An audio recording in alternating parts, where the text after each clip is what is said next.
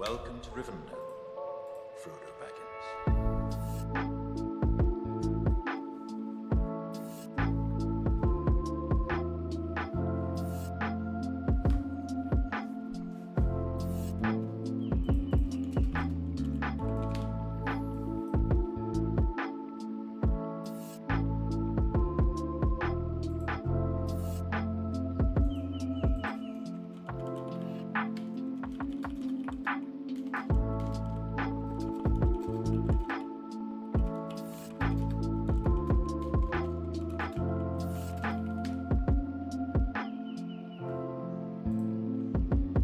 Okay. Might be rather loud. Let me. Okay. Hi. Hopefully this is working. I will have no idea until somebody tells me. That being said, I hope everyone is having a great Sunday. It is about 6 o'clock Eastern Standard Time for myself, and it's been a good day. Yesterday, I made the executive order to go ahead and throw my back out, replacing the brakes in my truck, which was embarrassing personally and now embarrassing publicly. But it's just one of those things where it's like, hey, if you're going to be lifting stuff, be smart, right? And also, I'm 30 years old, just for reference, right? The idea is, guys, you learn lessons whether you want to or not. I don't mean just guys, I mean everyone. You learn lessons whether you want to or not. And the lesson was I was trying to be too quick doing a job I needed to slow down on, and because of that, I pulled literal muscles in my body. So there's your safety lesson for the stream, right? Because what else are we doing here? All right, that being said, all that cool stuff out of the way.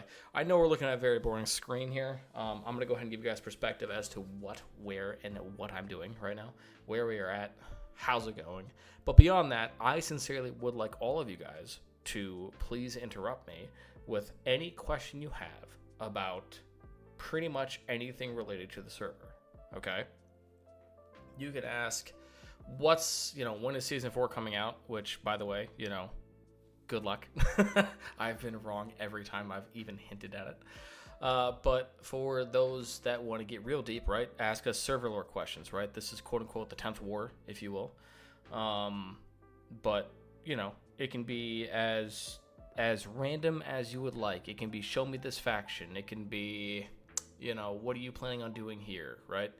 Let me know. And, I'm very excited to go ahead and show you guys whatever you ask about. Now, beyond that, what I'm currently working on is making sure that every single captain is hiring units correctly. I know it sounds bad to say you sell and buy people. That's not good, but it's literally referred to as a trade, sell, buy. So I'll show you that in a second. But regardless of the not coolness happening with the wording here, what I'm doing is making sure that, we've got all these new realms and fiefdoms, and I would like you guys to get familiar with those two terms. But beyond that, those two terms are in regard to all of these new entities that we've added, and those new entities need to exist in a multitude of ways, right? Step one is they need to be spawning normally and naturally throughout the world, and that's something that I have done. If you guys go ahead and look in Discord, you should be able to go ahead and go into, is the wrong Discord? For the love of God, watch the stream. This little thread right here has any of these factions. Now, I know we don't do a good job of telling you, hey, what faction are they part of? But you can go ahead and ask. But beyond that, oh no. Okay, so hold on. Serge said hello, and then Serge said, Redeem has to play how you want. Yeah, Serge, what did you actually want to buy? Because I can't code how you want, because that's not going to go well. And then buying and selling people is a cornerstone of the economy. I'm so happy you got me to say that out loud, because that's definitely not bannable via Twitch. I mean, okay. No, it's not. Fundamentally, no, it's not. I get the joke. But, anyways, back to things that don't get me banned. I would like to not get canceled on my third stream of, like, the ninth month of the year. So, like I said, making sure that every single captain has every single unit, but all of these units are stemmed from these realms and fiefdoms. Now, what's the difference between a realm or fiefdom? Well, think of a faction. What's a faction in relation to these things, right? A faction, we know these names as Gondor and Mordor, right? But when we talk about a realm, Black Uroks are a realm. Morgul Vale is a realm. Both of those fall under the faction of Gondor. Every realm has one parent faction. Every faction has at least one realm or many. Gondor, for example, has, Gondor men and Pelargir, right? Now, these realms take up multiple waypoints. The rule is they have 2 or more, right? Now, this does mean that, for example, a waypoint such as Minas Tirith can exist under the realm of Anorion. However, that still exists under the faction of Gondor. So therefore, if there's a realm lord of Anorion, they are in control of that waypoint, as well as the waypoint master. But additionally, once any of you reach the level of faction lord, or what we call a king, you are also going to have control over that. And so it's going to get pretty intricate, but the whole rule of fealty is going to be changing. And it is not going to be as easy as get a seat, get a kingdom. No. Every single faction is going to have its own rules as to what you must do to reach a lord. So the one that is lowest of all of these, if we reference that faction is a collection of realms, and realms represent 2 or more waypoints, then there's something called a fiefdom, and a fiefdom quite literally just has one waypoint. For example, Edheland is a fiefdom because it has Edhelan men, but it exists under Dol Amroth, the realm, which exists under Gondor, the faction. And so, why are we doing this? For one, every single faction has its own story. And what we are trying to do is provide you guys the ladder, the structure, the walls, the rooms, whatever you want to call it, to provide this whole city. This whole city relies on there being skyscrapers and very small dwellings, right? Some people do not want to rise to the occasion of being king. Some can go ahead and handle leadership, but at smaller levels. A lot of you are down to be a part of any group, right? But now if we can go ahead and give you something that you can just take a bite off of rather than having to go ahead and consume the whole meal. Oh, I have to be a king to do this? I have to get a seat? What's a seat? You know what I mean? I have to get a waypoint too? No. What I'm talking about is step 1 is join a realm. Step 2 is get a waypoint. That 1, 2, right? Most of you are going to choose a realm pretty immediately, right? And so that's been the biggest push for me recently, is doing all of these fiefdoms and all of these realms. And we are definitely going to add more, especially if like someone joins the server today, tomorrow, yesterday, in the future, whatever. If they go ahead and be like, hey, I really like the Orcarni, but for this waypoint in there, here's my armor for my house, my quote-unquote house, right? If we want to bring the Game of Thrones of it all into it, right? Think about it. You can go ahead. What I'm doing is I'm trying to show you guys that we are going to add whatever makes you go, this is my land and this is what I'm going to fight for, right? Because once we have the structure, you all have to start somewhere. And we are not going to go ahead and overwhelm you guys with a realm choice. You guys are going to go ahead and choose the 8 main types: men, elf, dwarf, hobbit, orc, urok, half-troll, and then evil man. There we go. Sorry, good man and evil man. That's the one I always get confused on because it's technically 7, but then there's 2 are derived from each other. But anyways, you will go ahead and choose those. Actually, we're probably not even going to evil man, right? You will choose man, and then when you go ahead and decide, hey, I'm now leaving the quote-unquote spawn zone, which that's a whole new thing. We have so many things to go over in the server that we are not quite prepared for, but I am trying to lay this all out. We need to catch up. I have missed you guys. So you join the server, you choose one of the 7, you choose elf, right? And then it goes ahead and teleports you to the main world realm spawn. There's only going to be 1 instead of 99 because the issue of having 1,000 different factions is we are not going to add all of their realm spawns. It's way too much work. Staff has been a blessing on being able to contain 95. I don't think you guys understand what that means. It's like, guys, for every single spawn, think about your personal journey that you had to go through to understand your realm spawn. That exists for all 95. Okay?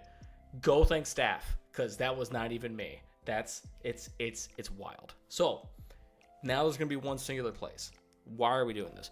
One, because it's all going to be mainly custom NPCs, so you really don't have to worry about, like, you know, Mordor spawning there when you're Gondor. It's also going to be in a different world, so we have a lot more control over it, so you guys can't just immediately teleport out of there without understanding what to do.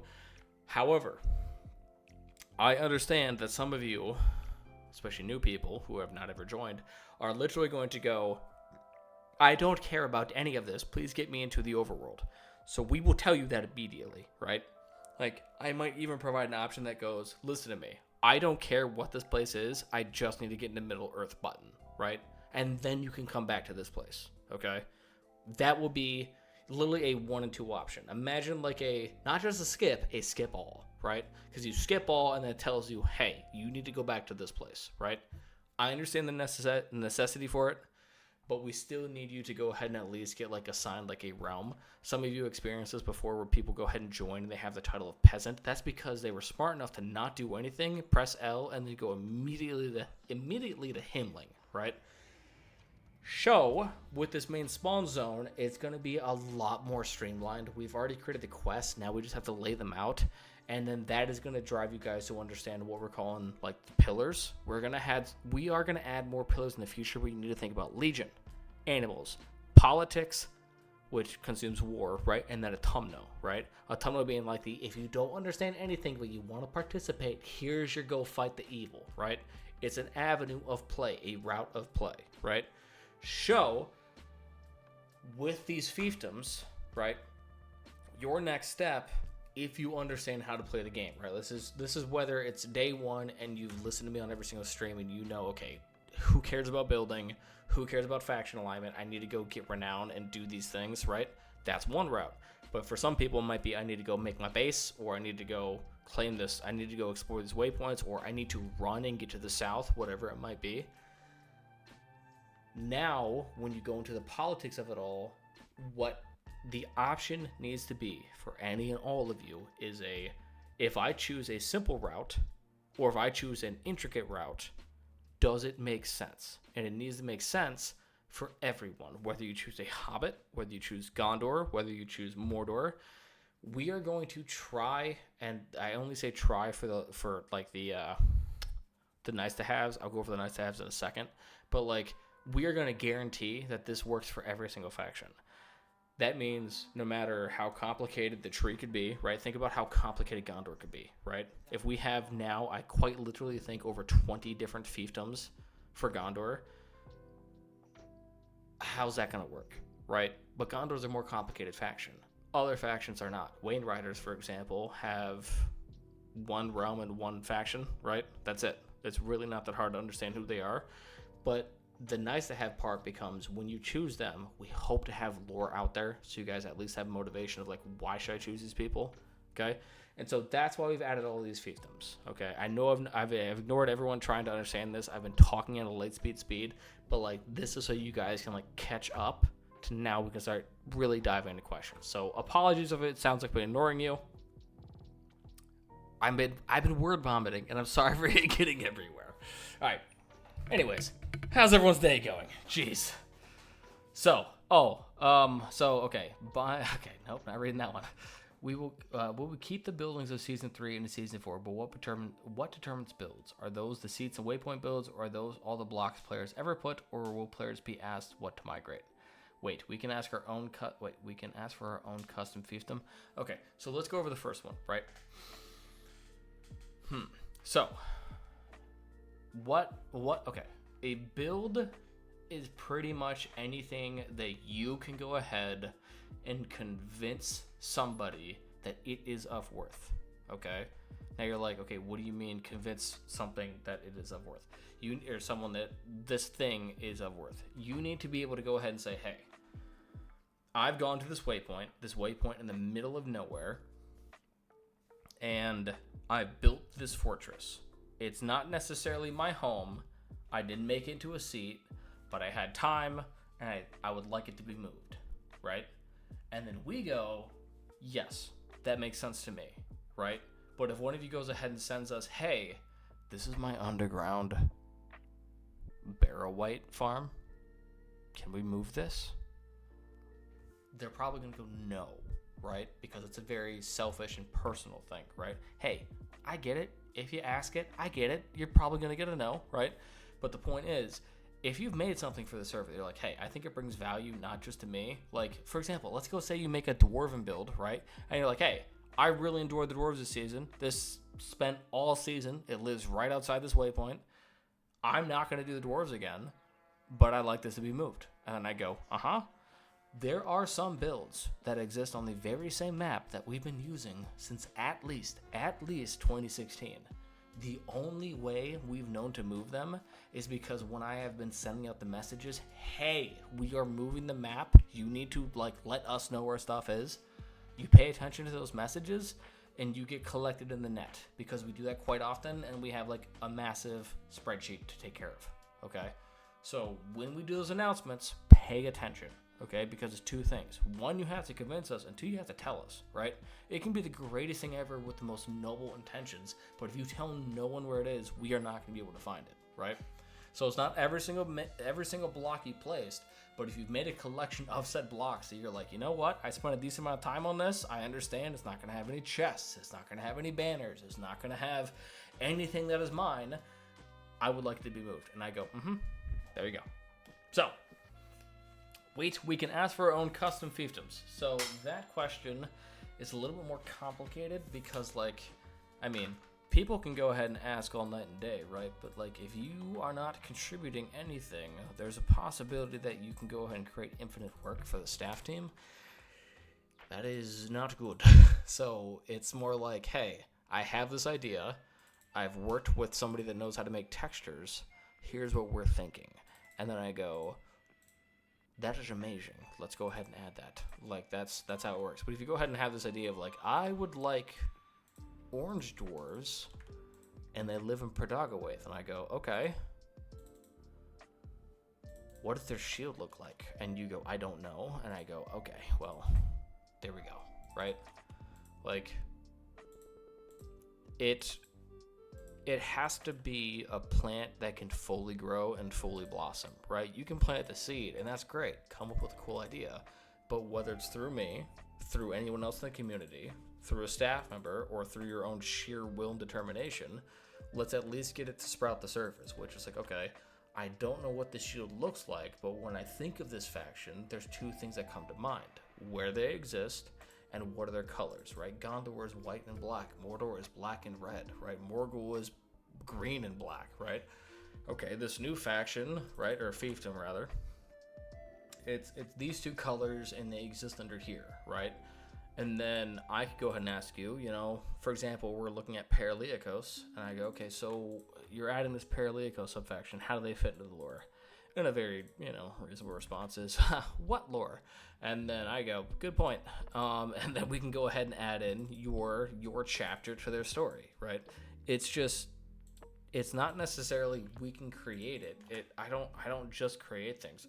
We follow through on stuff. Half the reason why this dang season takes so long is we one time when season 3 came out, we half-assed it. We are not doing that again. Okay? So when it comes to ideas, you don't have to come up with everything, right? But if you have a good idea, our question is going to be, it's going to be a lot of questions, right? How do we go ahead and bring this to the forefront? How do we go ahead and make this real, right? If it's a cool idea enough, go talk to Surge122 or in the Twitch, 1222. His work, right? It came from an idea, but I have relegated a lot of staff to go ahead and make sure that this idea comes to fruition, because I personally have been convinced so much that it's so cool that we need it like a fish needs water, okay? That's how cool of an idea it is. That's what we do here, though. But, Serge, you understand that, the difference between doing what you're talking about elsewhere and doing it here is that we are not just gonna do it. You know what I mean? We are going to fucking complete it.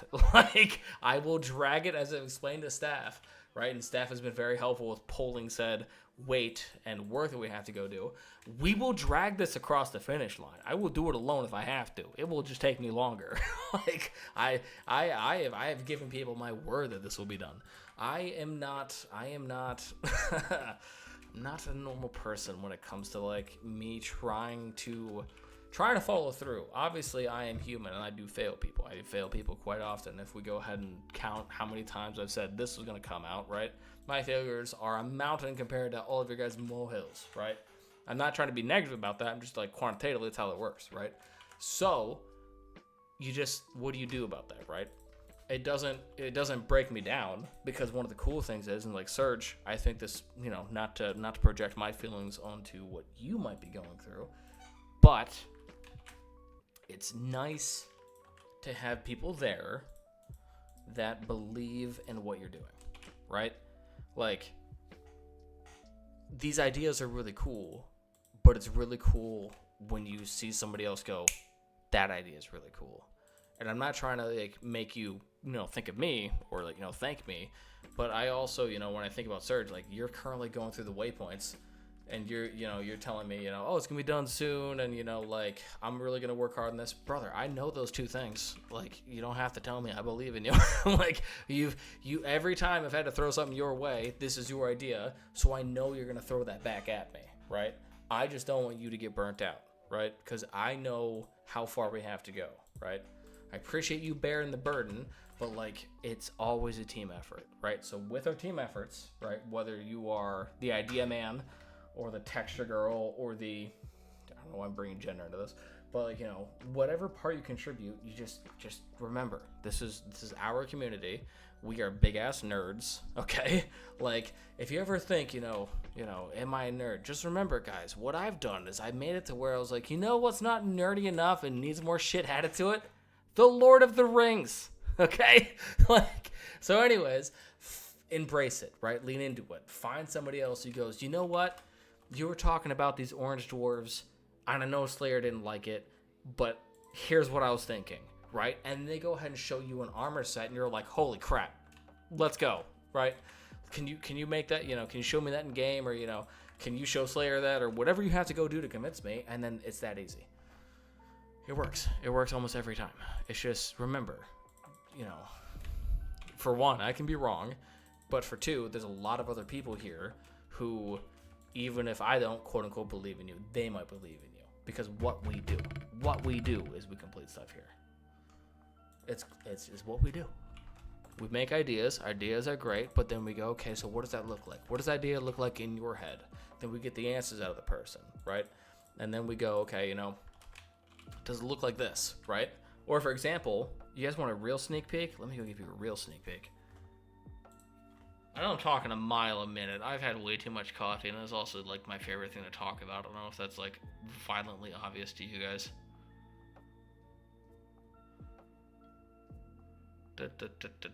Scrolling through my Discord, looking through the sky. Okay, hold on. Thing number one.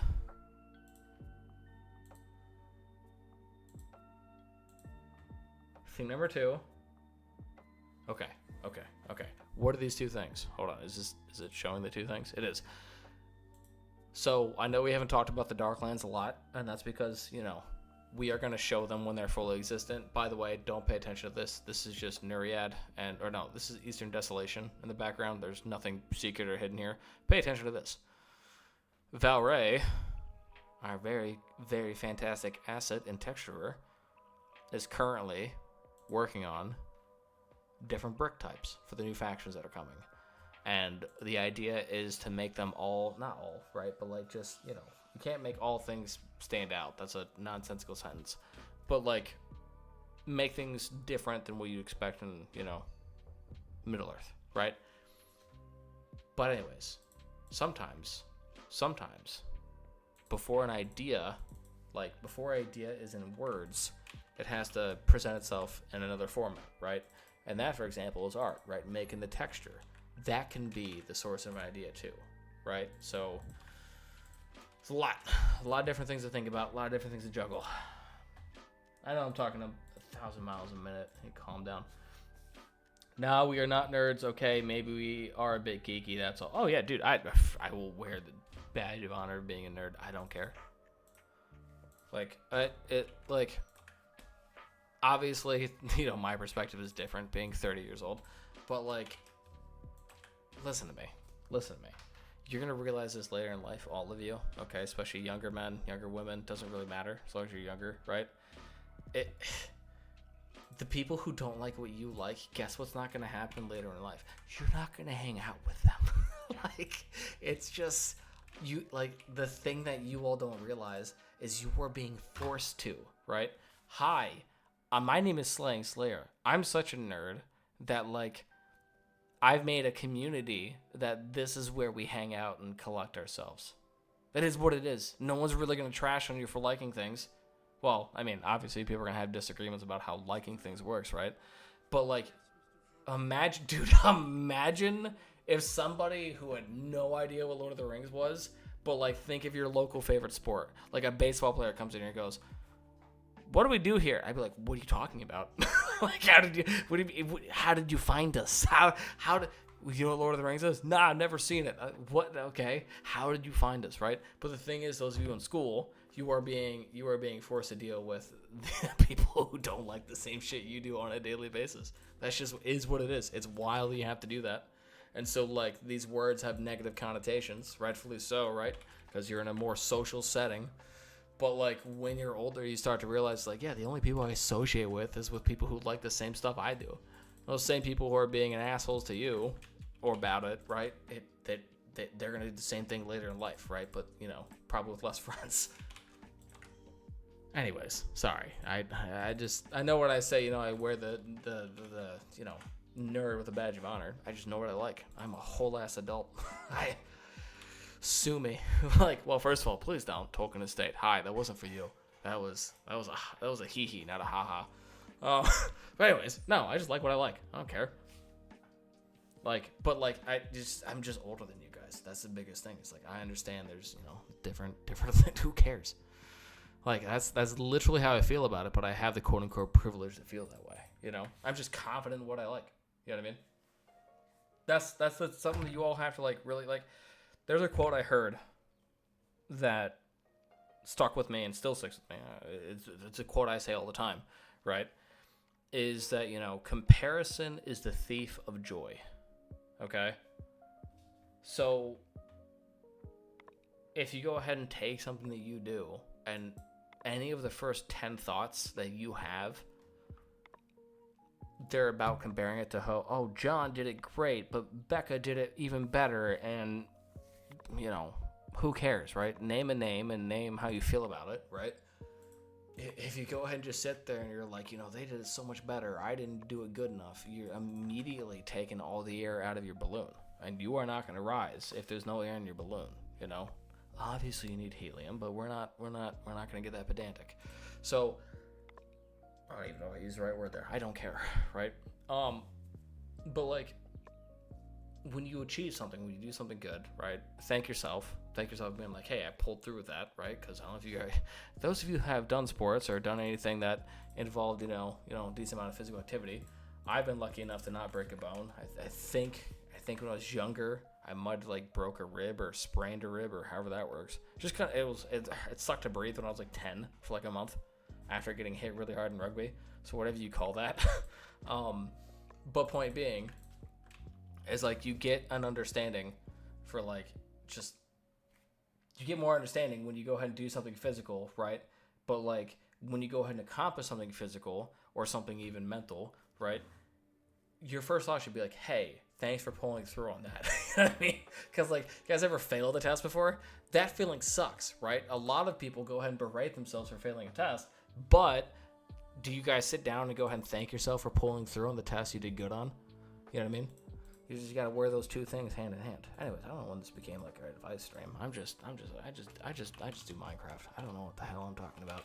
All right, so what other questions we got? Game of Thrones houses would add a lot of depth to your own faction, for sure. They absolutely would. That's why, like, what I tried to do is, like, obviously with 95, sub-factions, are you gonna import, or is this just not gonna work? That's just awkward. Hold on. Item materials. Let's try that, because this is why you don't do pluralities. The answer was neither. Shit to the hell. It was the first one, you son of a bitch. Oh, I just can't spell material correct. Yeah, there's an I in material. Well, that's awkward. So, and now I just deleted the entire word. Now the code is really confused. So, to answer your guys' question, God, I hate ADHD. To answer your question, yes, you can add your own features. You can do it. I believe in you. That's the best way I can answer that shit. Oh, man. We have so many errors. And by we, I mean you guys. You guys definitely did this, not me. Say, first tactic is to deflect, right? Never say it's your fault. Wait, how is this? Oh, okay. I was curious as to how it was importing correctly. Because, like, you guys, I don't know, I just went through every single captain and made sure that they were importing the correct trades. Because that was fun before when Limwith was trading Woodland Realm. That was a fun bug. But, like, yeah, now I didn't load them with anything, so as soon as you click on them, they will explode. Sorry, and when I mean they, I mean your game will explode. Kaboom. All right, what other questions we got before I keep rambling about nonsense? By the way, there are 9 people watching. I appreciate you guys. Appreciate you guys watching. I hope you've enjoyed the rambling. If you join the server, I will ramble even quicker. By the way, this is a stream you can't watch on 2 times because your brain will explode. Like, seriously, don't do it. This one time this kid did it, exploded brain. Saddest thing I've ever seen. What other questions we have? Okay. Do you guys know the name? Or actually, okay, how about this?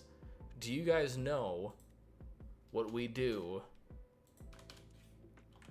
when we release the ring? Do any of you guys even know what that means?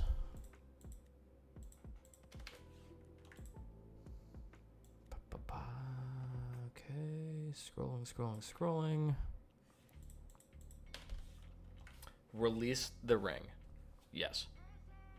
So the one ring, traditionally, before we used to hide it and like let you guys find it, is we would release it. We would hide it in the world, and then if you didn't find it, then we would go ahead and sit there and be like, hey, okay, here's the coordinates. And what we would do is, like, for those of you who played Hangman before, that's a very violent name. Let me go ahead and Google this. Excuse me.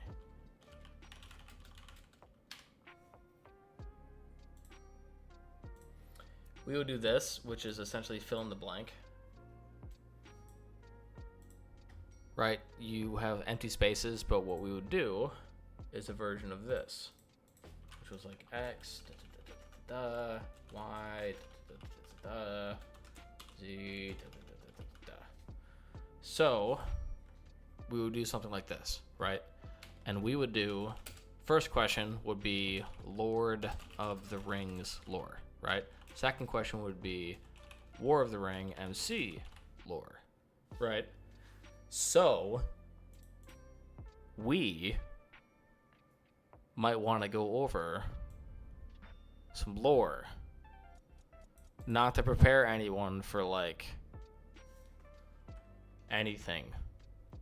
Wink, fucking wink. Do you pick up what I'm putting down? Do you understand what I'm saying? Let's play a game, because there's a game a coming. So, by the way, I don't know if you guys play this as a game or if I'm coming off as a psychotic murderer. Why do I think something's about to happen? Oh, it is. What do you think is going to correlate to the release of this mod? Because when this mod comes out, it does not mean a new server, because we have about 1,000 million things to test. But you know, it'd be fun. It would be a good impetus to test. Yeesh. Anyways, so What lore is a good question? How many Astari are there? And if you answer it and you're incorrect, that counts. But if you type like this in parentheses, it counts as whispering. That counts on the server. So you guys can like talk in public.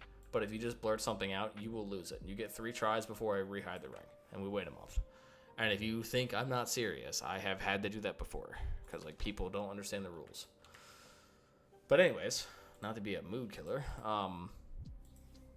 Yes. So like how many Astari were there during the Third Age and the story of the Fellowship of the Ring? To be exact, not that we need to, because the answer is still the same throughout this, but when Bilbo had his 11th birthday, or whatever the hell that was pronounced as in the movie.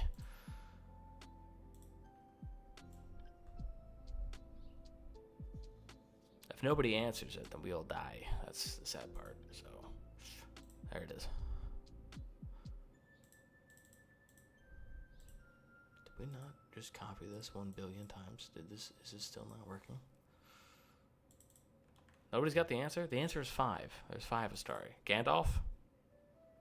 5. Oh, 5 if I remember correctly. Surge saves the day. Surge saves the day, yes. There's Gandalf the Grey, Radagast the Brown, Saruman the White or Saruman of Many Colors, Palando with their many names, aka a Blue Wizard number 1 if you want to, and Alatar, also has about 1,000 different names, also known as Blue Wizard number 2. So there's 5, right? But then a War of the Ring lore question would be, can you name any of the server's prior names? Any and all. Not all. You don't have to do all. If you know that, you're a stalker. Is Sauron Astari name Anatar? Okay, so Surge correct. Primacraft. Yes, Primacraft is probably our most famous name. So there's an argument to be made that we should have stuck with that name, but that's anyways. So how do I say this, right? Astari is underneath something called a Maya. Plural name is Maiar. And so the Astari are all Maiar, but not all Maiar are Astari. So for example, Sauron, also known as Anatar, is a Maiar, but he is not an Astari. Does that make sense? Like all rectangles, all squares are rectangles, but not all rectangles are squares. Yes, Balrogs are Maiar, right? That's what I mean. So like all Astari, hold on, we're doing this.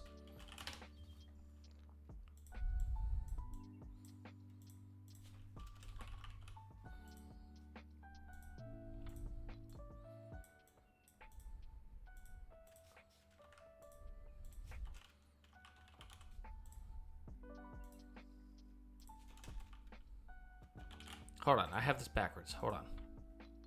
Okay, hold on. Sorry, I didn't circle this correctly. Let me circle them correctly.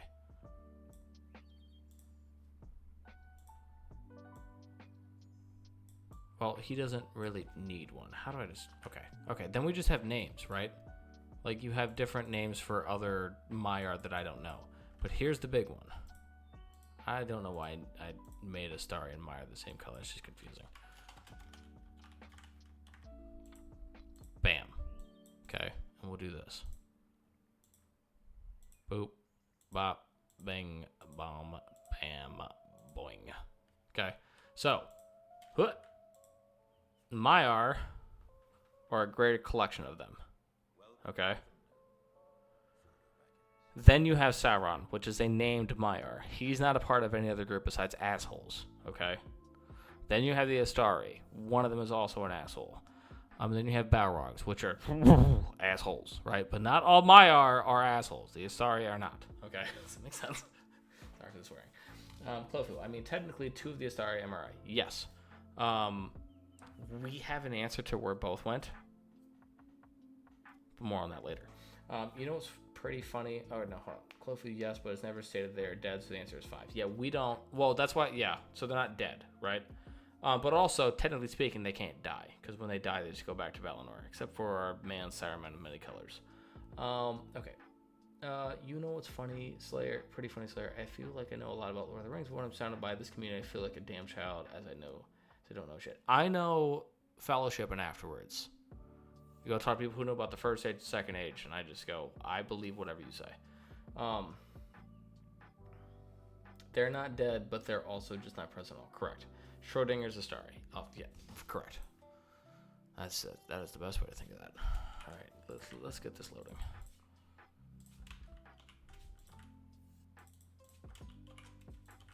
Need to import every single file. Doing a Control-Shift-O and all of the captains.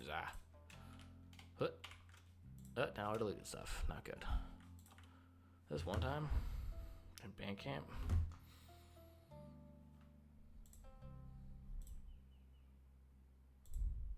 How did you want to import? Aha! Nikes. Oh. This one. Nope. What other? Oh, okay. So, Primacraft. That was another. Okay, that was a good lore question, right? All right. So now Okay. Here's a good one. This is in the server currently in season 3. So if you're on the server, you can go look this up by looking at the factions. In the Shire, the realm of the Halflings. What was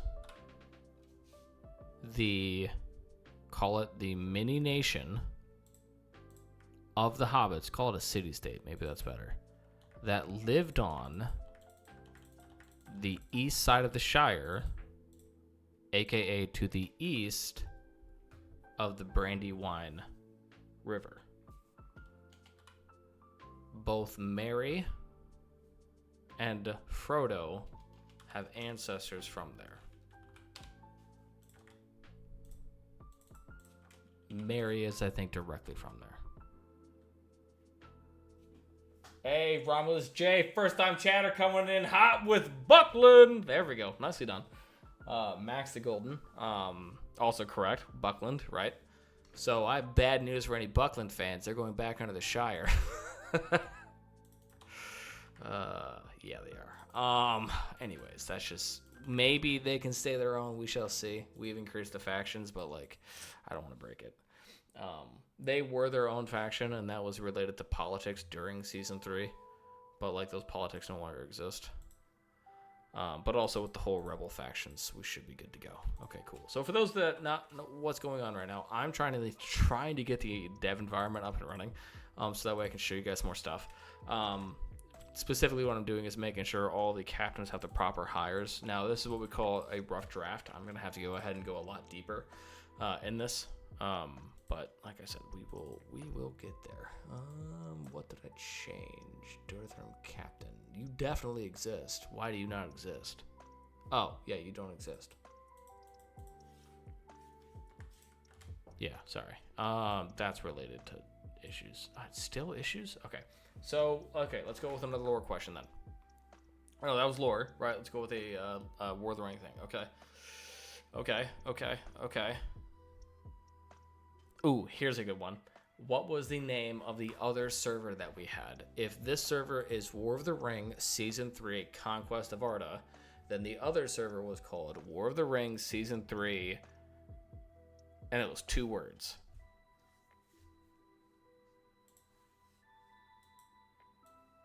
Good luck. You guys can go ahead and ask in general in the Discord if you would like. I will say it again in case you want to. What was the other name of the server during Season 3? If this server, the main server you all have played on, is War of the Rings Season 3 Conquest of Arda, what was the other name? Or the other server? It was War of the Rings Season 3 what?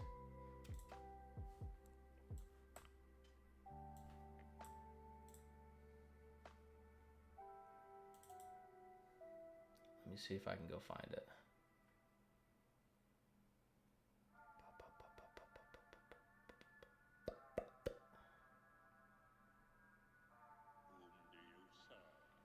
Thank you, Saruman. Saruman goes hard, son. I heard something. Okay, hold on. I heard. Oh, it was 3 words. Okay, yeah. No. Well, I guess it's 2 words. I heard about something called Middle Earth Reborn, but I don't think that's right. No, that's correct. It was called Middle Earth Reborn. It was the same server with about the same rules. Yes. So Middle Earth Reborn. There you go. Okay. These are good questions. So, like, for example, if this were correct, right? Let's go ahead and go. Sorry, I didn't show you guys the full thing of this. So Surge, right?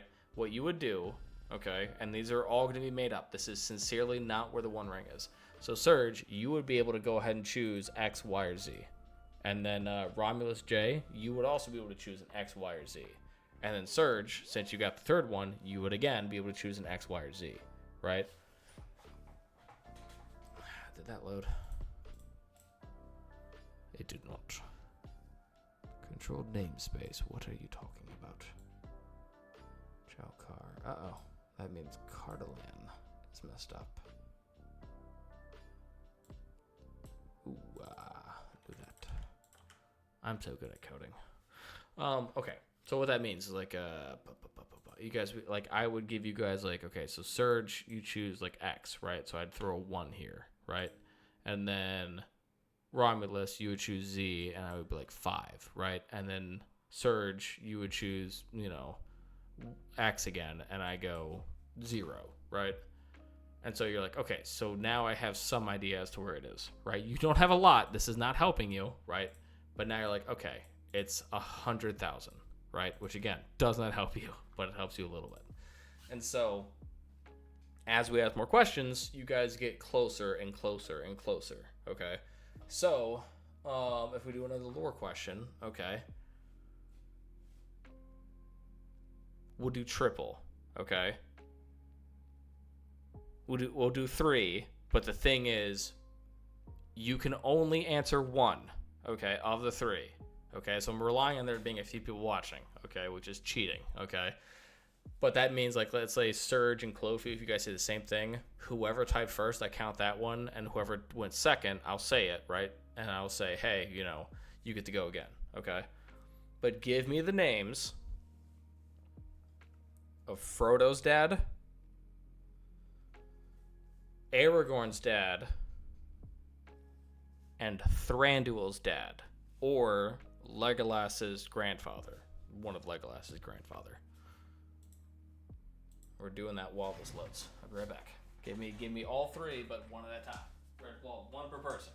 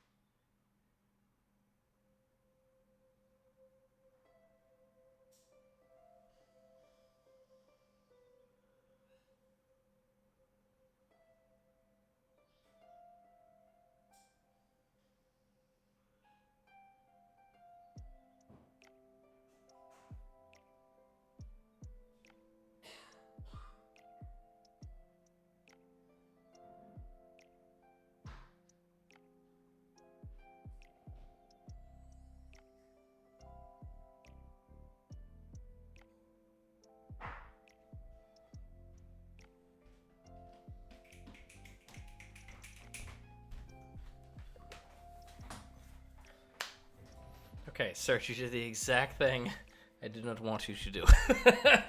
Because you're supposed to do 1 per person, right? So we're going to go off the first thing you said. So Search, you said Bilbo Baggins. That is incorrect. So then, definitely wasn't Bilbo.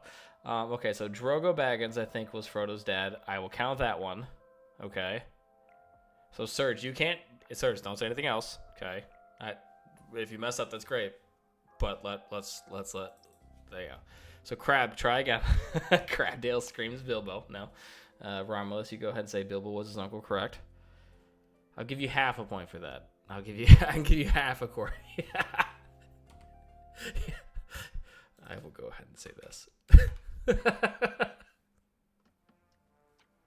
Literally half a point. I don't know why that's so funny to me, but it is. All right. So who was Thranduil's dad and who was Aragorn's dad? Oh, I will say, yeah, definitely Surge coming for the rescue.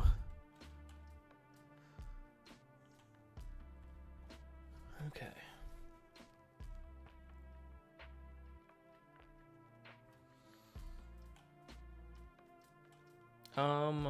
What else? So, here was something. Okay. Wait, so Bilbo is Frodo's real dad? No, Bilbo is Frodo's uncle. I think cousin, technically speaking. It's uncle in the movies, but I think cousin. He's not his dad's brother, I think.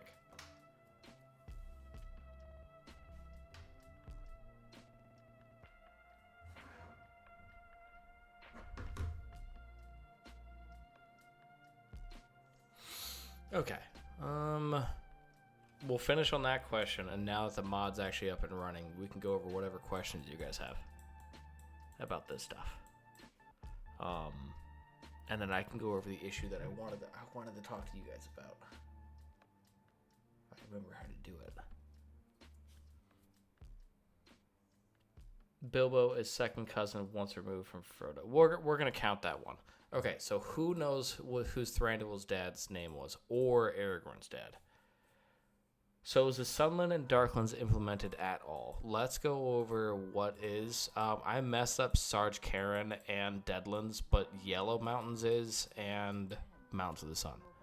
So this is Mountains of the Sun. Like, Surge, if you want, like, let me show you some things, right? Like, what if any of you guys are curious, right? So Surge is like what we're gonna go ahead and call our creative lead on the Darklands. I'm in the Sunlands right now.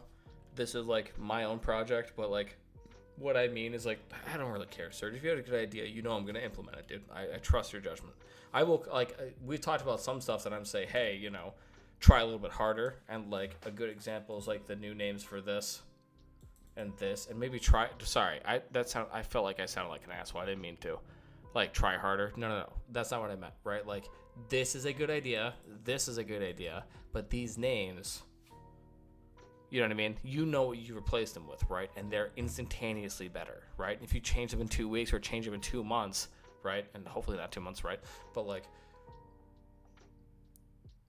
we've talked about this, right? But like the idea is like, guys, whatever your ideas are, the only time I will go ahead and give you quote unquote notes, if you will, is when it's like, yes, you're at the right direction, but you've not gone far enough, right? You need to head north, correct, but you're only at 50 miles. Give me 75. That's the easiest way I can give it to you. So what's the inspiration we should go for builds in the Sunlands and Darklands? So, okay, hold on. Sorry for breathing the mic. That was an exhalation and exhaustion. Because I don't know how to answer that question. It's a really good question. Black Mirror, that's a fantastic question. All right. This is what the Sunlands, and this is going to be the guys that live throughout here.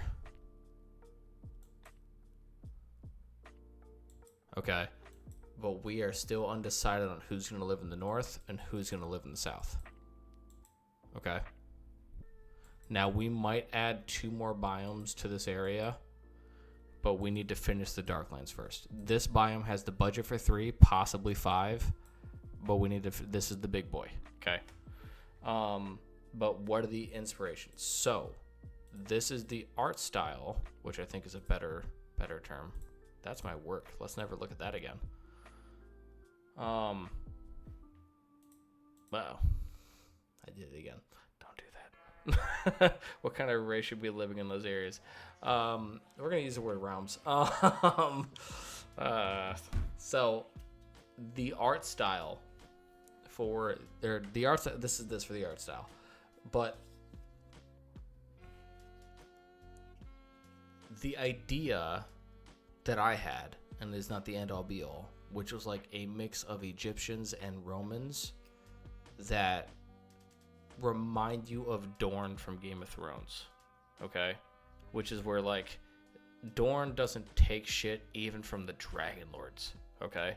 So, like, you have to imagine a hardy people that live in known as the burnt lands of the sun, okay? The only time that things grow here in the middle of this area, this is the equator, right? Which goes right through here, okay? We should probably raise the sunlands. Ooh, we're totally gonna raise the sunlands. Oh my god, yes. Sorry, inside thought, that was out loud. So, I have to go change the entire map. I'll be back in it. No, I'm just kidding. So, isn't Dorwinian kind of Roman already? The builds in the server are Roman, and they are not being transferred to Season 3. Mirrorland is getting thrown through a brick wall, okay? It makes no sense. I know it's an epic city. I know people who are like, I love Dorwinian, they want it, but, like, it's being axed. There are some builds in the server that make no sense, okay? I would rather have nothing than have them. And that is not me trying to be disparaging towards Humil, who is the source of our map via Gen Structures. We've been over this. Gen Structures 2, look it up. You all can download our map tomorrow, today, if you want, if you have the internet speed. But be careful where you get it from. There's viruses abound, okay? But, like, that build, I don't know where it comes from. That is one of our unknowns. I think there's, like, 6 besides that one. But, like, that's one of our unknown builds, and, like, I don't mean anything against this unknown person who I don't know enough about to go ahead and be an asshole to. Their build is fantastic. Their build does not fit Dorwinian. Those two things can exist at the exact same time, okay? So, like, I love that build, but, like, they're not Romans, okay? Does Minas Tirith make sense? Can we delete Gondor? No. Minas Tirith makes sense. I made our Minas Tirith. Thank you very much. Okay? And by when I mean I didn't make it. What I did to it, I use improper terminology. I've been notorious for that. So, immediate correction. I did not make it. But what it was it was the Da Vinci, not Da Vinci. Hold on. I can literally go, like, watch. I can prove this to you guys. Da Vinci, Minas Tirith, Planet, Minecraft. So, the Minas Tirith we use is actually not from the Gen Structures map, but this is Da Vinci. Da Vinci is amazing. They make things, and they are not all Lord of the Rings, and I have tried to pay them money, and they go, I don't care about you, and I go, that's fair. But, like, this, they are unbelievably talented at all things Minecraft. Like, just, not all things, but, like, builds. Whether it be space, right? If we go back, whether it be Lord of the Rings, right? Whether it be, I don't know what any of this is. But, like, this, okay? What I did here, okay? This is what we call a 255 build, okay? Are we using the Humil Gen Structures at all? We have removed all stolen ones from Humil. Like, we use a modified versions of Gen Structures 2. For example, if you go ahead and download Gen Structures 2 right now, it will use stolen places like Linhir, Dol Amroth, Pelargir, Carandros. Mainly Gondorian ones, because that's what MC, Minecraft Middle-earth, did. Those are stolen, right? But for example, Minas Morgul is either Da Vinci or Epic Quest. The jury's still out. I mean, I could go check that right now, but I don't care enough to go do that. But point being is, like, we have gone through every single one and either found a source for it or removed it. There are 6 that we haven't, but they're already on the axe. They're, like, for example, Mirrorland. Like, for example, not to be a complete asshole to people, but, like, you guys could go ahead and modify Mirrorland as well as you can. We are nuking this entire area. Like, we want nothing to do with stolen content. So, like, yes, we are currently using it, but no, we are not going to be using it. Like, there are builds that we will have, but they will be ones that are on Planet Minecraft. Like, you can go here and, like, watch.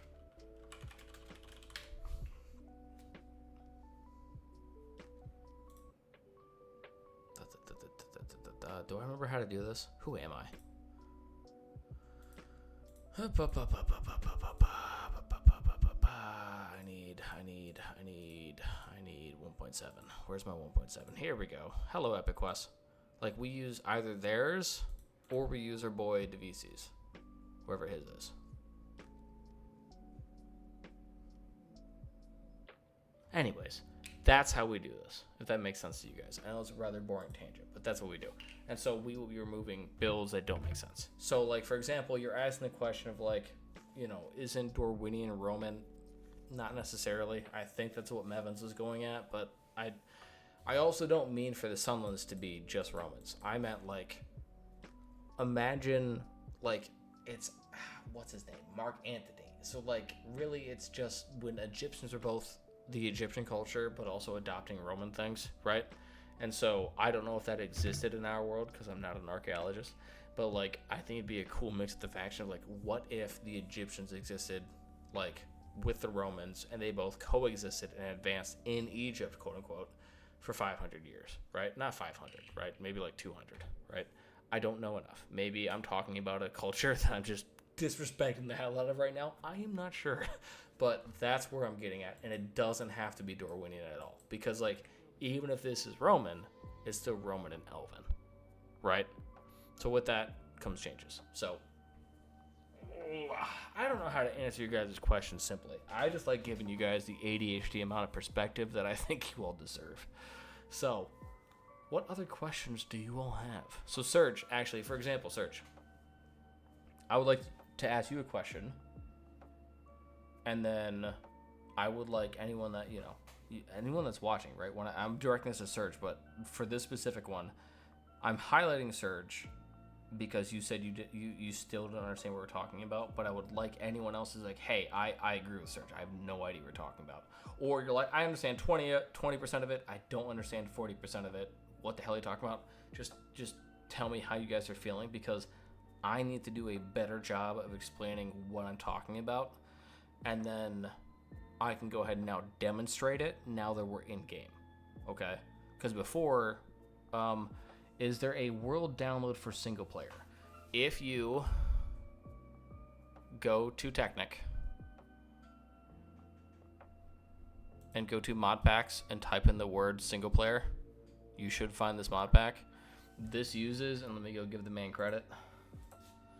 There is a guy, his name is Pac-Man. Not the Pac-Man you know, but a different Pac-Man that you should know. Because if you like Lord of the Rings, you should know him. Lord of the Rings. Here we go. Welcome to Middle Earth. So this should be a mod pack. Okay. This mod pack, you can go join the Discord. And so like, how do I describe this? Yeah, you're familiar with the project? Okay, cool. So we are using, I'm not sure, I think it's 3.2. So for single player, we're using his 3.2 map, but with our mod.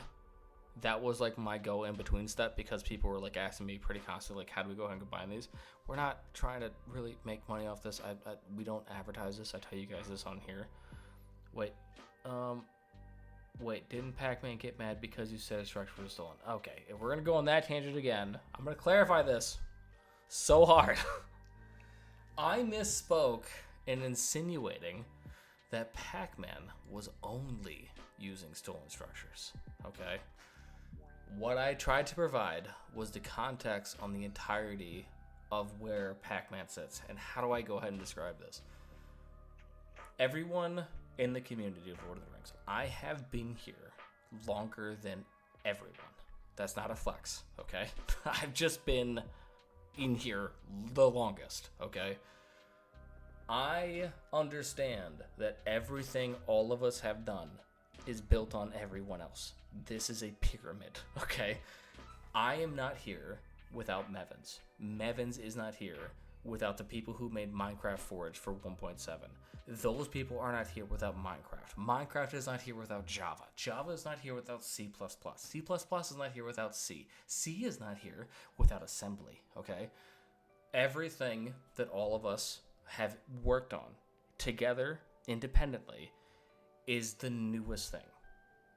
The error in what I stated was a timeline that didn't make sense in the way that I showed it, okay? Pac-Man in whatever version first came out, or maybe not the first version, because I can't attest to that, right? So watch. Here's how do I describe this. So this is version 3.5.1, okay? When I first joined Pac-Man server, okay, I warned him that Minecraft Middle Earth, you can go Google this. Well, no, I was banned, right? So all my messages have been deleted, right? But like when I first joined, I told him, I was like, hey, when Minecraft Middle Earth comes to you, they are not going to like that you have Lin here, Dol Amroth, Care Andros, and Pelargir. I might be wrong on Care Andros. I might. The point being is, how did I know that? Because I asked them in 2022, hey guys, I found this world. Or no, 2020. I think it was longer than that. I asked them directly. The two current leaders are leading at the time. I asked them, I was like, hey, can I use your bills? They're like, still no. And the reason why they said still no is because I know where Gen Structures 2 comes from. And Gen Structures 2 came from the same goddamn thing I got with in 2014. Okay? And this is the thing that I explained. Listen to me. Nothing of this means anything to the hard work that every single person a part of Pac-Man's project has worked on. This, what I'm about to show you, is not the end-all representation of the project. If they are upon version 3.0, or 3.5.1, this is version negative 1,000, okay? This is just the background. If they're on the third age, I'm telling you some Silmarillion shit, okay? But it doesn't mean anything bad about the community. I was so bad at describing what I was trying to like. Oh my gosh, I was irresponsible with the words that I was saying, right? And so, in 2014, I downloaded a zip file from Planet Minecraft. I thought it was fine, and it had all of these builds, okay? Not all of these builds, but a lot of these builds might have been in the zip file that Humil009 Gen Structures released years and years and years ago. And you can go, yeah, watch. Okay. Anyways, there's some history here too. We're not going to go into that. But anyways, you can go ahead and find projects related to Humil. Gem Structures 2 is the original map that Pac-Man worked on.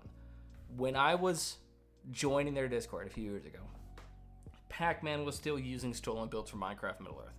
I said, hey, maybe you don't want to do that. They all said, go fuck yourself. Not like, okay, sorry, that's, again, god damn it, so, okay. That's not what they said, that's how I felt about the words that they said. That's what I meant to say. Jesus Christ. They essentially said, we currently don't care. It's not that big of an issue. The guy who's doing it, you know, a lot of people spoke on Pac-Man's behalf, and I personally got frustrated with that because it was like, hey guys, you're digging a grave for somebody that you don't have the right to dig to. It wasn't a fuck off. It was how I felt about it, and that was very irresponsible, what I just said. So, I tried to warn them, okay? And a lot of people attributed that Minecraft Middle Earth then immediately found out about Pac-Man's project because of me. And I was like, nope, I said I wasn't going to tell you. I don't care to tell them. There's nothing I can do or gain from them. I am verboten, okay? I cannot, they will never forgive me. Again, go look up my name, Slang Slayer, Minecraft Middle Earth. There's nothing I can do to be forgiven by them. But to me, it does not matter, right? But I warned him about that, right? And so he, being the good man that he is, okay, the good community leader that he is, the good map maker that he is, and his community is surrounded by him, it speaks to his character that he then removed those builds, okay? So, did he steal builds? To my knowledge, Pac-Man, his team, his community, no one has used World Downloader to go ahead and explicitly go out of their way on accident or on purpose to go ahead and steal a build. I don't think any of them have done that. I cannot attest to every single thing. I cannot. I don't know enough about them. However, the facts of history have to remain because time works in a positive and linear format. The point that I was trying to make was that the map that he used, I don't know if he uses the exact one now. We can go check seeds if we want to, but I don't care. I really, really don't. Those pillars of which he stands exist. I did not mean to insinuate, because I think this is something that he got frustrated with. Well, I think he stated it to me. But I get where he's coming from. I get where he's coming from on a lot of this. I was very irresponsible with my words. He thought that I meant to be like, oh, I'm the pillar, and because of me, you exist. No, I didn't mean it that way. What I meant it was that I think I know where Humo got this from, because I know the map that he's using was originally from Humo, right? And that's the line I was trying to draw. That being a line, like a fishing line, not a pillar. Like, it's very, very hard to describe what I meant, because what I meant was, like, what I meant came out as nonsense. And it becomes a very, very hard juggling act of, like, trying to respect, you know, the irresponsibility of my words, but also understand, oh, there's some truth to some things that I don't think he wants people to know. And that is not my problem. So, anyways, he did not steal things to my knowledge. I'm not a part of his Discord. I don't claim to have any part of this project. I want nothing to do with this project. I have blocked him on Discord. He has blocked me. We are not friends. It's fine. My point was, I know where things come from, and that's fine, because things that were are things that not are, right? We all understand how time works, and we all understand how things change, right? Season 3 is not what Season 4 is going to be, right? But I know where Season 3 came from. That's the easiest way I can describe this to you guys that makes sense to you guys. But there's one thing, and I will go over this 1,000 times, especially for those of you on the staff team. This is an example of me I'm not infallible, lads and ladies, okay? I will be incorrect. It stands on me, or it stands on me. I when I make a mess up, you're gonna be the second person to know. Like, I will be the first person to admit to myself, or somebody will tell me, and then in that case, you'll be the third person to know, right? But I was very irresponsible with my words, and being the owner of the mod, being the leader of your guys' community, being another community member in the space, right? I think we're all pretty used to the fact that, like, the only thing that's currently keeping the Lord of the Rings Minecraft community alive, at least in our space, right, are either diehard fans or just people who've been watching the shows lately, right? Rings of Power. It does us no good of spreading lies of any kind, or mistruths, or infactualities might be a better word. Mistruths is a misnomer, right? Things that are not wholly correct, right? And depending on your responsibility, right? I bear some mantle of responsibility. I don't proclaim to be any sort of inheritor of Mevans, right? But I am the owner of a pretty large submod, right? And so with that, there comes responsibility. And I abdicate that when I'm being irresponsible with my words. Whether that is in public about others, or in public about you guys, or in private about others, or in private about you guys, right? And I don't mean to make a them versus us. That is not my intent. What I mean is, like, you know, how do I describe this, right? There's something that I can go ahead and say that people who don't know all of the context that I can say is easier to be misunderstood, right? Versus you guys in the community, you have a lot more context, so it has a lower ability to be misunderstood. However, my words can still be irresponsible nonetheless. You know what I mean? So, anyways, I know we got into a rant about how to be a better leader, but I will try to demonstrate it. Hopefully I've tried to describe that better. Like, Surge, you said, wait, didn't Pac-Man get mad because you said his structures were stolen? Did what I say give you more context or clarity on what I meant, or not at all? Please, dear God, don't be not at all. But if it's not, maybe I just need to sit down and, like, figure it out. What'd I do? Arnor said, try using Wayback Machine if you want to find it. Oh, the zip? Well, the zip was a Dropbox link. Like, dude, there was 2's and Z's and I's and W's. That was also, again, dude, here's the thing about, like, if you go look me up,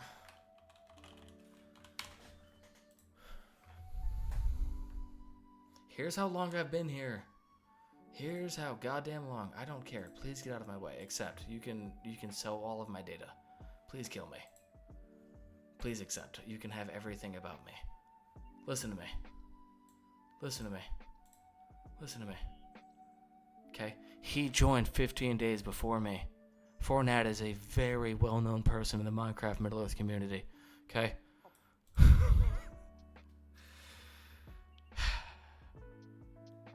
I have been here for so long. Like, there have been so many stones laid to get from here to where we've been. One of the biggest pillars and the main reason why my ass gets up and still does this is a man named Mevins, who all of us need to sit down and thank. Like, we all need to sit down and thank on a level that I have been coming to terms with. I would not be the man without that dude who I hope is just having the best time of his life. What's up? So, yeah, that clears up most of it, but I have one last question somewhat related to this. If you don't approve of Humil 009 stealing structures, why are you still in Union? Because Humil stole stuff from me, and you want to know it's a lot of fun, go look up the last time I talked to Humil in front of his entire Discord. Yeah, if you think I'm his friend. Serge, in case you don't know, I bought him Minecraft, and I brought him up, and I brought that up in front of everyone. That was a flex. That was me being a dick. That was not me being a friend. I exist there because of two reasons. One, he does not care about me, and I get to exist there. And because, two, I don't care about him. But if I have to, I get to go in there and be an asshole. Okay? Like, yeah, we are not friends. It's not that we're not friends. It's that I don't care about him. He doesn't care about me. But, like, for example, he admitted to stealing our work to go ahead and put into Black Dragon, which is a Russian submod. By the way, a quality submod, barring the whole stealing shit from us. But they didn't need to do that. Like, they just didn't need to do that. If you could have asked. They're very good quality submod on a different part of the whole goddamn world I don't care about. Like, not that I don't care, but god damn it, they exist. Like, guys, you don't understand where we're at now. Like, as someone who's been here since the goddamn first age, the first age was okay. The Silmarillion was before Mevins. Okay, before Mevins ever picked up the goddamn sword. Like, go look up TA Craft. TA Craft had Ministerials before Mevins ever released the mod. We were the first server with this damn mod. When this mod didn't fucking work. It didn't send the player packet. So you guys could be on the same server, but if you looked at someone, listen to me, if you looked at Gandalf, like, let's say it's your best friend Joe playing at his house 2 doors down, they wouldn't move. Like, Mevins didn't code that. It was hilarious. Like, it was one of the funniest things ever. Because you would go like this, right? Look away, and then Gandalf would be all the way over there like, what the shit, Mike? Like, the mod was so broken. It was the early days, right? So I was already doing Minecraft shit during that time, okay? Then, okay, you had the first stage. And the first stage was the Glory Age, okay? That was Mevins from 2014 to 2018. Okay, which was like update, new people, fandom, new people, right? But then you had the Dark Ages, okay? So the second age, right? And the second age was from 2018 to 2022, okay? Which was the downfall of Numenor, aka Mevins, okay? There's no more race of men, okay? It just doesn't exist anymore, right? There's no more kings of men. If you want to go ahead and relate this exactly to, he's just gone. like I don't like. Guys, I have reached out to people that say they know him, and they say they can't get a hold of him, okay?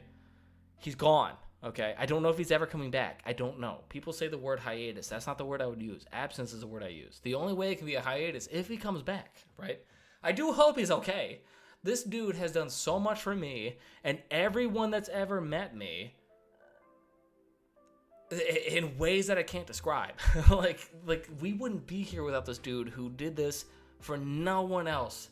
Like, well, he did this for everyone else, but he did this for, like, he did this for himself, right? He did this, we don't know what he did it for, right?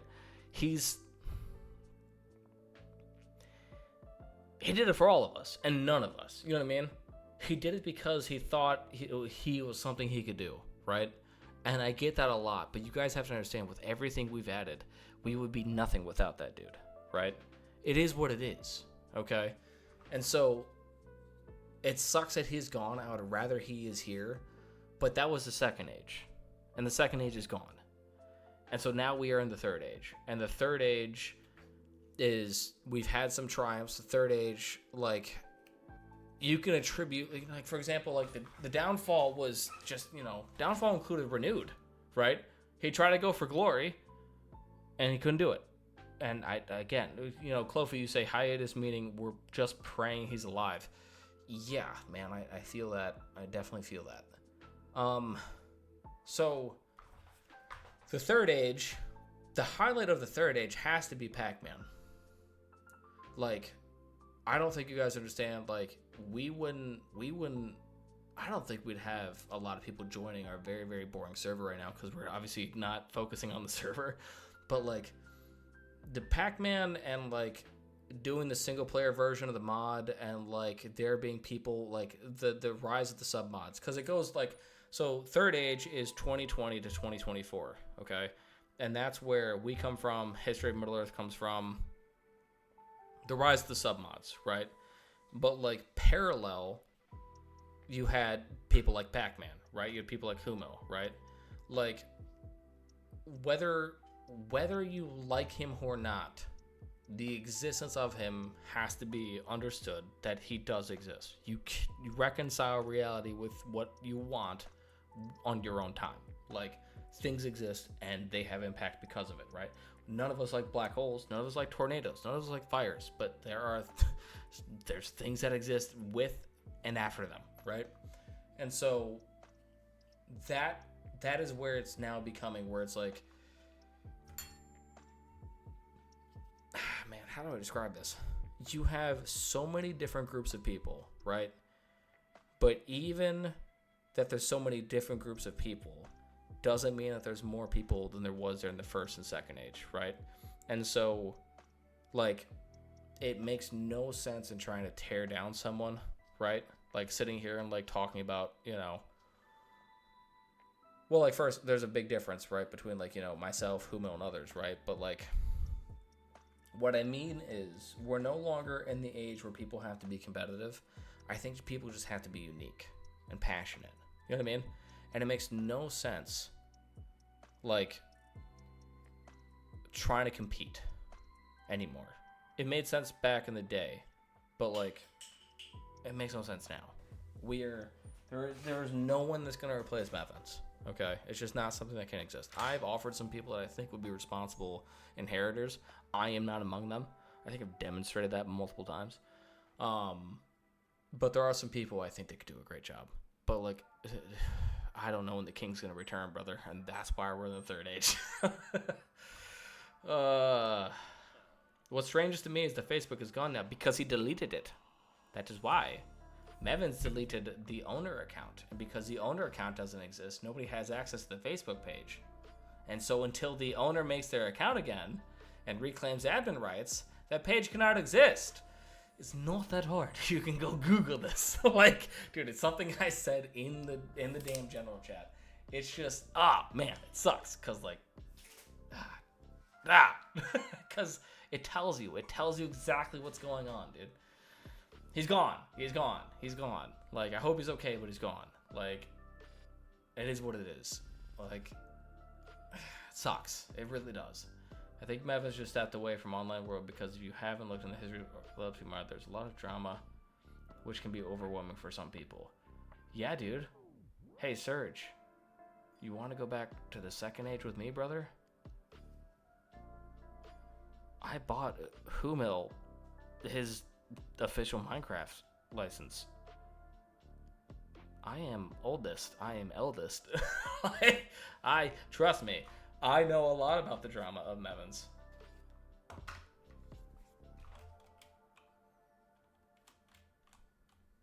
I have been here quite some time. It's not the flex you think it is. It's not the flex that I'm trying to put it off as. It's something I've had to deal with of, like, actions have consequences, right? And it's like, would I rather have Mevin still here or the War of the Ring mod? And for those of you who don't know the history of this mod, I essentially made the decision because I thought Mevins was going to do exactly what Mevins did, which was just abandon the project. And I was like, I'm done being beholden to him. Because, like, those of you that don't remember the old map, like, go look at the difference between our map and the old map. It's a wild difference. But, like, if you, like, we couldn't play with half the map. There's no waypoints over here. Think about Season 3, think about Season 4. They could not exist. And it is what it is, right? And so I made the call, like, I'm done relying on someone I can't rely on, right? And would I rather have our mod or Mevins? I would rather have Mevins and just rely on what he was adding. Because, like, for those of you who don't know, right, Tartham's not ours, Serenrum's not ours, Limwaith ain't ours, Morwaith ain't ours, you know. He and the team created a lot of fantastic lore that, like, I would have trusted with the Gulf of Harad, I would have trusted with Harun, or I would have trusted with the Uttermost East. I would have nodded my head and said, yeah, that's exactly what I would have thought of, you know. And so we've kind of taken on that role, but, like, you know, it's something I have to bear consequence of, like, and responsibility. Well, I guess I don't have to bear the I have to bear the ripples of the stone that I threw in the lake that hit him. Like, I have to deal with, you know, the fact that, you know, with Mevins no longer steering the boat, nobody knows which way to go, you know. If you go look at every single submod, they've all gone in a different direction. Right? There's no more Numenor. It's the best way I can describe it, you know. Such a depressing thought. Plus something I gotta think about, you know.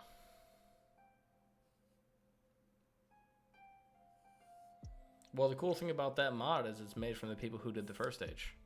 And a lot of other people in the community. I'm very excited. It's just, I've been told that I need to go ahead and upgrade our stuff, and this is the simple fact of the story is, guys, that our story does not involve updating. We are way too different. We don't do Minecraft like other kids do Minecraft, and I don't care to learn it. I want to finish what we started, and I want to pull a Mevins. And if it's not pull a Mevins, I would like to go ahead and work on something else. I think making our own game with our own rules would be a lot of fun. It doesn't have to be Minecraft, but, you know, we could still support Minecraft, but it's just, you know, I don't know. Who knows? But point is, the thing you all have to draw away from is this, okay? Things have changed in the community. But doesn't mean it's a bad thing. It's definitely going to be different. And what we need to embrace is uniqueness, tenacity, passion. And yeah, that's all things that we can go ahead and, you know, really just accept from wherever you play, wherever you go, right? You know, whether you disagree with how somebody did it, right? Like, for example, you know, Mevins and his group of people tried to remove Humil's stuff, right? Like the Game of Thrones mod from, like, Course Forge and other places. I may have not been directly involved in that, wink, wink, nudge, nudge, of where I made the point of, like, do you really want to get in the middle? Do you really want to place yourselves in the middle of something that you have no say in? Like, this is not your call. This is above your pay board. Do you want to be the arbiters of the legality that is about to consume you? And so,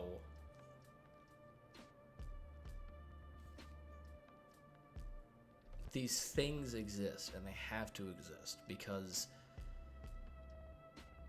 there cannot be, like, this is good. Okay. It's good and bad that Mevins is no longer here. It's bad because there's no longer, like, hey, what do we all call canon? You know what I mean?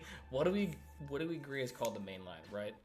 But Mevins and his clique, right, the people who made the first stage mod, the people who are making the Middle Earth mod, and that's part 2 of why I don't want to be involved, is that they want complete control. And as somebody that battled against them for complete control for a while, not battled, just not even battled, just people that competed against them for complete control in a sense, right? Of like, what's to say so? They have a very different view on control. And mine is no one should be in control anymore. It's time for everyone to be unique. It's time for little bubbles to rise and people to go ahead and make their own stories and journeys, make their own communities. As long as they're doing it respectfully of others, as long as they're doing it again with passion, tenacity, and respect, there's no reason why, 1,000 different submods can exist,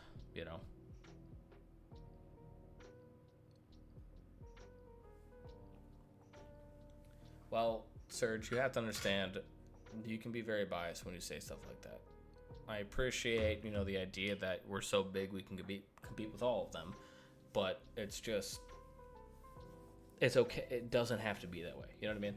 Like, okay, maybe, you know what? I'm doing a bad job. I'm poisoning the water by saying, you just said, I would say there are two major ones. You didn't say only, but my brain went immediately to only, and that's not what you were saying at all. Again, being irresponsible with my words. But that shows you that's how I used to feel about it, right? But I would rather there be 5 major, you know what I mean? Like, it would be awesome if somebody could go ahead and make a Rings of Power version, you know what I mean? It doesn't have to involve our stuff, you know what I mean? Rings of Power is really just, here and over here, like here, right? And then, a pseudo Valinor. But like, anyways, we just need more groups. We need more people. We need more submods, more ideas. We need more Pac-Mans. We need more Humils. We need more we need 1,000 more Super Sams. Super Sam 792 should inherit the goddamn mod. I will stand behind that man anywhere he goes. He is too busy for this stuff, but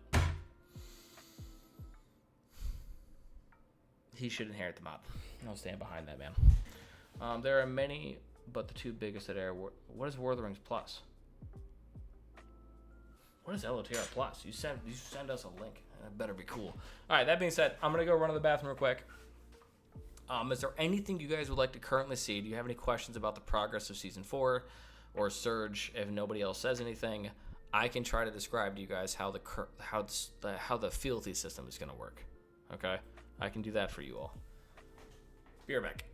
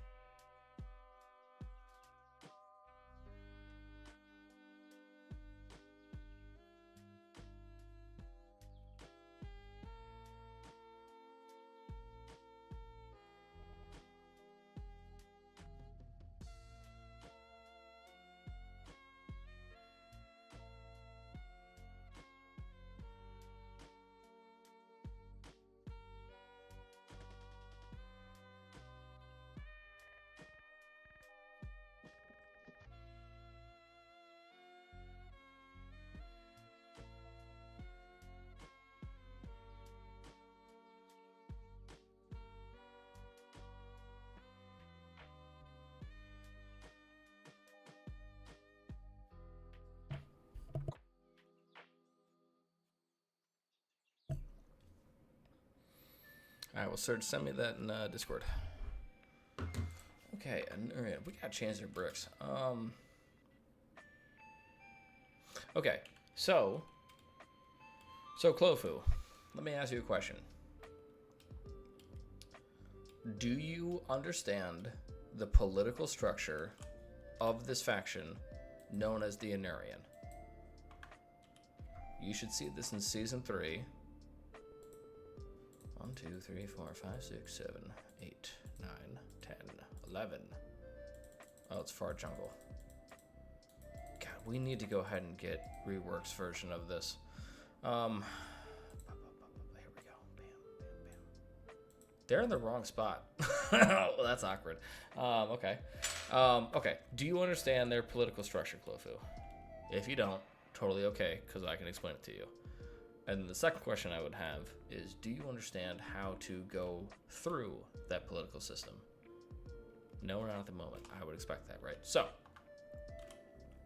how this is basically going to work is, and we should be able to do this for every single faction, right? So, Surge, if you had a faction want to play as Crab, by the way, I saw you saying new game. I wish we got to get there. But Crab, if you want to go ahead and give us a faction, right? We can go ahead and break down some certain things. Okay, so you said Anurian. Anurian, to my knowledge, they only spawn in this biome, and let me explain why. Starting at the top, the Ardu name spawn throughout Ad Azrazek, through here. Okay. Then you have the coastal dwarves spawning through the Harad Mountains. Okay. Then you have the Thuronri, which are a realm. By the way, sorry. Ad Azrazak is a faction and realm. Okay, because let me go ahead and define some terms for us, right? Faction. Okay. One faction, one realm. This is when a faction. This is really bright. I apologize for anyone I just blinded. Your screams are heard because my entire eyes are screaming.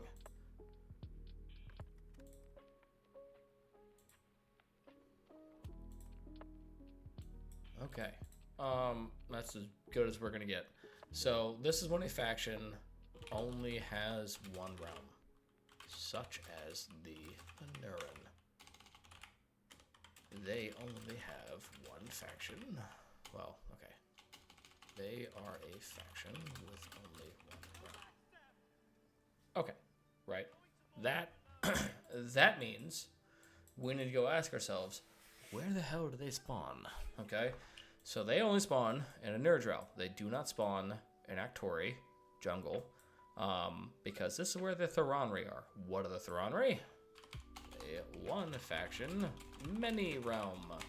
This is when a faction has many realms, such as Darthrim. They are a faction with the following realms: Darthrim, Thuronri, Zunimloth.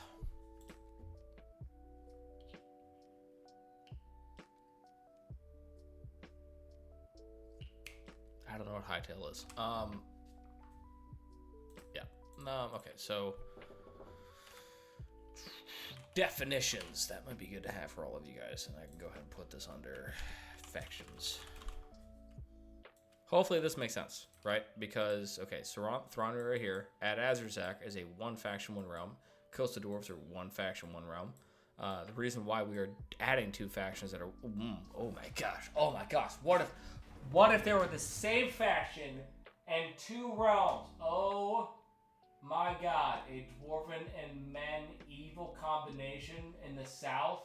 Holy shit. That's the greatest idea since sliced bread!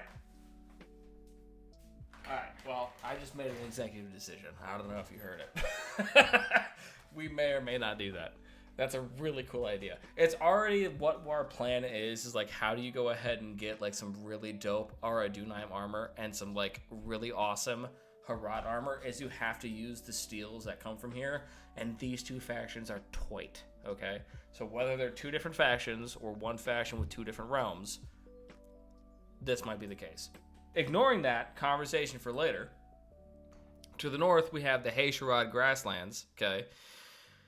This is Morwaith, okay? Then over here, you have the Actori Jungle Edge, and then you have the Actori Jungle. Pretty much from, like, here. Hold on. Here over is Thuronri, okay? And then over here is Tarthrim. And then below both of this, like, below literally the line of that mountain, that's when you have this Nimloth all through here. Okay. So anyways, so many pictures. So yeah, so you'd have to deal with, you know, the Thronray. And then you have the Surrender all throughout here because they will kill you. So you need to go ahead and think, where am I going to claim first? Because you are one singular player, right? You can go ahead and bring people with you or not. But like, for example, when you join Season 4, you are going to, technically speaking, spawn in a different world, okay? Then, when you join the world, like, we will give you where do you want to spawn, or random, okay?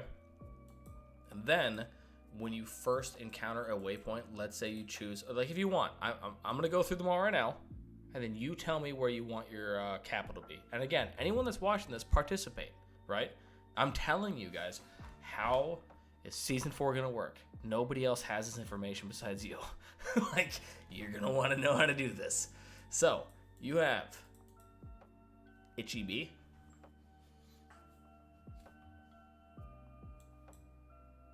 Kuloba, Shining Port,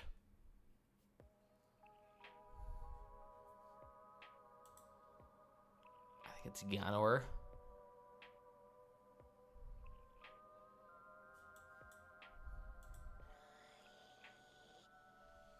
it's Cowley, I think. That's how you pronounce it.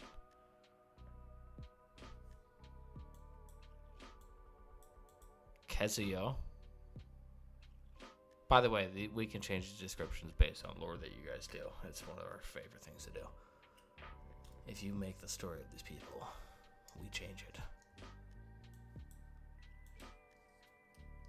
I think it's Aoba.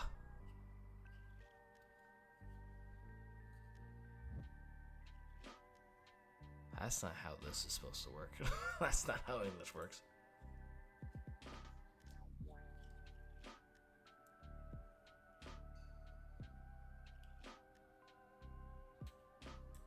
Okay, so Shining Port I think would be interesting. Okay, cool. So when you claim that, okay, when you go there, the first thing you would have to go ahead and do is right click on the waypoint district, right? Which I don't think this is working because I definitely borked it up. You can tell because it doesn't look like the thing you expect it to look like. Yeah, that's broken to shit. It's supposed to be a beacon, a permanent beacon that you can look at and tells you from no matter how far away. The idea is when you look at the beacon in the sky, it tells you district information, which obviously if you're underground, there's nothing it does for you. But anyways, it's destroyed and not working correctly. Isn't that right, Billy?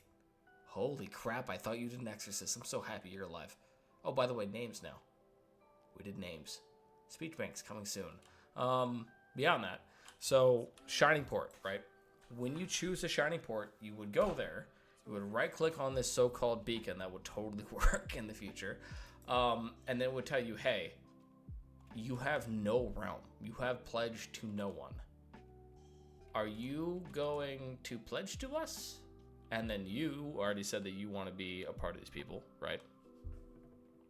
You would say yes. And then it would say, well, guess what? This waypoint has a strength of 0. And then you would go, oh, holy Jesus, we're all going to die, right? Or something, you know, something close to that. I don't know how you'd react.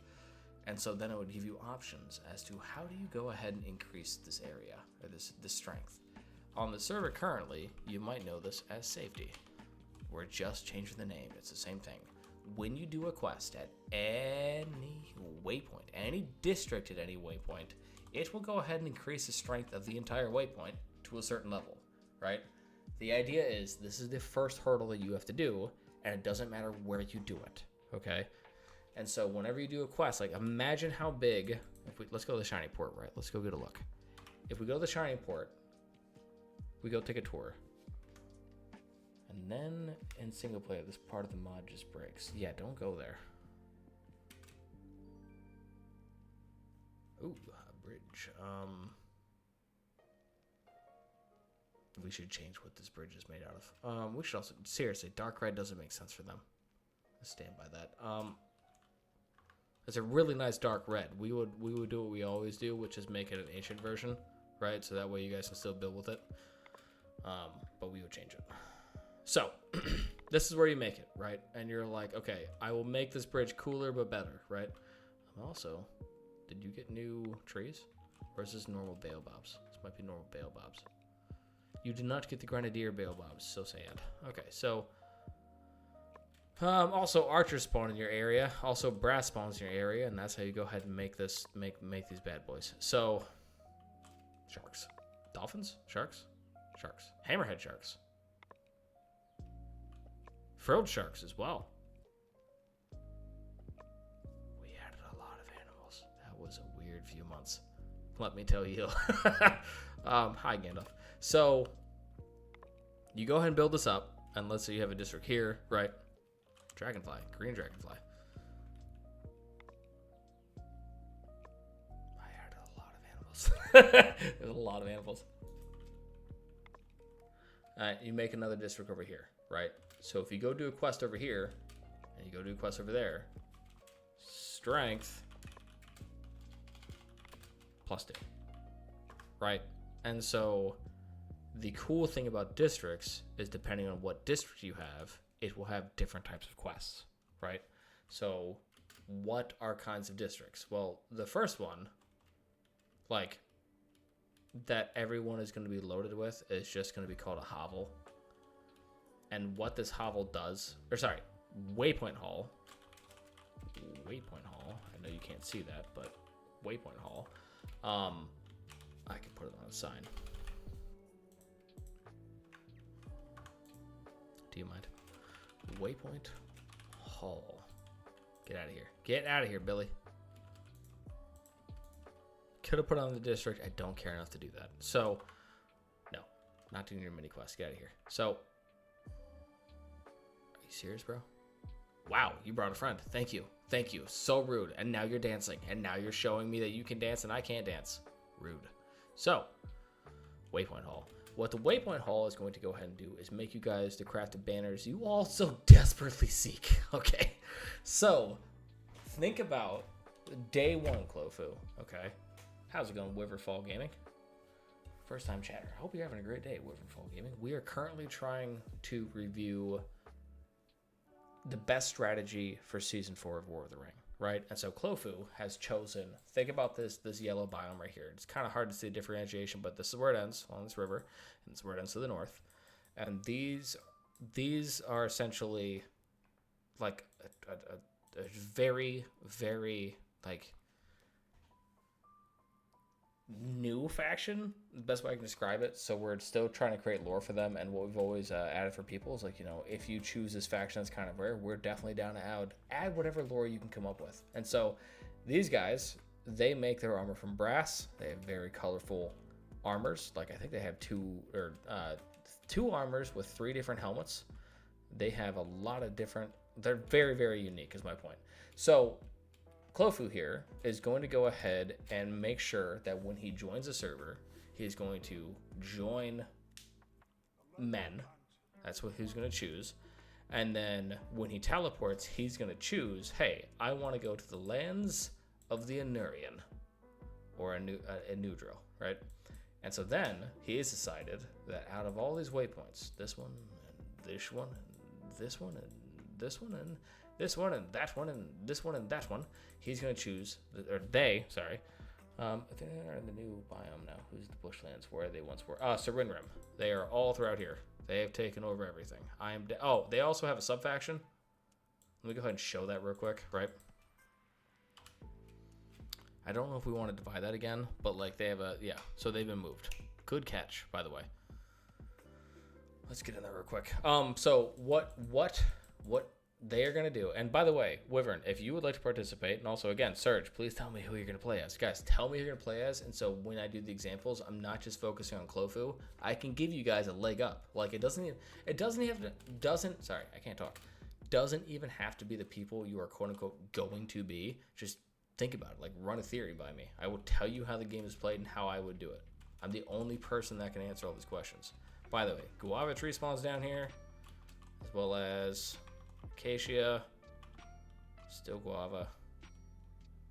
Ooh, this is unbelievably laggy. Calm down, Billy.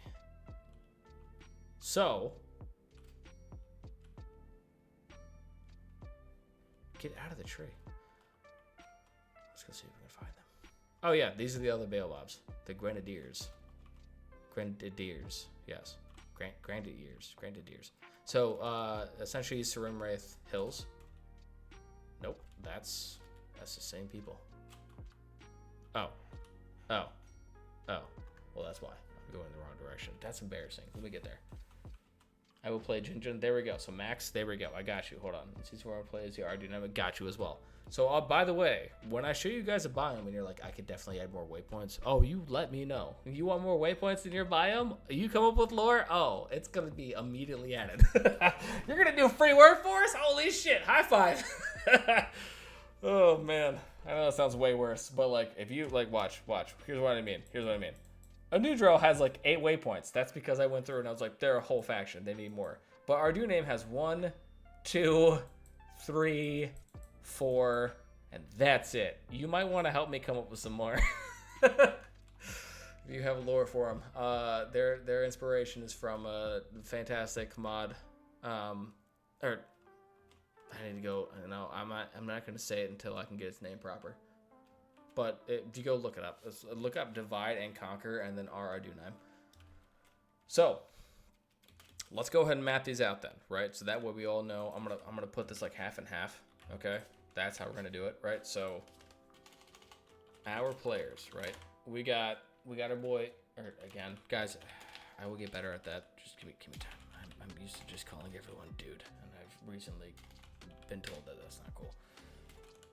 Wyvern Fall Gaming, Max, Surge. Yeah, Valinor is for sure going to a different dimension. It breaks everything. We have Valinor in this. It like we had somebody who did a lot of code for us. Their name is Verse. They're oh my gosh, I promised them I would do this. Hold on.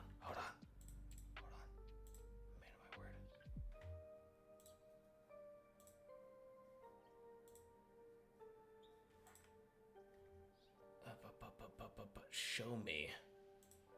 No, I don't care about rewards. Please stop. Usernames have been... Yes, please disable, for the love of God. Okay. This mod, right here. Posting this in the Twitch. So, Verse does tweaks. Verse is also, like, if I had another person to nominate for, like, who would inherit the mod, it would be Verse. Because they have active time and they're not trying to do what we're trying to do. They are just like, hey, the mod exists as it is. I just want to make what it is better, right? And that's a different avenue. We've added a lot, right? They've just made it what currently was better, right? Hired units won't will die from suffocation anymore, right? We might try to add this. I don't know if it's going to break on slabs, but we might be able to work with the person. But like, look, just minor things that make everything better, right? That's who Verse is, okay? And so Verse is currently trying to get it to where we can move this part of the world over and then add Valinor, because the main issue is that the 0 is up here, right? And then it goes, the X goes higher this way and Z goes higher this way. So this is why, if you guys look, right, it's 464,000 and 512,000, right? So we can't add Valinor in the negative. That's not how this works, right? So we would have to shift everything over, right? Which means that if Minas Tirith is placed here at 78,000 and 66,000, it becomes all the way down here, right? And that's just to add Valinor. And so, what month and what year will this come out? We'll be right back. That answer makes my heart rate raise. So anyways, they have gone through the code and they have given me code that might be able to move it. But the issue is listen to me.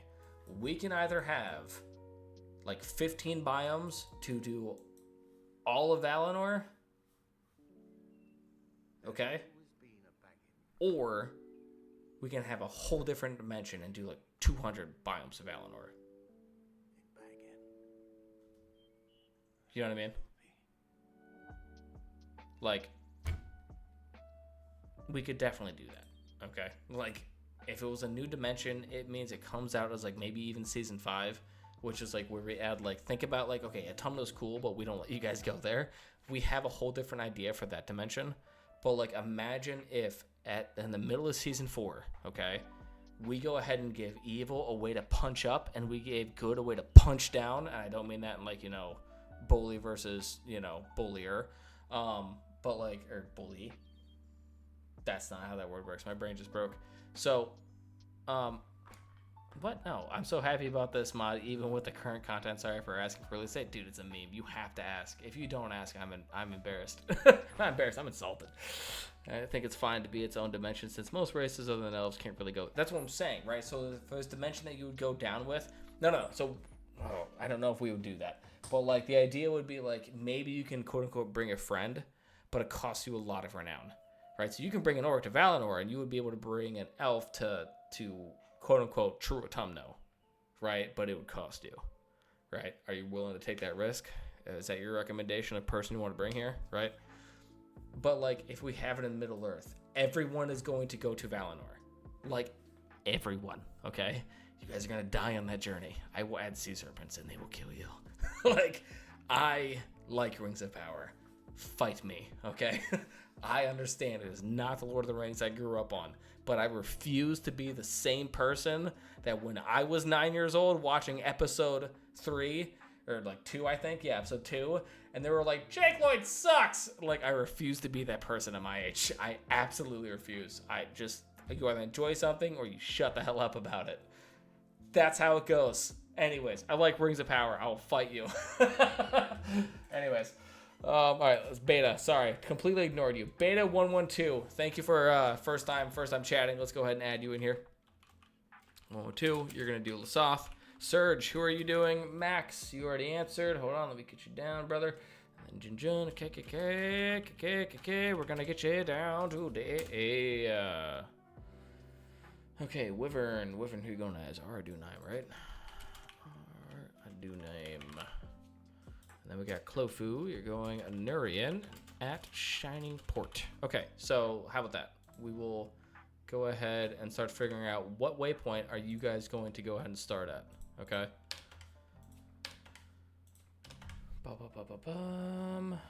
You're doing Oricani? Nobody? Nice. Probably Forachel. Forachel Orcs? Or Lasoth?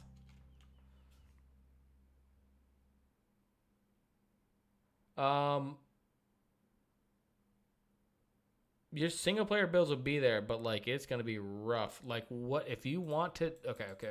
Down here. Yeah, we changed this a lot. So like, what you're going to do is just try to cover as much land as you can. Like, if you built here, render all of the land over here. Okay. So that way, there's not a giant ocean in between you. I know that really sucks. Ah, crap. Yeah, I apologize about that. Maybe we can help you move it, right? You know what we could do? You know what we could do? if you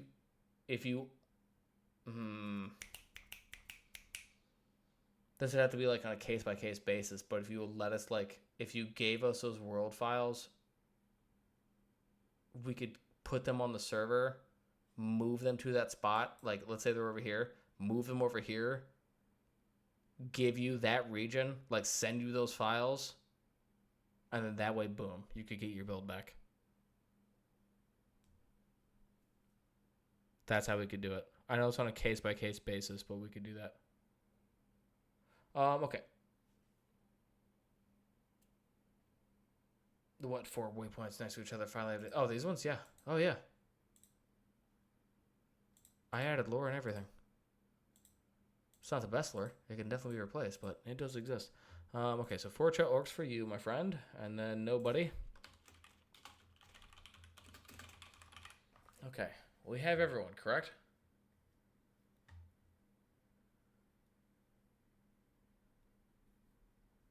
The names that got... What? What happened, Max? Wait,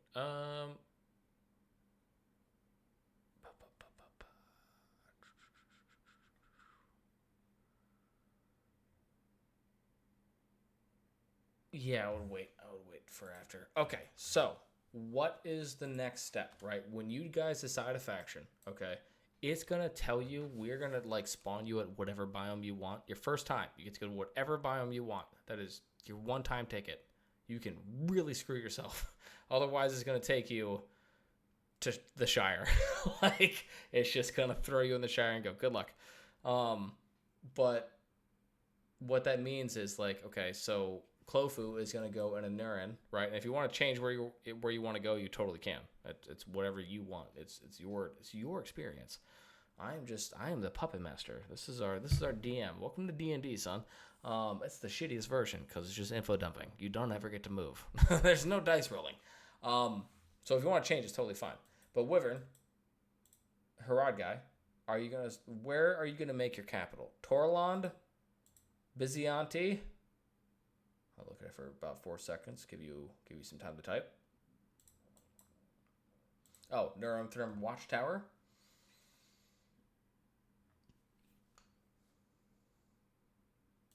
Darkhaven. Creative name. Oh, and then Kingsway. Excuse me. And then, okay, Max, there's many builds. If you can go ahead and tell me where you want to spawn, I'm just point me in the right direction. I'm going to look at this for 5 seconds. Or if you want me to go south, you let me know. West. Okay, so over here. Let's use it. Okay, north, east, south, west, far west. That's east, correct. Far west. Okay.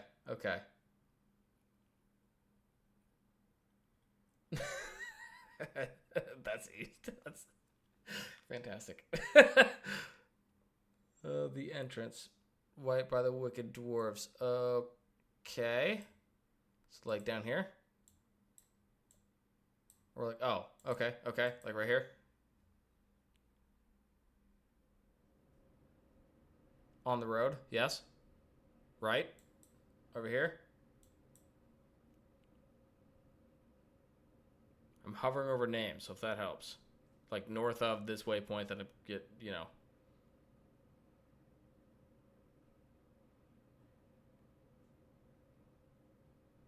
left. How about this? I'm just watch. Songway. You know what? I'm gonna start down here. Injun. To Burr. Burn Mansion. That's more Beyondgy than you. Sufhan. Yuanjai Aro. I'm gonna have to figure out how to pronounce that. Islands of Barantu. Tortor. Tiamu. Zedi. Ambiajan. And Guyang, I think. God, I'm so bad. Alright. Anyways, we have to come up with some better names. I don't want any of these to sound really dumb. Especially when my dumbass pronounces them. Anyways, I meant right. Oh, that's not. Okay. Anyways, then we're going to go to Forge Out Orcs. So that way we can get... Okay, so... Port of Daggers. This is for you, Serge. Let me give you a few seconds to look. 1 and a 2 and a 3. We got the last stop. The Port of Daggers. Fataf Kul.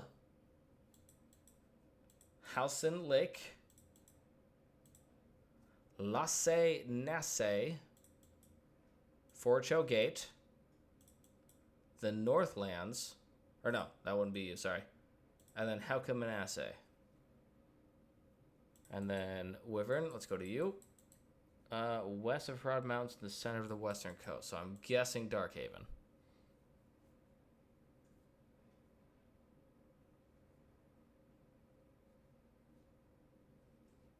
Yes. This is for you, Wyvernfall Gaming.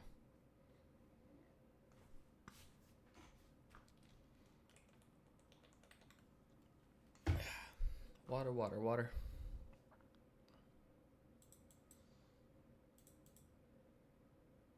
Kingsway or Baziante.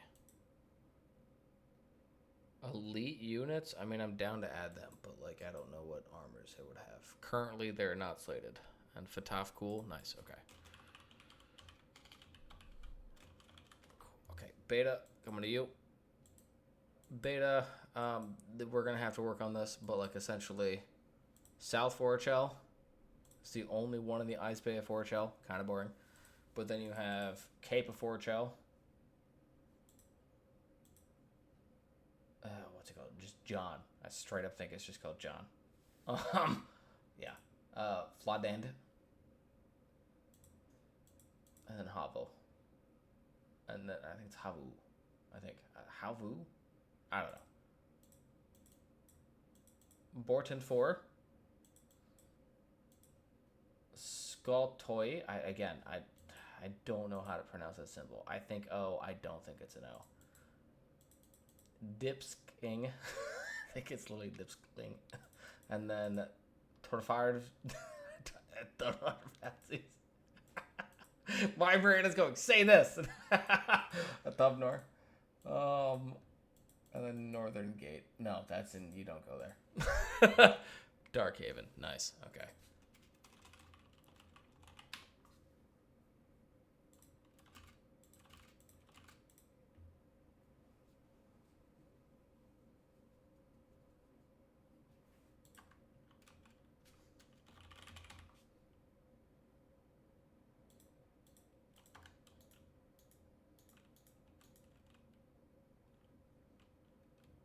This is Herondor. It's not exactly Dark Assassins, but, you know, not bad. Okay, Crab, who are you being? You haven't commented. Hey, yeah, so nobody, you're going next. I butchered your name like 9 times trying to spell it. Nobody clipped that. All right, so you have the Red Hall, the capital of the Oricania. Baraz Tomb. Ninke Corday has to move. I don't know why. Did I move the wrong one? Then you have Oro Ered, Mount Khazad-Grim, Kagal-Drim, Sarn Drazraz, and then Genel Ocorn, which is brand spanking new.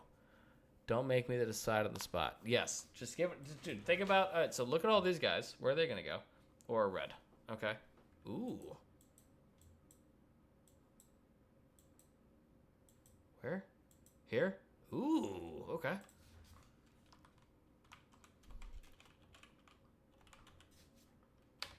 So you just, if you can't think of like who you're gonna be, just give me an idea. I'm gonna let you guys think. So like, okay, so then,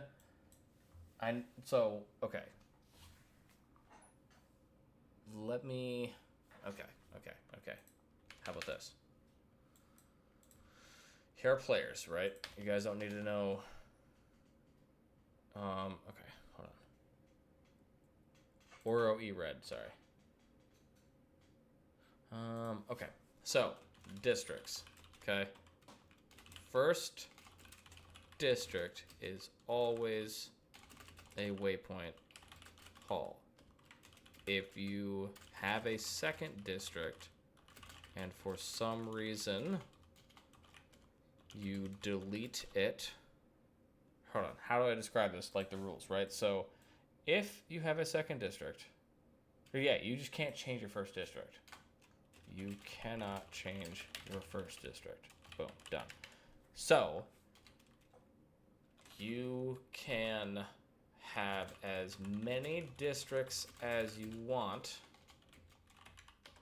but they increase at an exponential rate. Okay, so first one might be 1 renown, straight up. Boom. Boom. Boom. Boom. I don't know what currency it will be, right? But something along that line of like, if you want more, it will suck to get more, right? You're going to have to make the argument of why do I want this one when I could get 10 of this one? And maybe the ratio won't be so bad. Maybe we do something like, okay, if this one starts as 5, let's just do it by 4s, right? 80. Oh, God, now I have to do math on the spot. All right, nobody embarrass yourselves. Everyone act cool. I'm not doing that. My face will explode. All right, that being said, I think it's 4. I think it's this. I think it's that. Somebody correct my math. It's definitely that. And then this time, I'm not doing that. I'm cheating on this one. You know, I'm going to cheat on this one too.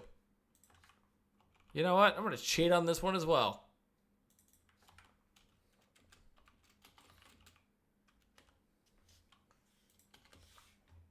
Oh, I was totally wrong.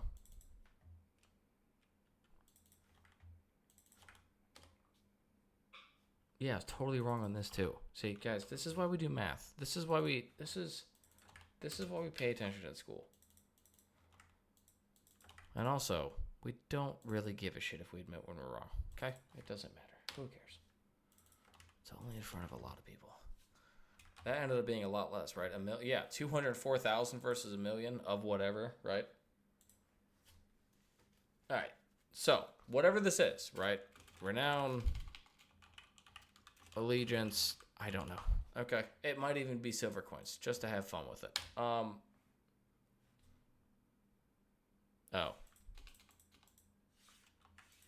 Even better.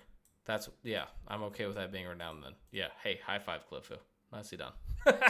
I was just like, let's throw an extra 0 on there. Let's really make him suffer. So anyways, let's go ahead and go over just the basic districts, right? The ones that I've thought of so far, okay? Waypoint Hall earns you 1 crafted banner per day. Okay? Just for now, that's what we're thinking of there. Will there be MP structures in the update? Yes, and you guys are not going to like the delay that that's going to consume. Like, it'll be delayed by like 2 months simply to get structures in, which is necessary, but you aren't going to like it. So, like, if you guys are interested in making any structures, give me tents. Yeah. Oh, dude, we've added too much, but like, we are not going to spoon feed you. This is the DLC. This is it. This is season 4. This is it. There's not going to be like if we do a season 5, it's because we're making a lot of money. Like, that is the nicest way I can describe that to you. Like, we have spent an inordinate amount of time and effort doing this. This is wild, son. So, anyways, let's not worry about that. Let's just have the passion for the current. Let's not worry about the future. Okay. Earns you 1 citizen letter per day. If no one is there... Oh, sorry. Let's explain this, right? If no one... Sorry. When a district earns a thing, okay, it is stockpiled at the district. Let's go ahead and zoom out. Itself. This means that if a waypoint is unclaimed, it will have 1 district. This district, guess which district? If it's the only district that exists, must be a waypoint hall. Excuse me. Therefore,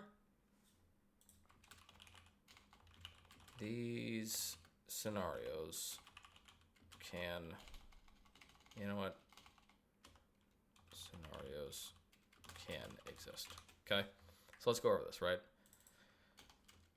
Player A owns 1 waypoint, logs in every day, and redeems district stockpile. I don't think this is going to cost you guys anything. I'm not that much of an asshole. But you simply just have to go there and do it. Now, we will talk about, like, okay, well, if I have 55 waypoints, I don't want to do that all day. Yes, but hold on, okay? Player A owns 1 waypoint, logs in every day, redeems stockpile, and gets 1 crafted banner, right? Okay, but what if player A owns 1 waypoint, doesn't log in for 30 days? The district stockpile has 30 crafted banners.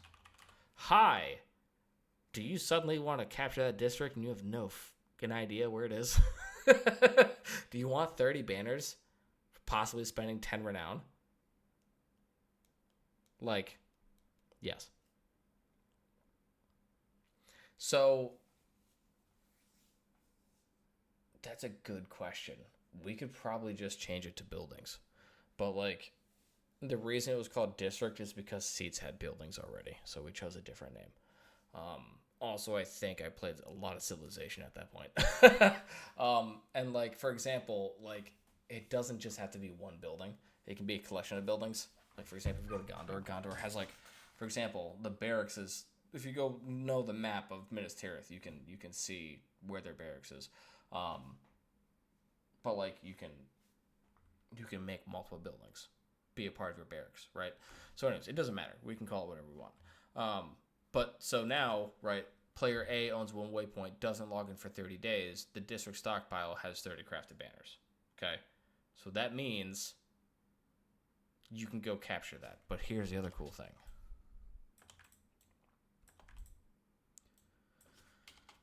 Nobody owns waypoint. Who cares, right? We're going to choose Airsen, okay? Airsen, okay? For 400 days. The district stockpile has 400 crafted banners, okay? You guys are constantly going to want to take over places, okay? And the thing about districts, okay? Every day, a district earns 5 XP. The waypoint hall upgrades at 25 XP. Reduces timer by 25 or by 30 minutes. So you guys can go ahead and do the math to figure out if we kind of keep that scale, like, you know, upgrades that, you know, if I go ahead and give you guys something, right, we just do this, right? Since it's a simple district, right, every 5 days it upgrades, right? So that way you all can go, hey, I understand how this works. Yeah, I might actually participate in season 4. I'm telling you guys, we have thought about this. Like, you guys think we're doing nothing? No. We sit here and we think and we code things. So all waypoints on the map start with a waypoint hall. Yes. The rules are, I'm going to post this. This is the rules. When a waypoint earns a thing, it is stockpiled at the district itself, right? No, I wrote this somewhere else. Hold on. What? Where did I write this? Oh, yeah. No, right here. This means if a waypoint is unclaimed, it will only have one district. Let's make that one line. Or 2 lines. It will only have one district. This district must be a waypoint hall. Therefore, these scenarios can exist. That is the rules. Therefore, I'm going to code it just like that. Okay? That's how I'm going to code it. Tons of role building. Yes. Yes. Yes. Guys, the goal is to where, like, we can have, like, 10 of these servers up and, like, 4 of you can just claim one. Like, I will make it to where, like, hey, this server costs $20 a month. You want to rent it for $20? Like, maybe 25 so we can make some sort of profit. Like, you know, that way you just, whatever you want. It can make it to where, like, you tell me, like, hey, I would like it to where renown is times 10. And I go, okay. If you rent out the server, I'll make it whatever rules you want. But point being, what are the base rules, right? And so every single day 1 of season 4 means, okay, by this logic, okay, let's say there's 700 waypoints. There's way more than this, probably 1,000. We're gonna say 1,000. There's 1,000 waypoints. That means after 10 days, there's 10,000 crafted banners on the map. 10,000. after 20 days. There's 20,000. The world is yours for the taking. Okay? And so, the next thing that happens, or the next one you can get, is earns 1 citizen letter per day. Okay? The next one we thought of is barracks. Earns 1... Earns 1 troop letter per day. Now, there's a little thing right here that we have to specify. Melee. Okay? So, barracks, archery, okay, 1 range troop per day. Then we have stables. Mounted. So, look at these, and yes, are there going to be more districts? Absolutely. I want you guys to think there's going to be a pyromancy altar, a necromancy altar, a sorcery altar, a healing altar, all of those things. There's going to be an amethyst mine. There's going to be a sapphire mine. There's going to be a ruby mine. All of these resources that you guys have been conditioned to get and had to grind for, I have now added a way for you to automate them. So, by the logic of theoretically, if every single waypoint starts off with 1 district, and that district must be a waypoint hall, and I told you guys you can have infinite amount of districts, you could take over the entire Sunlands and just for a goddamn week make you 1,000 sapphires. Maybe not 1,000, but 7 times 50 is more than 0 and less than 1,000. Okay? You can do whatever you want. You just have to go murder people for it. That's what I'm trying to tell you. Hi, my name's Langslayer, and I'm world building an environment where you're gonna kill people. You're gonna do it because of greed. I have conditioned you to have to. It's more than 0 and it's less than 1,000, Serge. I gave myself a generous range. Don't you math me. 350. He did the math in the chat. Chat, am I cooked? Anyways, nicely done. Thank you for fact checking me. I just told you to do that right with the numbers. Guys, we all saw me butcher some wild shit. Remember that one time I times 80 times 4 and it came out with 3,200? Thank you. Okay, Virginia Company. I don't get that reference. But anyways, greed and murder. This is how we make a war, okay? This is not called the Hugs of the Ring, my friends. So, the question I have for you guys, okay, and Crabdale, you never gave me someone.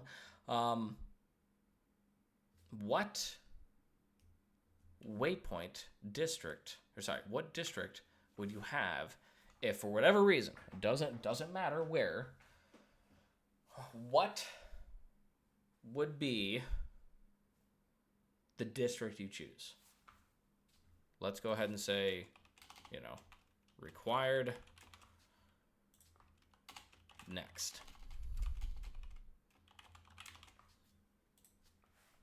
So making a trade-oriented seat wouldn't work.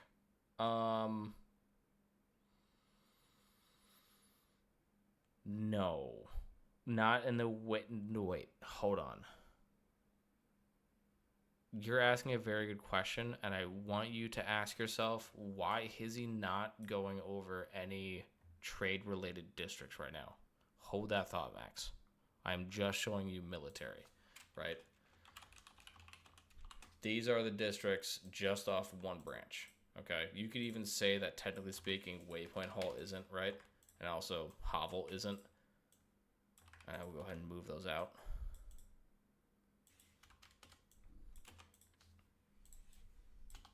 But then, actually, if you want, okay, we can add this then, okay? So, guild, okay? Do/guild in the server, by the way. I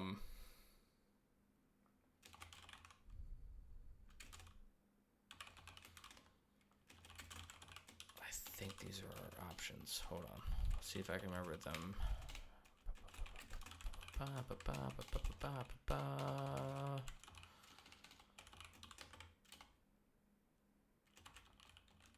There should be 8. Which ones am I forgetting? Coalsmith? Yes.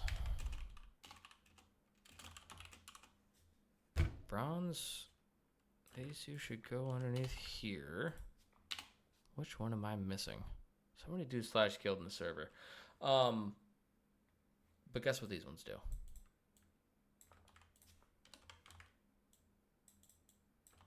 Pop, pop, pop, pop, pop, pop.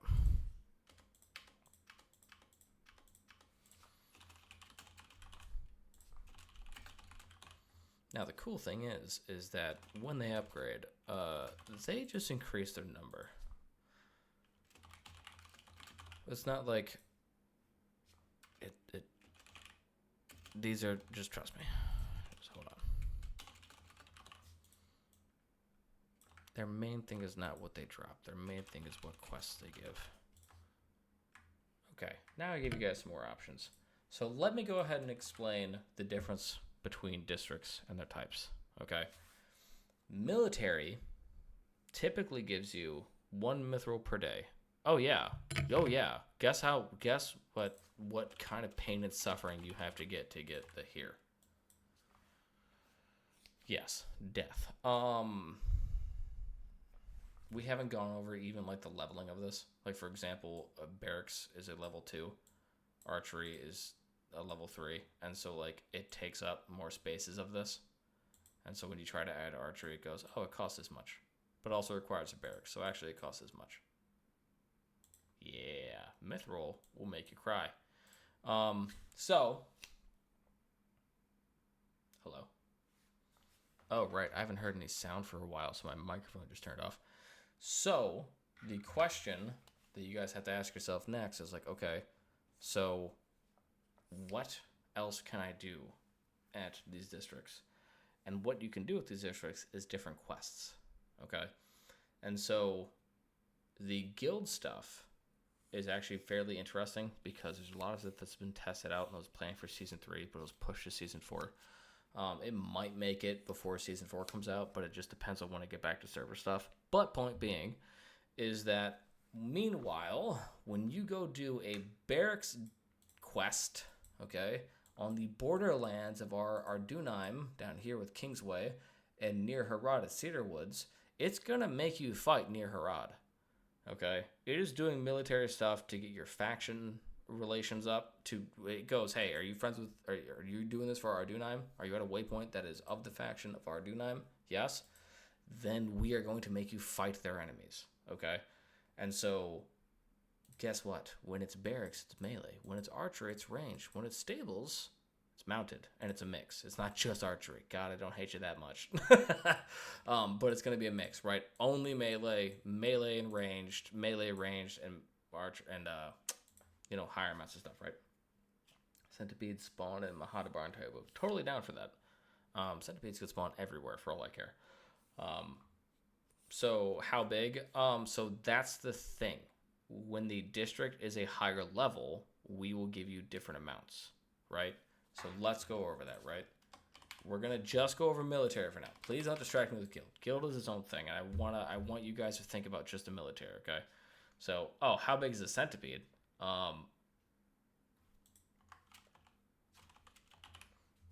Did we not have one? Oh, we had one. I don't know if we have it anymore. Do we have bug? We do have many bug.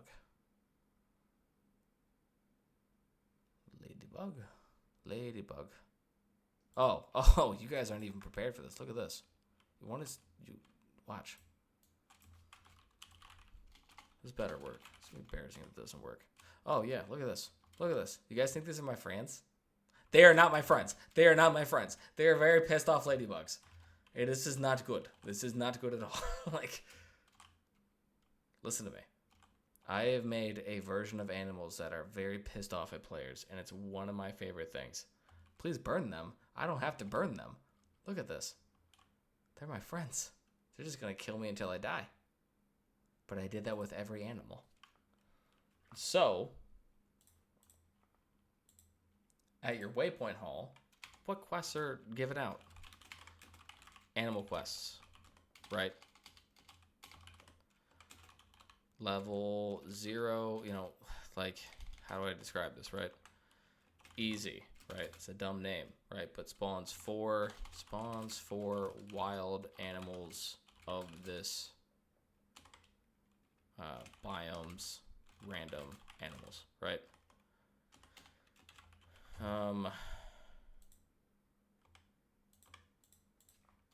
Medium.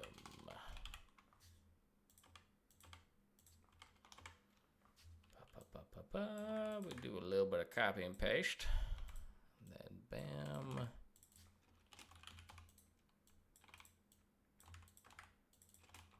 I have no idea. Hard day. Okay. Costs. Base. Yeah. Hold on. Costs. 1x. I'll describe that in a second. Renown. 1x.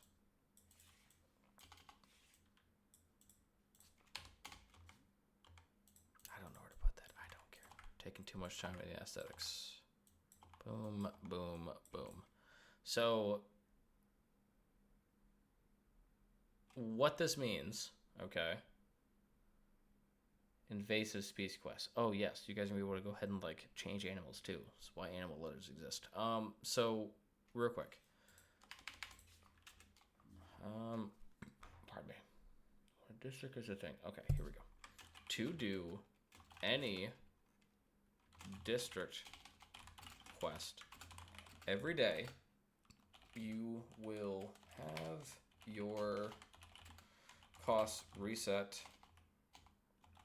to 1. This means for the following currencies, you will have their daily quest cost set to 1. Renown, silver coins. There's an argument to be made that this is a good use of loyalty and allegiance. We will get there. But per quest, your cost is affected by your quest increase, quest base cost. So if you go to a waypoint, a district has a level of 1, then you will have a easy version of the quest type. I know I'm not giving you guys a lot of examples, but just follow me here. So if you go to a waypoint and a district has a level of 1, then you will have an easy version of a quest type. This will cost you 1x base. To do this quest as many times per day, this is the cost per quest. 1 times 1. So stupid. Just follow me here. 1 times 1. 1. 2 times 1. 2. 3 times 1. 3. 5 times 1. 5. 8. 8. 13. 13. 21. 21. 34. 34. 55. 55. 89. 89.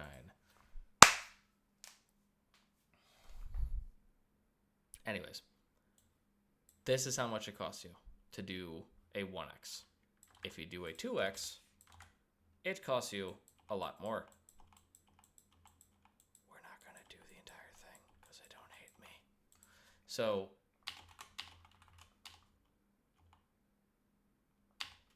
I don't want to do this. So anyways, it costs you a lot more renown. Okay? And so every single day, this is reset for renown and silver coins. And so the first time you do a quest on Monday is this. The second time is this. The third time is this. The fourth time is this. The fifth time is this. The sixth time is this. 7, 8, 9, 10, 11. But on Tuesday, it becomes this again. And then this. And then this. And so you guys are in control of how much renown or silver coins you spend, but also people who go ahead and do pay to win, they're not going to be able to get that far ahead of you. Okay?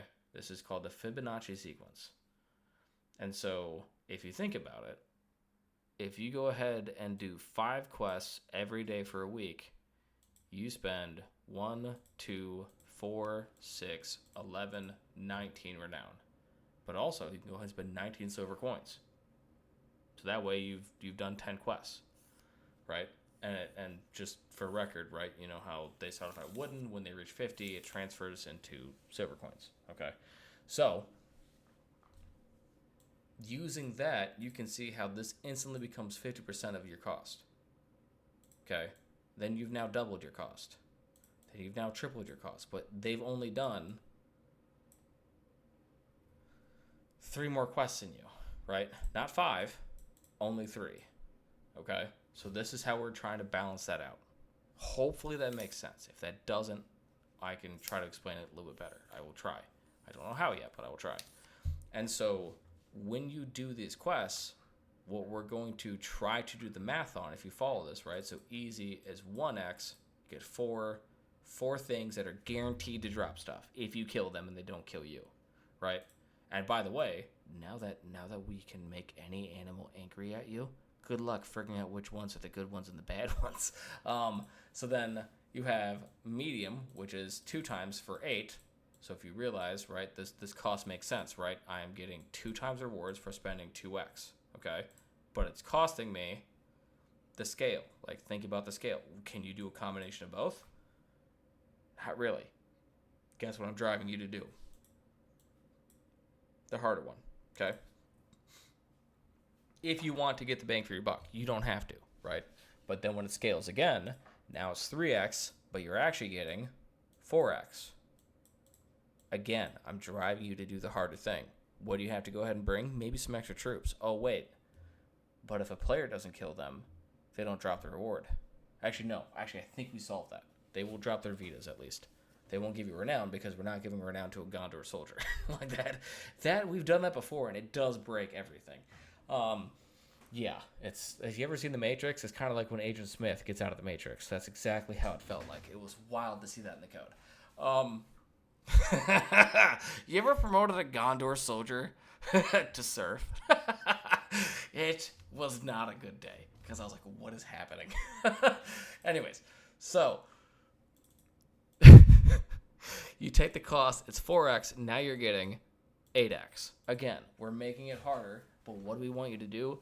Bring friends, okay? If you have a district that has an extreme quest, if we go ahead and think about the level, this is level 1. I'm just spitballing numbers, okay?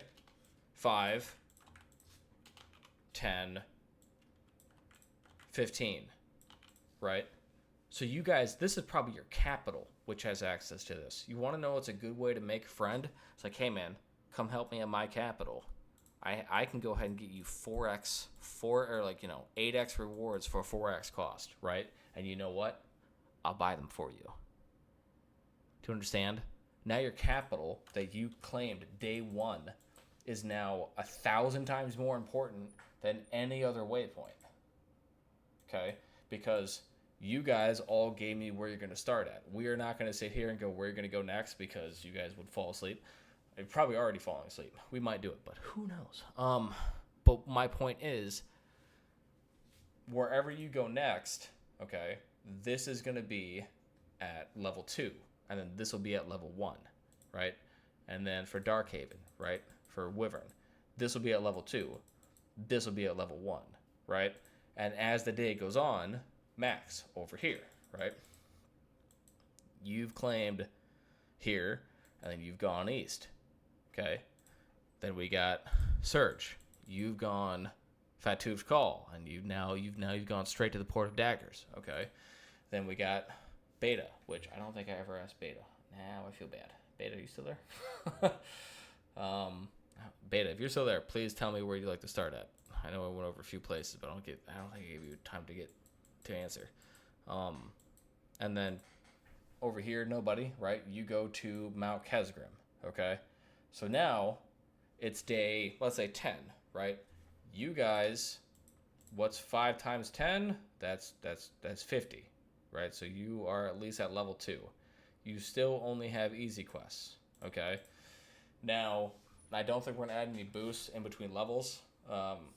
Maybe like as far as like maybe we make this where it scales, like, you know, where it's level 2 and now spawns 5, where it's level 3 it spawns 7, right? So it takes your level plus the base. That might be I might do that, right? So that way it's always kind of gaining. But beyond that, you're just gonna have to wait, right? So the smaller island super north. I should repeat myself. The message got lost. Well, no, it's my bad for not paying attention. Right here, Skull Toy, I think. Yes, or maybe it said small island. I think this is the big island. Yeah, this one right here. It has to be this one, right?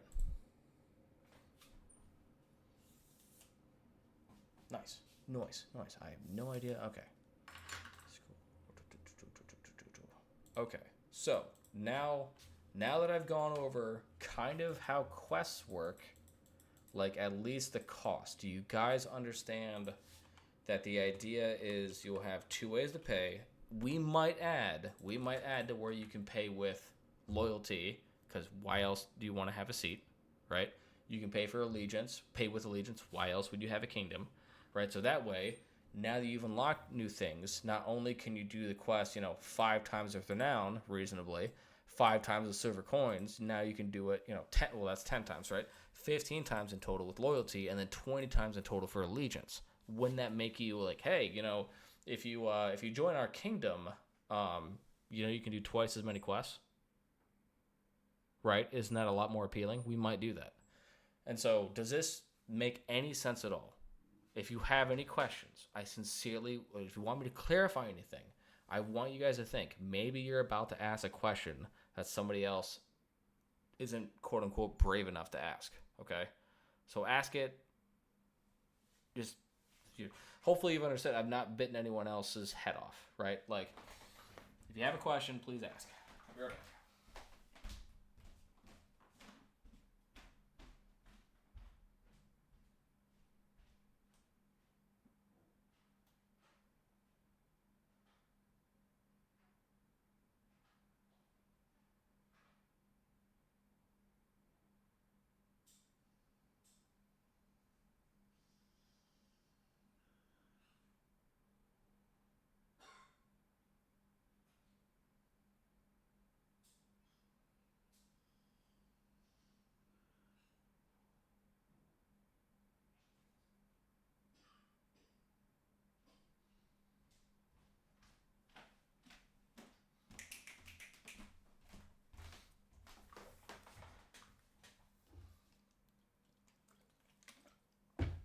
Oh, dude, we haven't even talked about leveling, spacing, politics. Like, when you have like 500 strength at a waypoint, that's when it goes ahead and earns a chance that per day, you go ahead and have a chance of getting like 2x. Okay, so let's go down and let's go talk about. Does this make sense, everyone? Oh yeah, Wyvern, have a good one. Yeah, hopefully this is starting to make sense. But like as you get deeper, everything is just designed to build off each other. So like let's go ahead and just go over fealty, okay? Because you guys have asked about having more legions, and what I would rather have is a way for you guys to be able to defend confidently but keep attacking, okay? I don't think you guys need infinite legions. I think you need 2 legions, but one that can't leave your biome. And instead of doing that, handing you a half-assed legion, here's what I'd like to propose, okay? So let's go ahead and use a Nurian, for example, okay? Take a screenshot of this.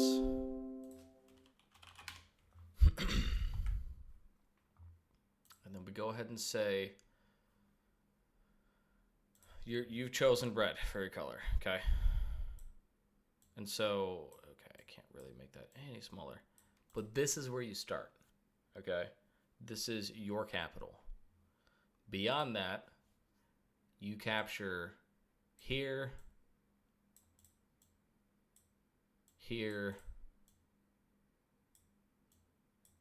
I'm just going to copy. Oh, what the hell? Nope. 1 second. Bam. Bam. Bam. Now, I think, yeah, there's one down here. Just ignore it, okay? You have captured, okay? You have captured every waypoint that has an ancestral claim to an Aryan, because that's an additional rule. This is less district, more politics. So if I come up here, each waypoint has an ancestral claim. Let's just put it down. There are different levels to this. What does this mean? Okay. A waypoint can have a fiefdom, an ancestral. Let's go most important to least important, or least important to most important. Ancestral faction or ancestral realm, more important, or ancestral fiefdom, more important. Okay? So, let's go ahead and ask ourselves this question. And I chose this faction specifically, okay? And obviously we can add more in the future. It's not that hard, okay? This faction is a one faction, one realm, no fiefdom faction. Okay, so we've already been over what's a one faction, one realm. This is a faction. This is when a faction only has one realm, such as the Anurian. They are a faction with only one realm. Okay. Another version of this is one faction, one realm, no fiefdoms. Welcome back from dinner search. They additionally have no fiefdoms. Okay. So the issue that you're going to have, okay, is that in order to become what we're probably just going to call like a lordling, okay, let's go ahead and go to fealty. Just trying to keep track of everything so I can at least, I can like make a channel, right, called current rule set for season 4, so you guys can read this and go, I understand. It's not been written down anywhere, and it needs to be written down. Fealty levels, okay? Lordling, you have a claim to one waypoint. Realm Lord, you have a claim to an entire realm's waypoints.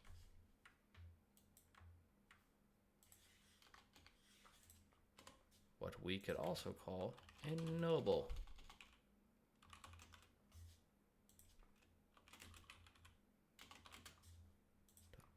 And then faction lord, king, ruler, right? You have a claim to all waypoints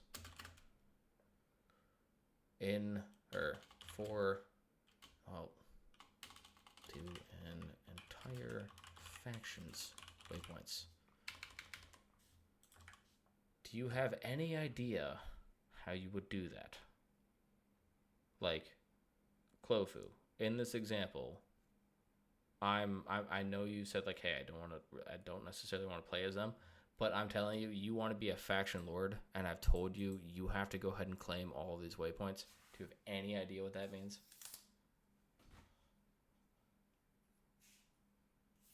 This is what we call a leading question. A pain. Yes, absolutely. Correct. Yes, you will have to grind for the renown, but you will never have to make a district upgrade tool ever again. Okay? Like, that's never going to happen again. You just have to get the renown. And what we're going to give you is, like, as you progress, or you go join others, right? If you go make friends with the Limwaith, and you guys decide, like, hey, I'm going to go make the barracks, you guys go focus on guild stuff, right? Or, like, you know, we do bronze, you do iron, right? That way you guys can trade, okay? And complete quests. So, anyways, because there will be bonuses. We will talk about that once you guys have kings, right? But the first thing that you would go ahead and do, okay, is every single player has one quote unquote realm claim, okay? Since Anurin is a one realm faction, you can go anywhere. You can go to any of these, technically speaking, right? Let's go through our list again, just to double check everyone, right? Aradunaim is also a one realm one faction. Torland, Byzanti, Narynthrum Watchtower, Darkhaven, Kingsway can do any of those. Easy peasy lemon squeezy. Mac, same thing with Jinjun. Can do literally any of these in Jinjun or Bianji Hills up here. Forcho Orcs, you guys are really choosing one faction, one realm. So, okay, yeah, you can do all of these. And then Lasoth, same thing. All of these. You can do any of these. You can move. You can claim this and be like, that was terrible. I'm moving down here. Okay? You can change them. And then Nobody, you actually chose a multi, right? So, for reference, quite literally, I think it's this line right here.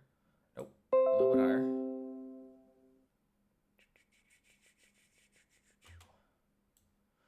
This is Orcarni.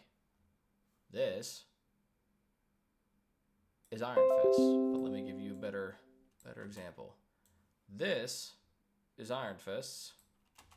This is what we were calling it's a family of the Red Dwarves called the Gene or a Karn. Trying to figure out a cool pronunciation that sounds dwarven. But they're named after this waypoint. The subject of lore is of to and be abouts the change. We can change it. It's a dumb name that I came up with on the fly. But anyways, so that means that we need to go ahead and break up these waypoints. It's going to be a little tedious. Give me a second. So everyone chose easy to do factions. This one's a little more complicated. Give me a second. It's not going to take that long. It'll take me 30 seconds. So starting at the top, we got Red Hall. Orcarni Dwarves, right? So faction, realms, Orcarni Dwarves, Red Hall, Ferris Tomb,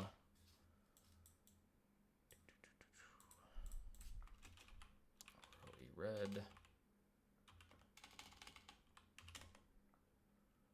Mount Kazagrim, Kaggle, Trim, becomes Iron Fists,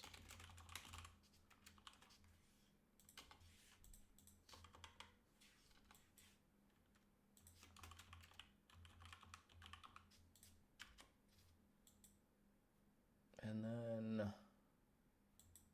Gino Ocorn.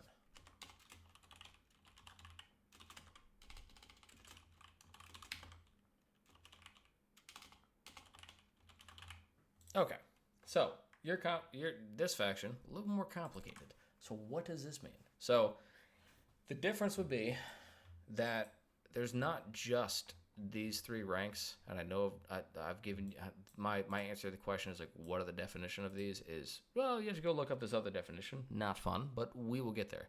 These are milestones. Okay, so everyone starts off as what we call Dumbass peasant. Sorry. Peasant. I don't know where that first word came from. By the way, including me, because I had to make this, and I'm stupid. So it's subject to change. So peasant, right? You have gone to a waypoint and said, "These are my people." This is how you, the player, get their realm. Okay? So earlier, we talked about each waypoint has an ancestral claim. There are different levels to this. A waypoint can have an ancestral faction or an ancestral realm more important or ancestral fiefdom. Okay, so for your guys' factions, that doesn't make a lot of sense. Okay, because you have one-to-ones. Okay, but for more complicated people like Gondor, Rohan, Mordor, whatever, and if you guys add more, there's a trade-off. There is a trade-off. You don't want to just stack waypoints and stack sub-factions. It's not designed like that. But what this means is that if nobody chooses the Orokarni, the Halls of the Orokarni, he chooses the Red Hall, okay? It is going to cost him a lot more to convince this family of dwarves to follow him. He does not have the correct claim. However, were he to choose these people, okay, he would have the easiest claim. So what do I mean? If nobody chooses an Orokarni dwarf, and I, Slaying Slayer, choose a Orokarn dwarf, okay, that's step one. If nobody uses a realm claim, a type of claim, on the waypoint of Orokarn, okay, and the other example is I, Slaying Slayer, choose to be, how this, to be, well, let's chooses to rally their realm. We need a better word. Chooses or there we go.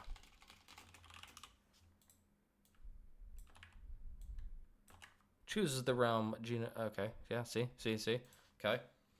Here's the scenarios, and no one else has a claim. Nobody is the realm or the waypoint master.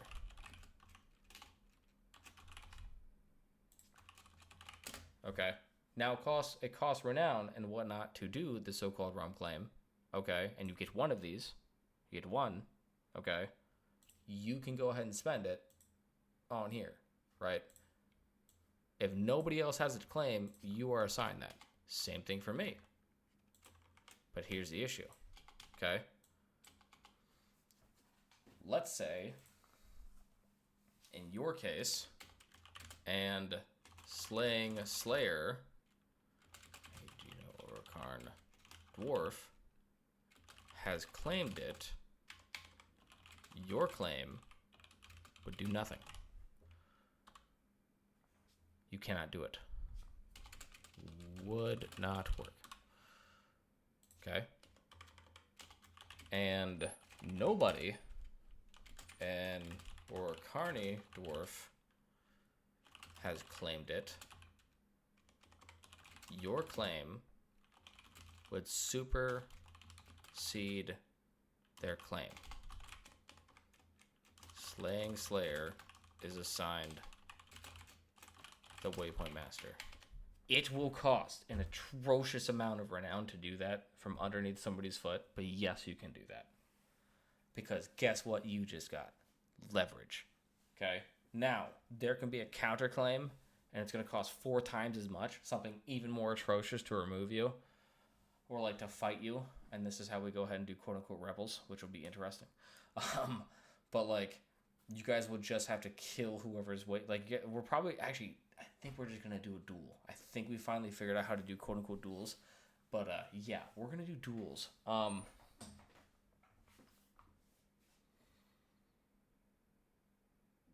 So, Max, great question. On the topic of district, you say we can add district. How does one do that? Staff commands, will the district manifest as district blocks, as in the game right now, or multiple district are inside a single beacon? We are going to have what they call a gentleman's agreement, which is a district must be in a structure that represents its type. If any player goes to a waypoint, because this is another rule. All districts have to be accessible by all players. Okay? Which means your gates have to be open. Okay? That's not something people are prepared for. It's like, hey, do not make your home at your waypoint. Do not make a chest at your waypoint district. Okay? Like, do not do that. Like, you can live, like, we'll talk about seats in a second. You guys might have noticed I've completely not talked about seats at all. Like, the question is, like, what the hell are seats now? Seats of Power is the full name, right? We'll get there, right? Maybe not this stream. We've been at this for quite some time. I don't want to bore everyone to sleep, but I think everyone's getting some value out of this. I really do. But to answer your question simply, if you are about to do a siege and you know this person has six districts and you're like, oh, son of a... I really have to go fight this all night. You know what I mean? Because it's going to suck to take over people. It's going to take multiple sieges, not just one and dones anymore. That's what we've learned is like our biggest key issue. It's like you don't get a chance to fight back, and that sucks. So anyways, sieges are going to be more long form. There'll be different ways to quote unquote bring down people's power, but like the goal is to make it where you guys don't have to panic and stay up until 4 a.m. Okay? Like you can call it a night and be like, I'll get them better next time, right? I'll catch them with their quote unquote pants down. Okay? Not just a great, I missed my exam because I had to go defend Minas Tirith. Those are two true things I've heard before, guys. I can never do that to you again. I'm just no. It's just none of that. So, when you go and get ready for a siege, it is a prime opportunity for somebody to catch you. Oh, you have 6 waypoints and they're just six beacons in a field? You're in so much trouble. Yes, you are. Like, we will unclaim your waypoint immediately. It's a free ride in. You just walk in. It's that easy. Okay? And so you are going to have to check your friends. There's no way we can check it with code. It is easily abusable, but guess what? All it takes is somebody who doesn't like you to go through your empire and send us screenshots. Who's going to do that? Your friends, your enemies, everyone. This is called the hugs of the ring. Wait, no, it's not. So anyways, it's going to be a gentleman's agreement because, oh man, not gentlemen are going to rat you all out so quick. Anyways, such a negative way of doing it, but it's the only way we can do it. It's the only way we can make this fair, which is like the easiest way to lose is for you not to make a structure. And we will talk about what do we mean by structure, because if you just make a tent over it and you call it a bronzesmith, no, it's not going to work. If that's your farm, no. Wait, so I actually have to build at every waypoint I claim? Yes, but if it's a hovel, guess what you have to make? Just a hovel. If it's a barracks, you just have to make a barracks. And like, I don't know how we would do this, but it would be nice. Like, currently, like, if I can figure out, think about it this way, right? If I can make at least, like right now we cannot trust you guys with structures. Like, I can't even spawn in structures. Yes, more like using enemies to ensure both sides follow the rules. Yes. But so the question Serge had, sorry, getting off topic. But no, good contribution. Nobody. I don't mean it like that. Oh wait, so I actually have to build at every waypoint I claim. Yes, but like, it doesn't have to be anything extravagant. If you could look at it and go, yes, that is our barracks. But like something that'd be nice, right? And this will take longer. And the reason why I don't want to do it is it'll take a lot of work. Is like, for example, if we did complete all of structures, okay, and I could make structures spawn in via command rather than an object, because on the server right now, nobody can use those structures, not even me. I cannot use them. The 4314, I think is his ID. Nobody can use them, okay? Because it's easily abusable. You can ruin Minas Tirith by spawning at a Gondor town in the middle of Minas Tirith, right? So it'd be better if you were like on top of the barracks, right? And you're looking down at it and it goes, okay, it's Gondor, right? And we figured out how do we spawn in a Gondor structure directly underneath you, right? We would say, hey, you are not in the right spot. This will not work. It will only work if you're on top of said district, right? That might be a cool way of making it where it's like, okay, well, if we can reliably do that, then think about a Gondor watchtower or a Jinjun watchtower or Hildorian watchtower or who cares? Yellow dwarves, like Farharad, being Morwaith or Limwaith or Taratherm or whoever, right? We can tell you 44 brick, 19 stone, 16 this, 14 that, 23 that, 36 that. You know what I mean? I'm down for that, right? Because think about if you're saving the time of placing the blocks, you're paying by buying the renown. You know what I mean? That seems more reasonable to me, but the thing is, that means that Season 4 just got delayed another 2 months. It's a lot of work to figure that out. Maybe not 2 months. If we go ahead, if that's like one of the last things we have to do, and we just go throw 18 staff members at it, yeah, we'll get it done in like an hour. We'll make a game out of it. But point being is like we can do things like that, but it takes time and effort. It takes a lot of time and effort. But it's also very, very cool, right? And so this is what we talked about at the very beginning of this stream, which is like we have this idea. That's cool. It can become a reality. Very easily can. Who's going to put in the time and effort to do it? That's really what it boils down to. I forgot. I had like Lord of the Rings lo-fi. Wow, we've been streaming for at least 2 hours. Okay, so where are we? Who are we? When are we? So what do I mean when I talk about these different types of claims? Why is this important? The heart of every thing that fails that I have seen in the War of the Ring is paper dragons, okay? Which is a term used for like Gondor in Season 3. It's been enough time. We can talk about it. Crabdale, I think you're the only one from Gondor in here. But Gondor talks so much crap, okay? And they had the largest claim. And they fought over, in this order, the Fords of Isen, Isengard, lost Fords of Isen, and collapsed as an empire in 2 days. Okay? It was embarrassing. And was I involved? Yes, because I spread a smear campaign against them. Because I had permission for all channels. Now, that sounds so much worse than it was. They just got their ass handed to them by Titan. That's the true fact. I'll be blamed for it because Titan murdered them.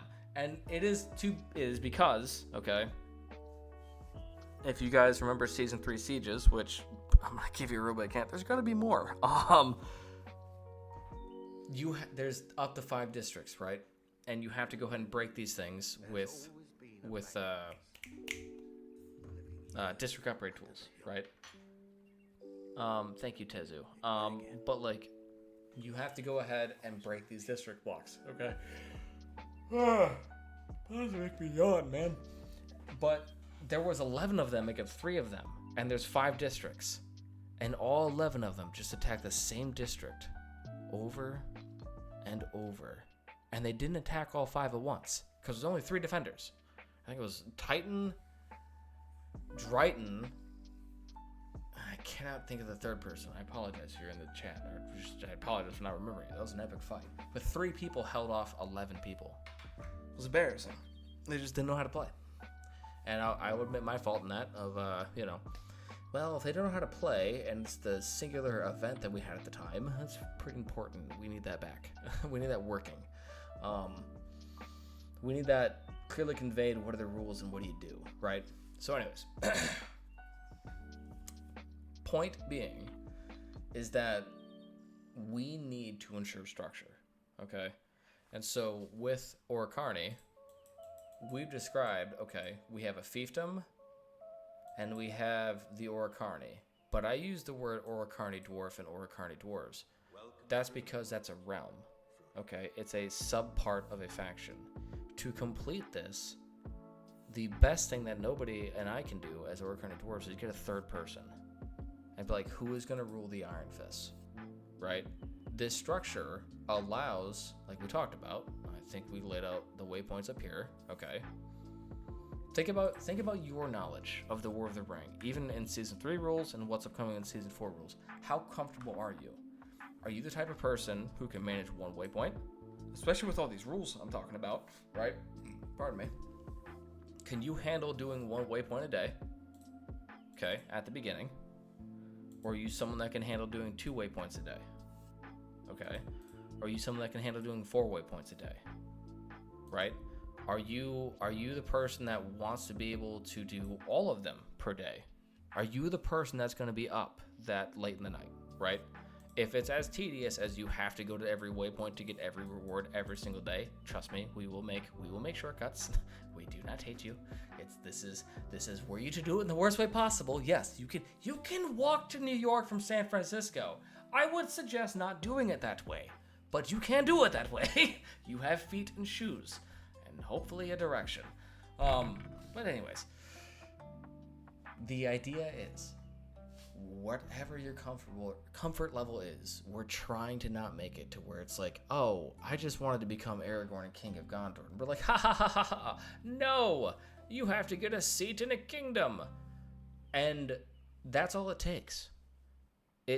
It's complicated because we don't explain the 1-2 step process very well. But Aragorn is such a high level thing. Like, it is to become King of Gondor. That is not easy. Like, that is an epic thing to complete. Same thing with Sauron, right? Becoming King of Mordor. You know how many waypoints that is? You know how complicated it's already existing in the thing? But, like, it's not clear to everyone of how do they do that per faction. And what we are doing is providing that, okay? And so, for you guys down here, that probably didn't help you at all. You're like, what are you talking about, right? You guys chose, Anudrel, Aradunaim, 4 Cho Orcs, Lasoth, Jinjun. Let me make sure I didn't forget anyone. Well, Lasoth up here, right? Not down here. I just always think Lasoth down here, but Lasoth up here. That doesn't help you, right? So how do you go ahead and do more types of claims? Okay. Sounds like I need some friends to do things for me. Yes, but let me go ahead and we used to have the ideology that to be a successful king, we have to have more than one player. That's boring. If you're going to play a lot, I will reward you a lot. That's the ideology. Too many ideas, right? So that's what we're trying to do, okay? So currently, there's a few different types of claims, okay? The first type of claim is a realm claim. Let's go ahead and write that down. I might have wrote that down a little bit. Nope. Name types. Each player has the following types of claims. Realm claim. 1 per player must match their appropriate realm/fiefdom. So, for example, you cannot just choose, well, you can because it's technically a realm. There's bad examples of this.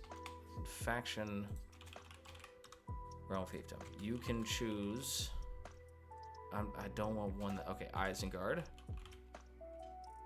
Urukai, the realm of Isengard.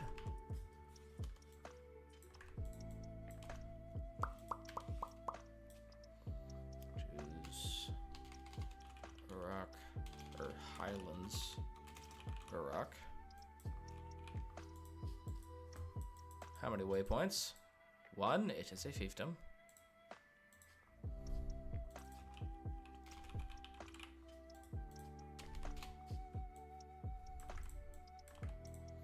You can choose Nan Kuranir, another fiefdom. So, it's a very small faction. You can choose to rule Isengard and just be an Urukai, Isengard Urukai, and you can rule over either of these. we've talked about this of like who has higher claims, right? So if you do that, you're running the risk that 2 people can supersede you, okay, and make you irrelevant. They can be like, I don't have to listen to you at all. But there's other claims, right? And that's only if you do a realm claim, okay? 1 per player must match the appropriate realm or faction realm fiefdom, okay? It's also the weakest of claims, okay? Guess what's the higher one? Legion claim. So as you guys progress, on day 1, you might have claimed your first waypoint. But the next thing you unlock is your Legion, your quote-unquote piece on the board, right? Everyone has 1 piece to say, this is where I officially am, okay? And this plays into the ring journey as well. So when you have your Legion, you can go wherever you want. So you could go from Shining Port to Jinor, as we've talked about, or south, okay? Or Carney. You can go from Red Hall to Nin Corday or Bear's Tomb, okay? Jinjun. You can go a few different places. North, west, south, well, south probably along the road, and then east, right? Off the island, you could probably go, you're gonna have to go, we might need to add more waypoints, right? But like, you can go from here, all the way over to here, all the way to here, right? Fatov Cool, you can go from here to here, or here to here. I know here's not helping, but essentially north, west, south. And Lasoth, you can go west or east. And so now you're moving out. Your empire is expanding. And some of you might be like, I'm not moving out until my legion has 500 troops. Some of you might leave at 50, right? So who knows how you guys are going to play, right? But I'm just trying to explain to you at least the rules, right? So the next highest claim is a legion claim, okay? You can legion claim anywhere you want.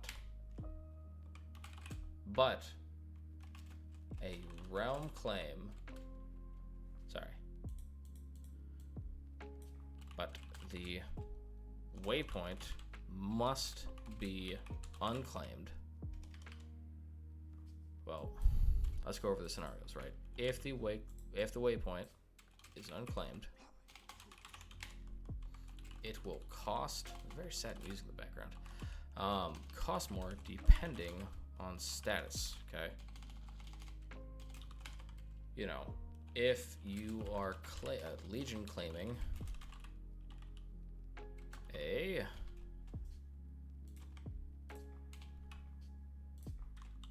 same fiefdom, that doesn't make sense, same realm waypoint costs 1.25x, right? Same faction waypoint costs 1.25x. Ally faction. No, we gotta increase that. Sorry about that. We might, you know what? We're just gonna go. That doesn't make sense because it has to be. That doesn't make sense. We gotta start it. Okay. Sorry, guys. I'm changing the values live, which always is just sounds like I'm just going crazy in front of everyone. Always embarrassing. Is what it is.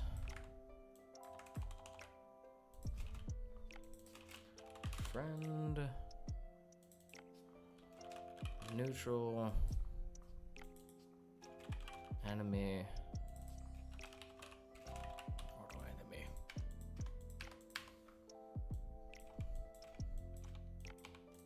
So, this does mean that if someone like Gondor, this is their first realm,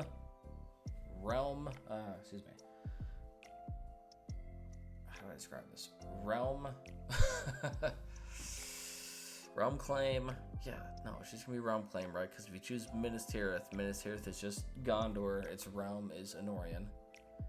And so if you choose Gondor Man, right, or just Gondor realm or Anorian realm, right, you'll be able to claim either one, right? But as we discussed, you know, you can only realm claim lower, and so this is why it's going to scale.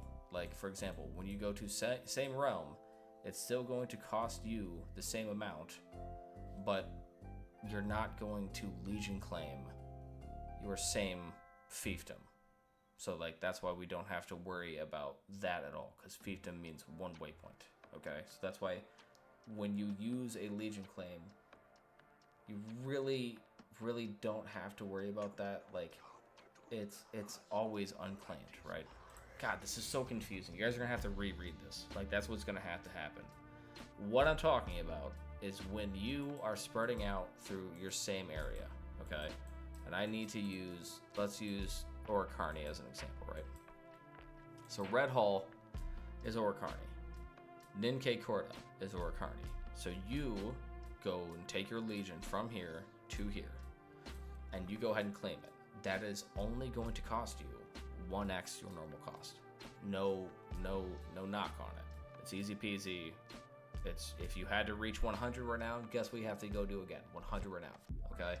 But if you come all the way down to where the Iron Fist live, okay, that is not same realm waypoint, that's a same faction. It's the Iron Fist realm, however, it is Red Hall under Orocarni, a realm of the Orocarni. I know how confusing that is. I apologize. Just wait till we get to Gondor. That's why I moved on from Gondor. I apologize so much. We will try for better names. But there's not much. Point being is that it costs you a little bit more, okay? Because you're technically kind of going out of your way to use your second claim to be rather aggressive, even towards an ally, okay? And this is why it scales, right? Not even an ally, just like same peoples, right? And if you come down to Geno of Corn, right, you might have noticed there's no fiefdom in here, okay? So therefore it can become same faction, okay? So it's 1.5x, okay? And so you try to take over them right out the gate, right?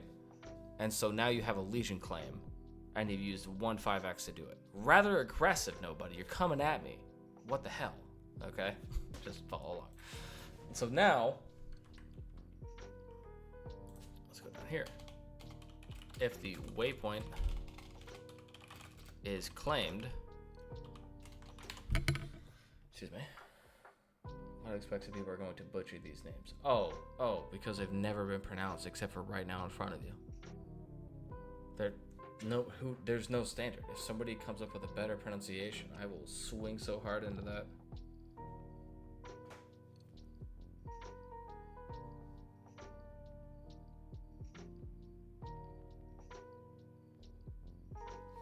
Okay. So, if the waypoint is claimed, if the waypoint claim is realm, oh, I figured out how to do the more PvE for this. We can do PvP as well. Okay, so if is realm claim, if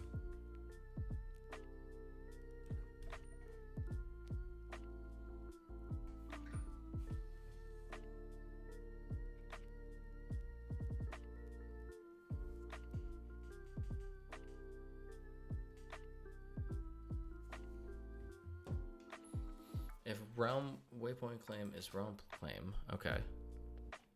Sorry, I read a text. Okay, so if the current waypoint's claim is superior to your attacking claim, Karn at waypoint, you and Orocarni dwarf, you will have to start a popularity contest and essentially do more quests than them within 48 hours. This is one option, known as the PvE option. So if you think about it, you and I, in the course of 48 hours, would have to go ahead and do more quests at this waypoint. Doesn't matter how many districts, we just have to go ahead and, like, you know, I do 10 a day, I do it twice, right? That's only 20, but you have more silver coins than me, so you do 40. You win this waypoint over me. I no longer have my realm claim. That's one way to do it. And you want to know why that's such a great way of doing it? Because everyone wins, except for the person who loses. And that's what we're going to gloss over in history, okay? That's what the books are going to be written about, okay? No, but what this means is, like, the waypoint gets a safety level up, because that's always what goes up, and safety goes ahead and gives you bonuses, as we're kind of hitting, you know, or hitting on earlier, which was, like, when you get these crafted banners, right, which is say you get one a day, once your safety level's at 500, which means you've done at least 500 quests at level 1, or 125 quests at level 4, or you've gathered enough people to do it, now there's a chance you get 2 of them a day. And at 600, it's 3 of them a day. At 700, it's 4 of them a day, right? It's not that much, but, like, it'll scale appropriately, okay? And so having 1,000 out of 1,000 strength or safety, strength and safety is interchangeable, apologies.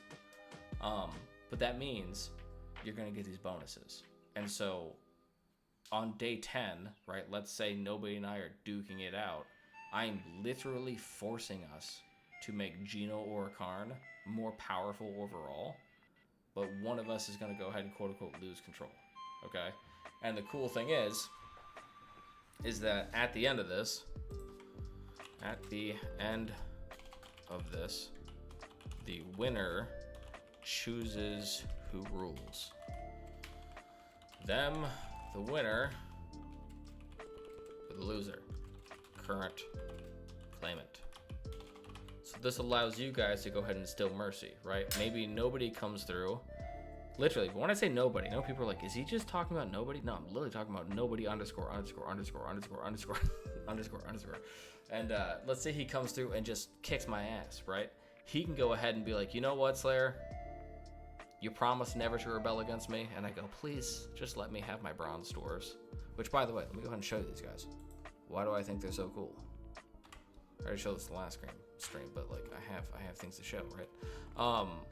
You can show me the gift of mercy, and maybe this is how we share and start our alliance, right? The good old, you know, two guys get into a fight at the bar, and 10 minutes later they're, you know, drinking beers, right? Which, by the way, I have lived that. I have literally done that. Anyways, so these are the bronze dwarves, right? You make their stuff with Oricharni steel. Sorry if that was abrasively loud. But, like, yeah, you have these guys in bronze. I probably just derped you guys right in the earballs. Apologies. But yeah, so maybe I really want this, and nobody does a great job and lets me live here and doesn't kill me. Okay? And now, even though it's not explicit, we have a relationship where it's like, okay, right? Because think about this, you know, we're gonna go ahead and translate this to this picture real quick, right? Let's say I went ahead and claimed here, right? I chose, you know what, can I just highlight that? Maybe it's not gonna look atrocious. Oh, not bad. Okay, cool. But we write down, right?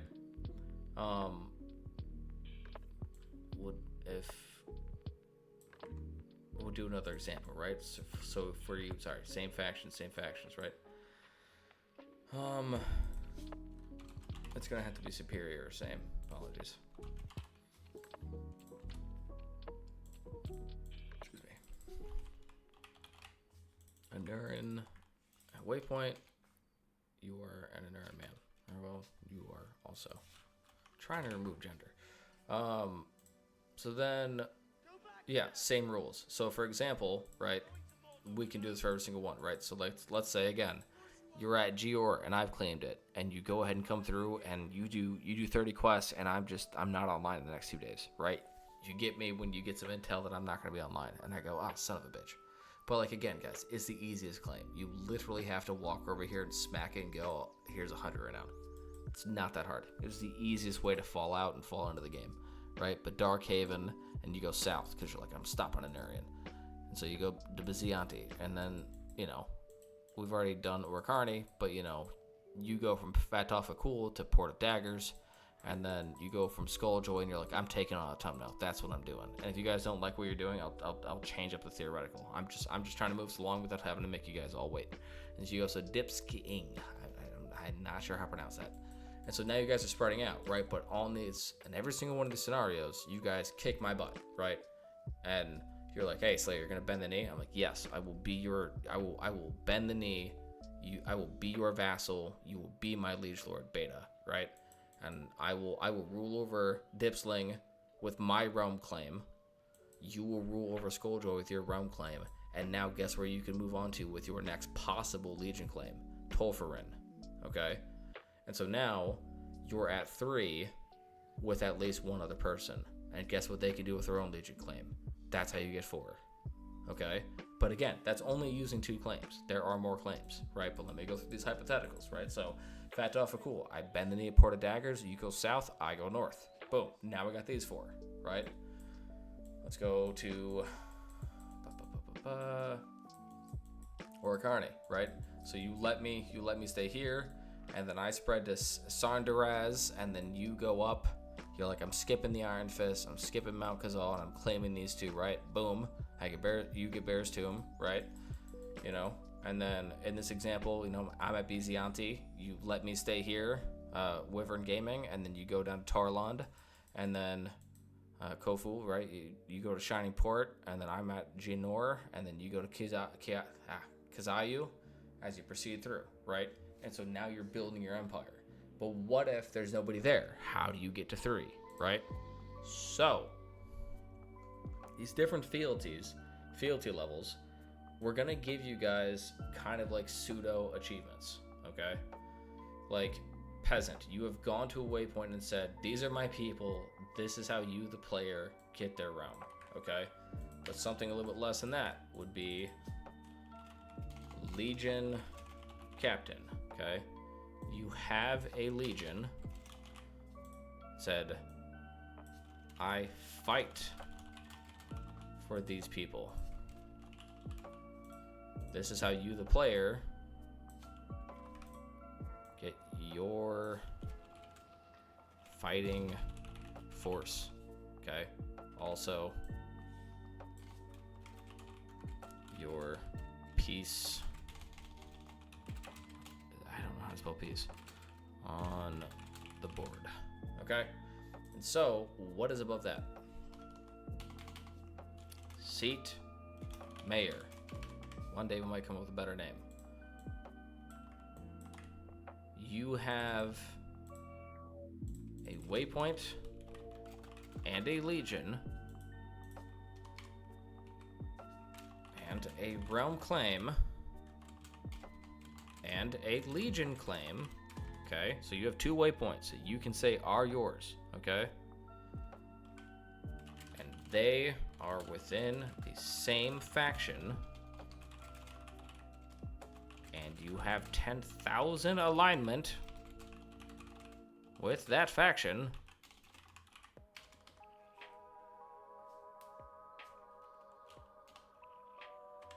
You can create a seat of power. And with that, you can claim a seat claim. But this can only exist at your... How do I describe this? At your... realm? Yeah, it has to be your realm claim. Yeah. Realm claim. I was thinking about, like, does it have to be... Yeah, sorry about that.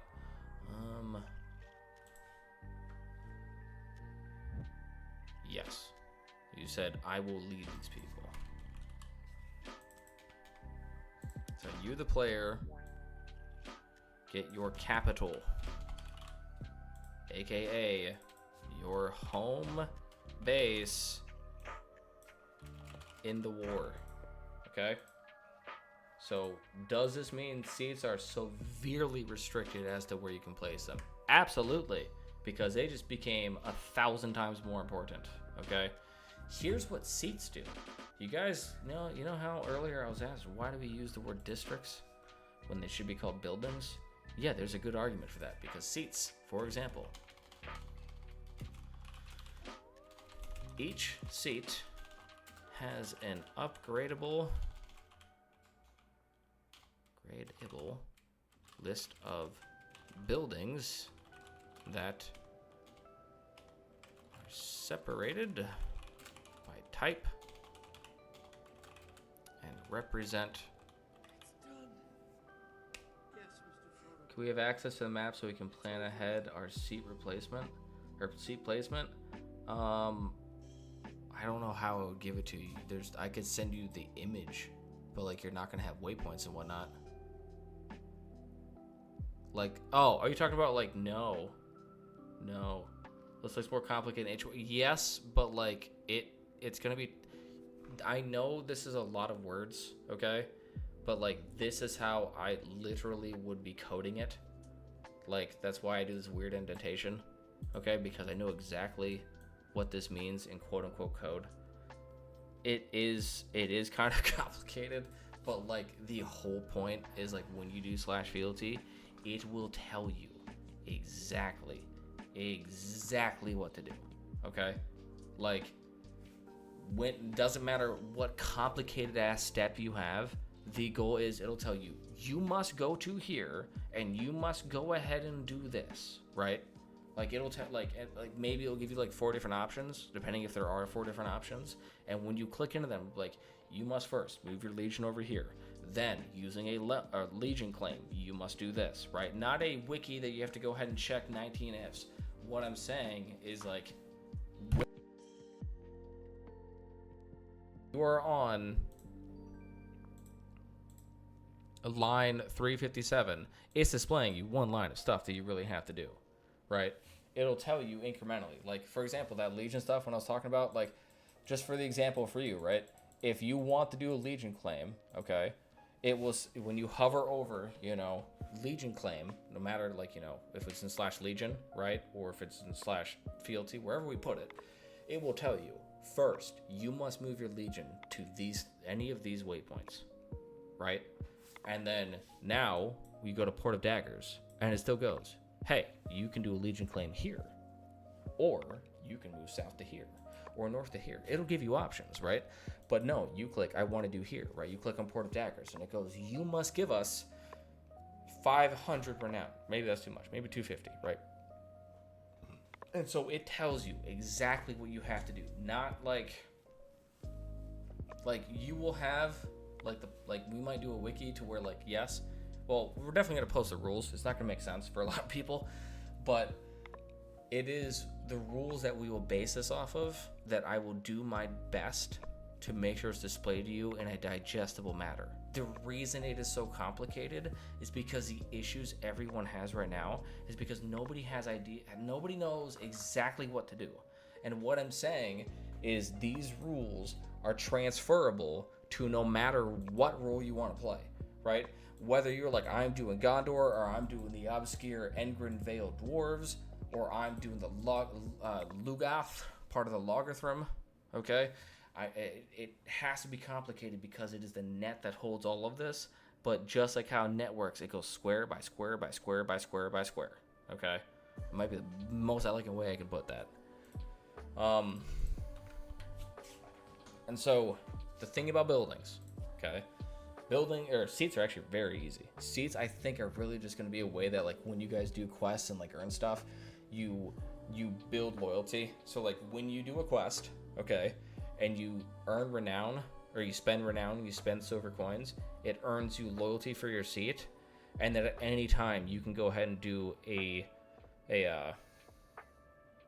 could spend loyalty at a quest, right? So, like, the example is, like, if you go to a quest and spend renown, or 1x, right? 1x renown, you get 0.5 loyalty, okay? And spend 1x loyalty, and this is when you have a kingdom, you get 0.5 allegiance. So, and / I don't know. Great. That's our tagline. By the way, yes, I can give you the map.png. So this means hold on.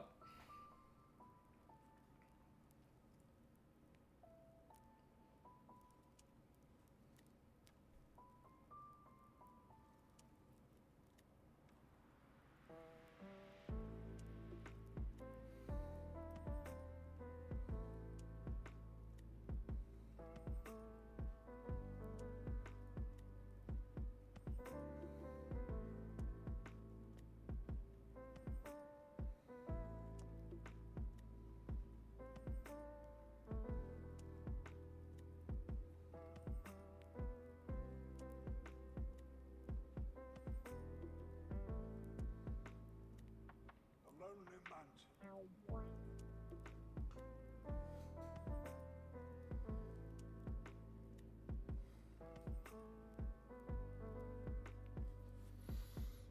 Okay. So,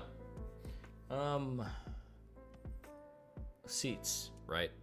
The idea is that it's just another currency they can kind of put into the quote unquote pot. And so, like, when you're all doing quests together, yeah, you're spending renown, yeah, you're spending your silver coins, but now you're earning loyalty that you can go ahead and spend also on quests. AKA, everyone that's on your quote unquote team just earned, like, hey, this is our backup currency, right? And we're gonna have events that you guys can go ahead and earn together. Like, you guys might remember that VIP event. That's gonna be a seat level event, right? And that's gonna be a good way to earn loyalty. Okay, but what do these buildings represent? Okay, if you spend, hold on, each district type. Okay, loyalty.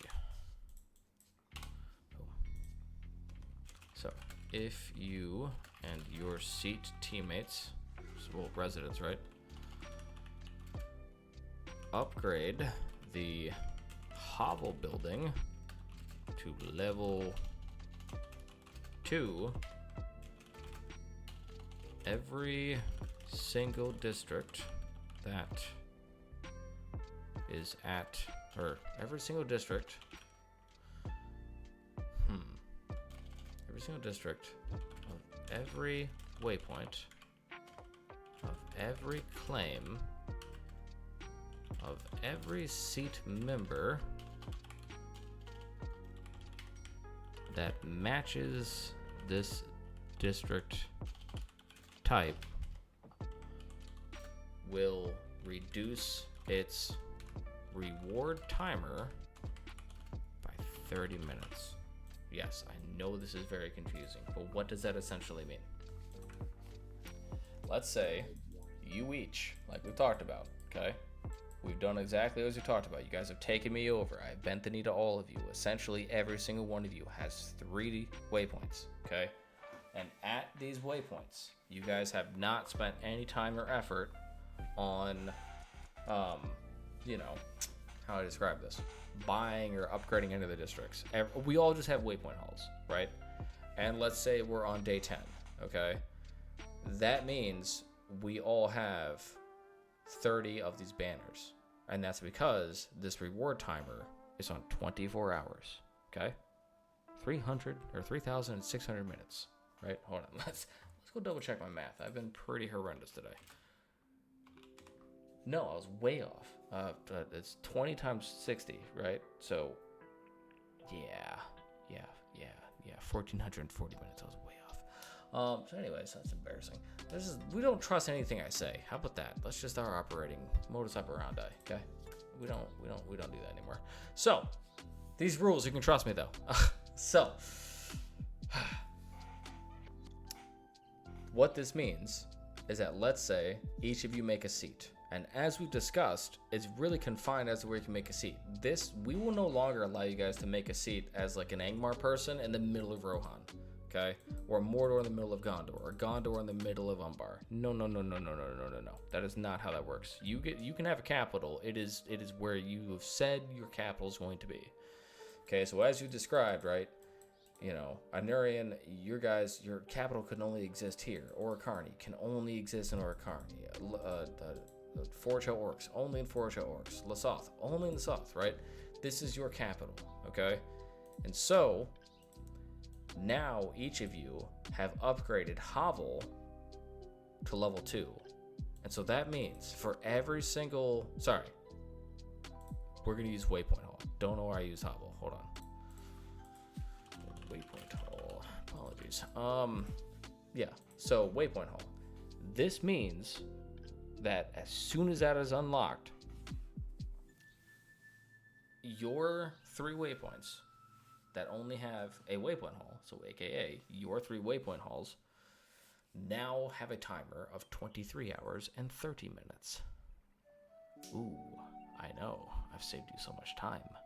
But as we've discussed, once you're at level 2 for your waypoint district, no matter what, it also knocks off 30 minutes.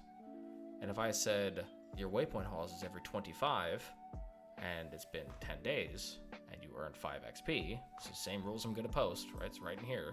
By this logic, all of our waypoints are going to have 1 waypoint hall, and all of our waypoint halls are going to be at level 3, which means that is going to be 1 hour off, so 23 hours. And then now if all of us unlock a seat, and all of us unlock waypoint hall level 2, now it's 22.3. And so guess what happens on day 10? Now instead of it being 24 hours, and if you've unlocked your seat and you've been spending all of your renown on waypoint halls, it now might be 20 hours. 100 days into the war, it might be 16 hours, right? And this will scale appropriately. I know we talked about a Mithril Smith, but a Mithril Smith will be like 5 minutes. 5 minutes, that's how much time you get off, right? But point being, is as you progress, the longer you hold your waypoints, the longer you hold your districts, the more you all collectively upgrade your seats, and like your seats specifically in these buildings, the quicker you get the quote-unquote rewards, okay? And we might sprinkle in some other things where like every 5, it's like, hey, you know, now the cost is 10% off, right? And so now instead of being 2x or 1x, it's now like, you know, 1.8x and 0.9x respectively.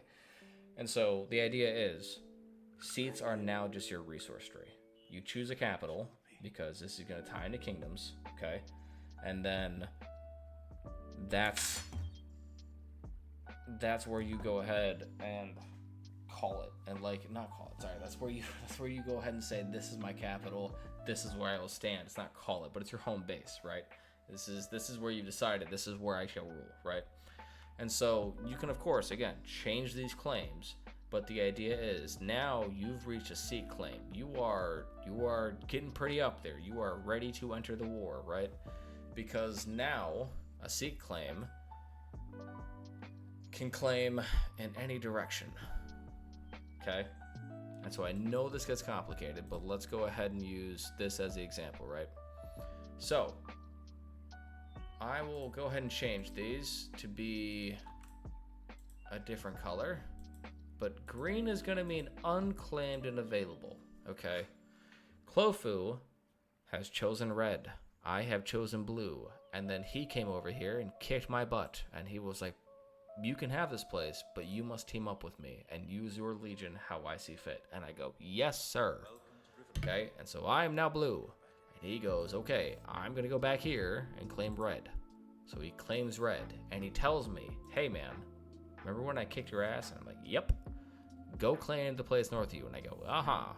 Okay, so I claim up here. Okay, but now, there's this whole seat claim thing we've been talking about. Okay, and so this means you can go ahead and be real strategic with this. Okay, because if I just said a seat claim can claim in all directions, you want to be smart about how you use this, because a seat claim can only exist in your realm. So the double-edged rule of that is you can only claim using this if it's in the same realm. So we need to look for, in all of our respective places, I'm going to switch over in a second, what waypoint is connected to as many waypoints in our realm as possible. Okay? So let's go through. Lesoth, I think you could technically do any of them because it's a line, and if it's a line, you can only do 2 at a time. I didn't mean for that to rhyme. Why can I not stop? What the hell was that, Tight?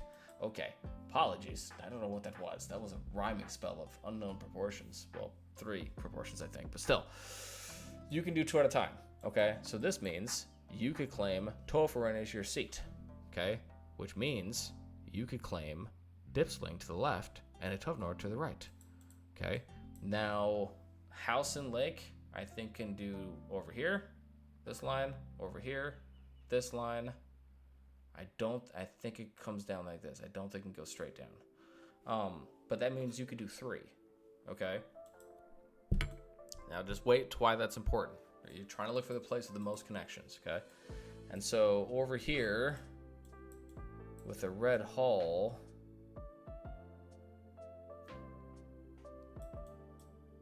yeah, I would do the red hull, right? Because then you can claim these 2. It's the only place that you can claim. Well, I guess, again, it's a straight line, so you can claim, yeah. You could technically do any of these. Ord red, actually, yeah. Because Ord red will go here, here. Yeah, here, here, here. Actually, no, it would be here, here, here. Bears too, I think. Anyways, we might have to add more waypoints. Point being is you want it to touch the most. I just had an idea for a faction, but we probably don't have the time to talk about it here. No, but message it into the continents team, please. Like, into that Discord chat. Because I would very much like to hear it. And then Ardunim, right? You might want to go ahead and choose... Again, we might need more waypoints. But you choose Darkhaven, right? So you connect it to the north, connect to the south. Anurin, this one, right? You might want to choose Gianor, right? So you can choose to the west, to the north, and to the, well, east, right? This would be northeast. So, when you do that, you can go change everything, okay? Because now, let's go ahead and think about, we don't exist in a world with 2 claims. You exist in a world with 3 claims.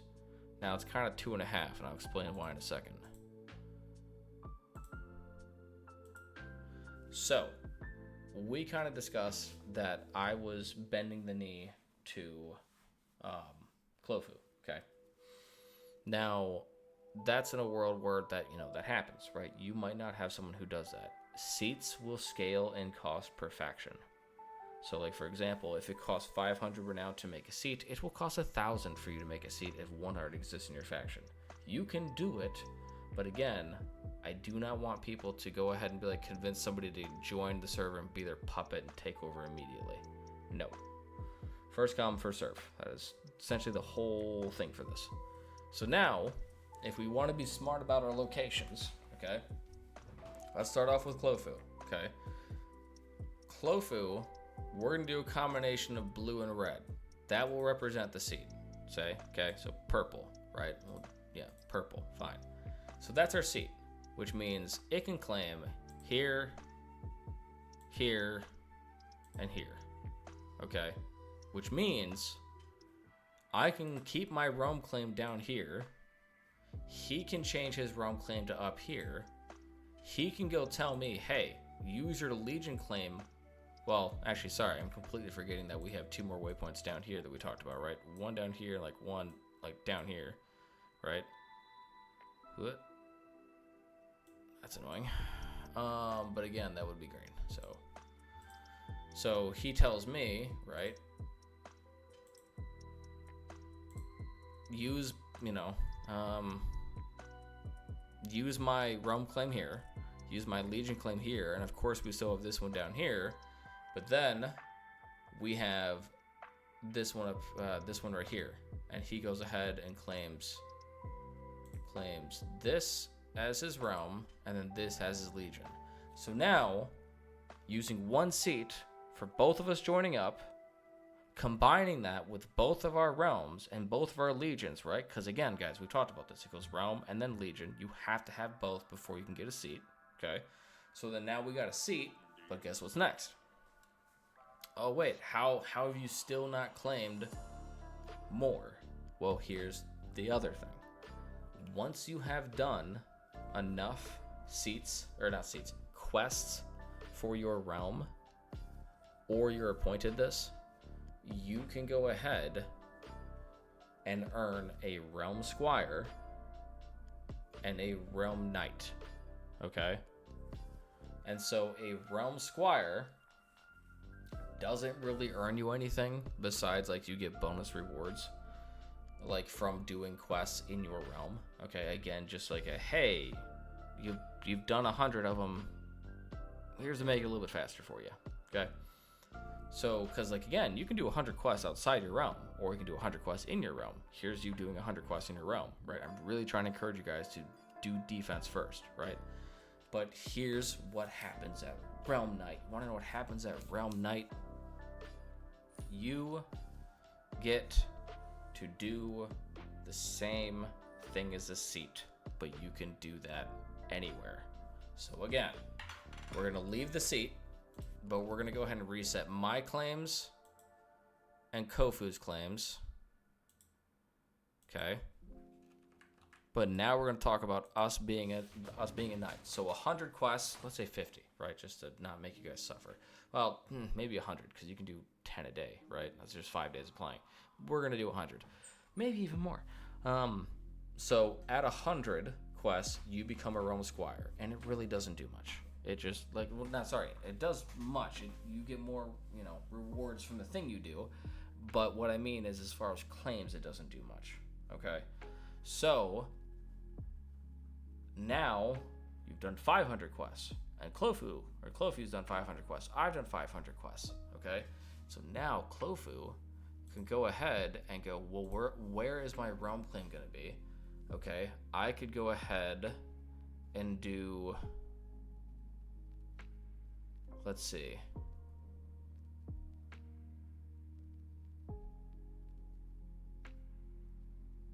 You'd want to do. Let's see. Clofu claims here as his realm claim, and can claim here as his nearby, because it's a nearby, because he's a knight. He can do this. It's the same thing as a seat, which can claim nearbys as well. All right, this is claimed by the seat. What am I talking about? Sorry about that. Yeah, it's by road. Of course it's connected. And so then, I could go ahead, and as I've done, I could go ahead and claim my realm knight here. The nearbys over here, nearbys over here. Okay, and so now you can see that we've progressed, right? You are for sure going to have a seat before you become a realm squire. Like, we might make it to where you have to be in a seat to be a realm squire, or and a knight to be a realm. You can't be a knight without being a squire first, right? That's just how math works. 250 is less than 500. But point is, you have to be a part of a seat. And so now, as you guys can see, just using realm claims and our mutual seat claim, we have taken over all of Anurian. Okay? And so now, what does that let us do? Well, you might notice that I didn't say anything about Legion claims. Hey, we've just taken over this entire area, and guess what? At purple, Clofu and I can defend. At blue, Clofu can defend, both of them. At red, I can defend. Do you see how now we've made it to where for all of our waypoints, it's most of the time going to be a two-man defense? Okay? That's not even counting for legions are here. Okay? But now what's the next step after this so-called knight? Well, there are some contingencies for, like, if we run out of waypoints, which I think is a possibility, because you think about it, this still requires 3 people. And I don't mean contingencies, it's just like, how do I describe this? There's, what we're gonna do is, like, when waypoints get to a high enough level, like 10, then you can go ahead and claim nearby, no matter what claim. Like, sorry, no, it has to be a realm claim. But, like, that's how you could, technically speaking, you could do this. Let's say, I know I've been talking about waypoints for hours. This is, like, this all goes into code. Like, I know I'm talking about all these scenarios, but, like, I know it's boring as shit. But, like, this is literally how the game's gonna be played. And so what I'm trying to show you guys is, like, this will be, you guys will have to think what is the most optimized way to do it? Because, like, this is still when we have 2 people. Or, yeah, me and Clofu. But let's go over if it's just him. Okay? So when this waypoint down here reaches level 10, since you are a realm knight, you will go ahead and be able to claim it because seat claim counts as realm claim. But you can claim this on day 20. Well, it'd be like day 30, right? But like 10 days later, you claim this one. 10 days later, you claim this one. Is it slower? Yes. But do you notice again, I didn't say anything about your legion. Okay? So like, there's 2 ways to do it. So, well, thank you, Beta. And by the way, Serge, I don't think you meant anything negative by what you said. Sorry if I came off that way. So, anyways, that's how you do the annoying parts of claims, because then it gets a lot easier.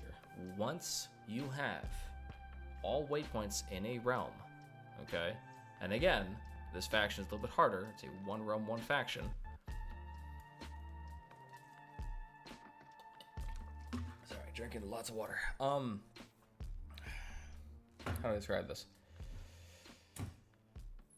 Once you have all the appropriate waypoints, no matter what realm, you can go ahead and apply for Realm Lord. Okay? And so Realm Lord essentially means, because you are the Lord of this, you can go ahead and fight at any waypoint in your land that is of your realm. And so for Honorian, it is a longer road to get there, but you are now able to defend your entire land, no matter what. That does not exist for Orocarni, okay? Because as we've discussed, right, 1, 2, 3, 4, 5. These 5, 1, 2, 3, yeah, did I? Oh, no. What? 1, 2, 3, 4, 5. I can't count. Yeah, I missed one up there. Anyways, so these 5, nobody can defend them when he becomes a Realm Lord, right? If he creates a seat up here, boom, boom, boom, and then does a realm claim right here, as it takes time, 10 days later, and then immediately does a Legion claim. That's all 5. Gets Realm Lord, okay? So, now, 10 days later, so 20 days after that, he gets a realm claim on here, and can move his Legion down here. That's great. His Legion can keep going. His realm can follow him. Her realm claims can follow him, but he can only defend these ones, because these 2, Kaggle Grim and Sandaraz, are Iron Fist territory. Yes, it is Orocarni. No, it is not Orocarni Dwarf, the northern clans. It is the southern clans, the Iron Fists. And then over here, me and Jinno Orocarn, he cannot do the same thing over here.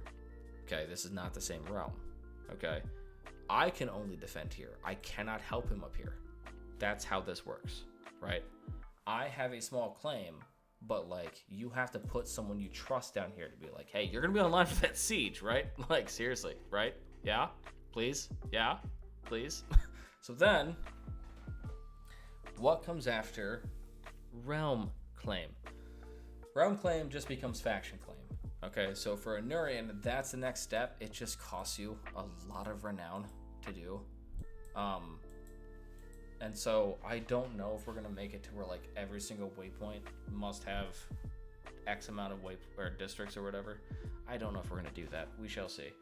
But point is, when you become a faction lord,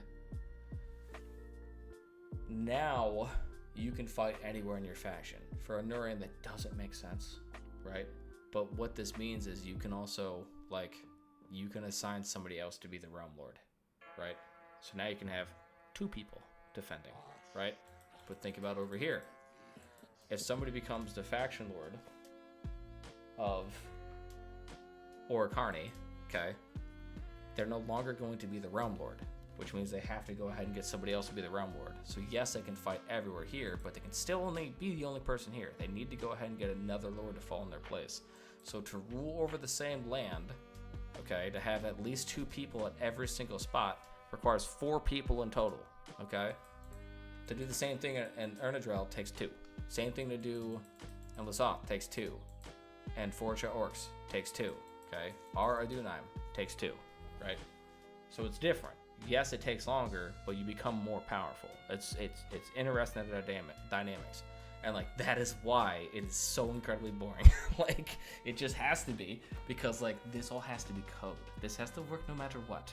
And like, the scariest thing that I've had, and one of the reasons why I've made it to where like a lot more fiefdoms and realms, is like, what if we encounter a faction that you actually can't claim everything?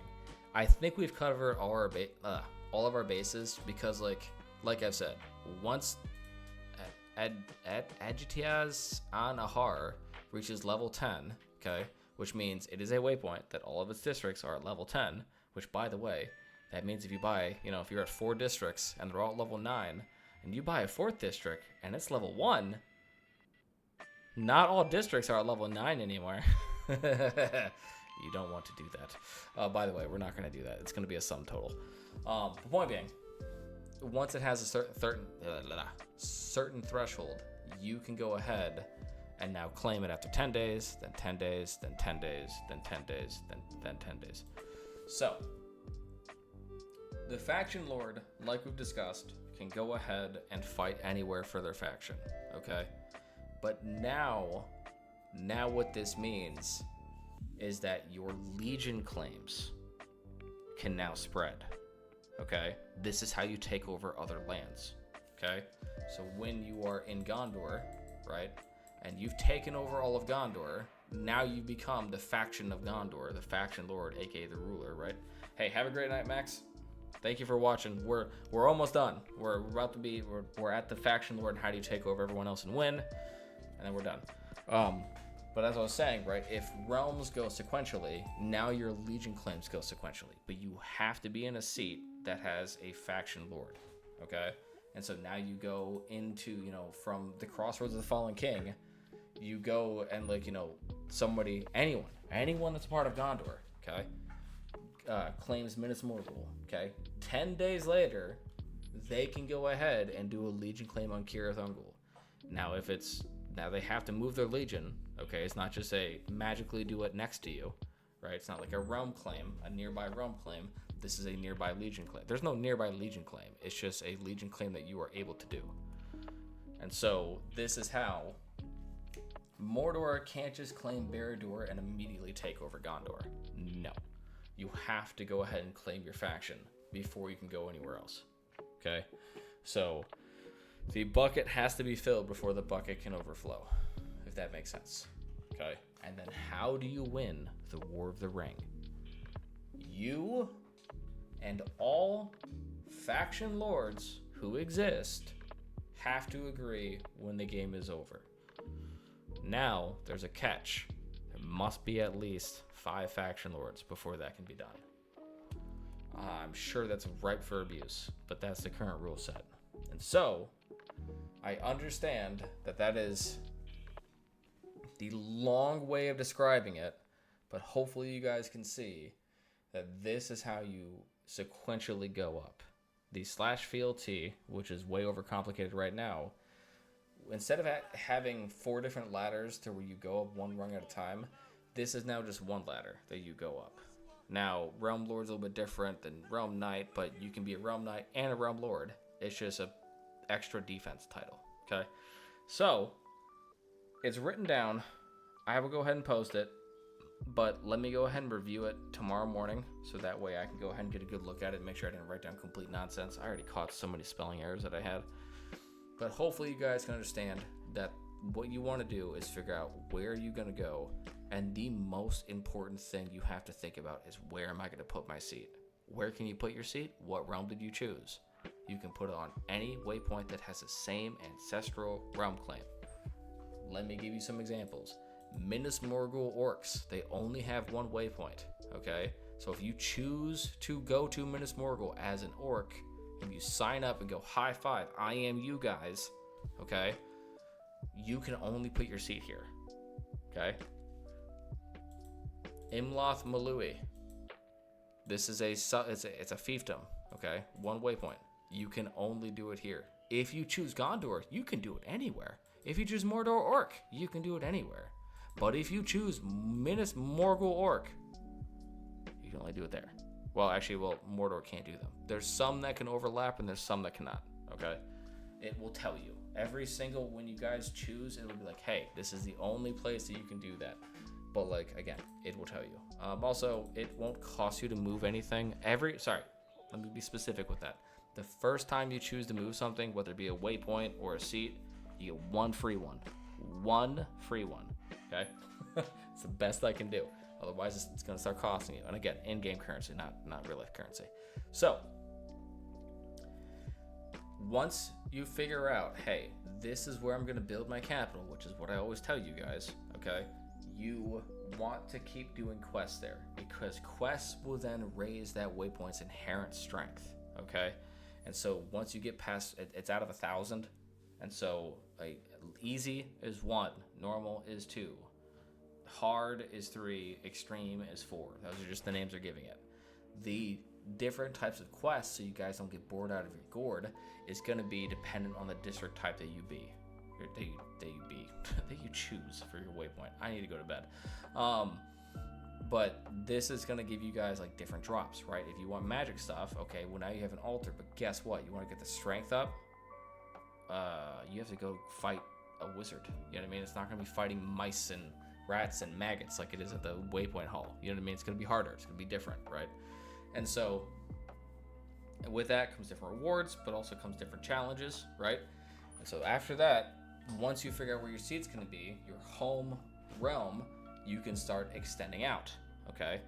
You can go do another realm claim nearby. You can do a seat claim nearby, right? Because again, once you figure out where your seat's going to be, yes, you have to go do a realm claim first, but like you want to be strategic, right? And I will try to make the point that like seat is going to be synonymous with seat of power, which it is, or should be, but we'll see.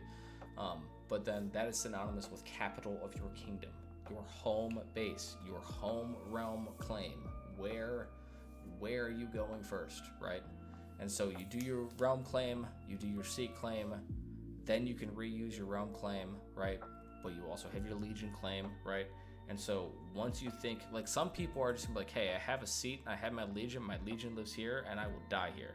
I'm not leaving. I've met people who are like that. That's totally fine. I'm trying to make it to where you guys can reliably protect yourselves. And so as we've discussed, like with this, the idea, right, because if you remember, we're going to allow, I think it's up to 3 people to join your legion. So especially if you guys have a team of people who are like, hey, they only want to join for sieges, I don't care. They will have to be a certain level to join a legion, right? But it's not going to be as atrocious as it's been before. The point is, in Season 2, we had 30 player matches. That was too laggy for a lot of people who are not Americans. Like, I don't have the stats, but I really do think Americans had an unfair advantage because the server was in America. But point being, like what I want to be able to provide instead of what Season 3 had, which was like 1v1s, a lot of 1v0s, because you couldn't simply, your legion wasn't there, therefore you couldn't defend there. The more powerful you get, the more defensive you can become, okay? Yes, if your legion's there, you suddenly have a 4-player advantage if you're smart because you have you and 3 other people. But if you're there, you know, like think of Anurian, right? If you have a faction lord and a realm lord, and then you have people who live at that waypoint as well, right? If you have people, you know, you guys know they're attacking from the north, and so you have 10 people in Anurian, you go, hey, I want 5 people living here and 5 people living here. Now you have your 2 base, right? The faction lord and the realm lord, and then you have 5 up here. That's now a 7-person fight. Okay? Yes, it's little, you know, we're going to put time limits to where you can only move your waypoint every 2 days. Okay? But point being is this is going to drive you guys to hopefully have a mix of, hey, Slayer hasn't talked about how I have to go ahead and hit this block 1,000 times a day to make it rank up. And then I have to go do these stupid quests to go trade things. We haven't talked about guilds yet, but as I discussed, guilds are going to be an extra thing. Hopefully I've demonstrated that guilds will be an extra thing. And the military, the politics, the way you guys maneuver, that's of course going to be the main thing. How do you quest? How do you grind? But the grind is going to be different. It's going to be, okay, the reason I'm fighting these animals is because I'm in this unique location. Their Vitas give me more animal XP, so now I can get a better horse, right? And also with the animals, oh my gosh, I'm not gonna talk about that until it's more done. But essentially, just think about, you know, if you start fighting the harder like kangaroos, right, that like will attack you back, you're probably not just going to get Vitas. You're probably going to get other stuff. Is that silver coins? Is that more experience? Is that, a chance at Prima points because you're getting such a high level? We shall see. But, like, the grind will be hopefully constantly changing.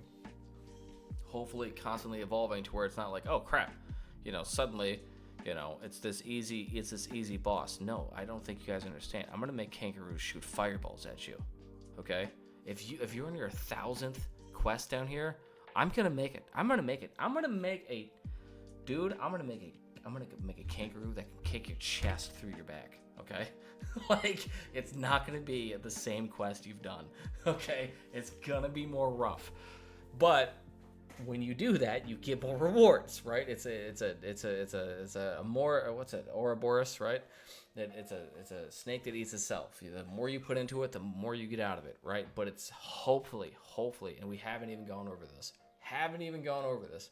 that like when you guys do a siege and when you attack somebody else,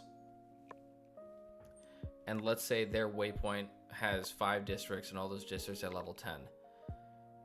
If I'm attacking, let's say Beta, I'm attacking you up in the north, okay? And you...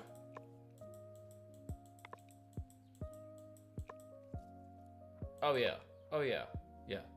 Cosmic BCs, yes. Yeah, we're gonna make the realm spawn a lot easier.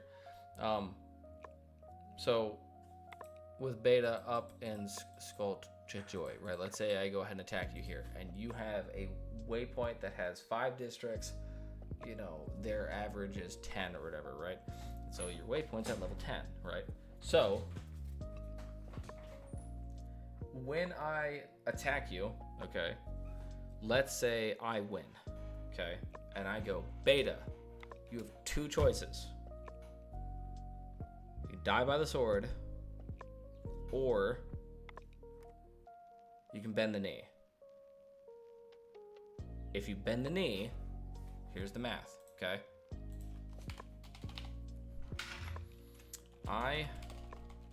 Slaying Slayer is attacking Beta. Where'd he go? 112 at Skull to Joy. There are 5 districts at this waypoint. Their average is, like we said, 10. Okay. If I win, hold on.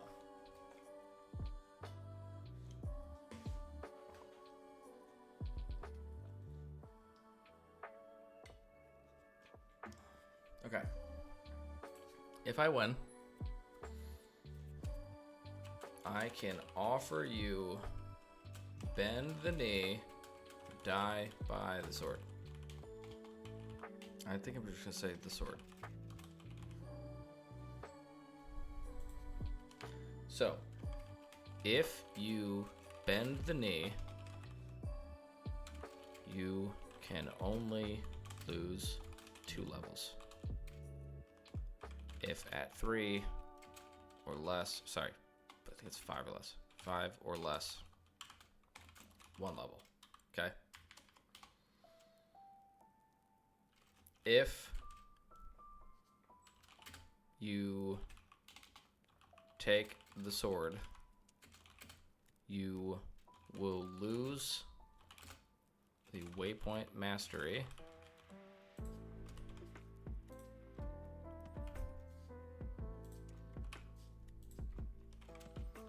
And all districts lose 2 levels.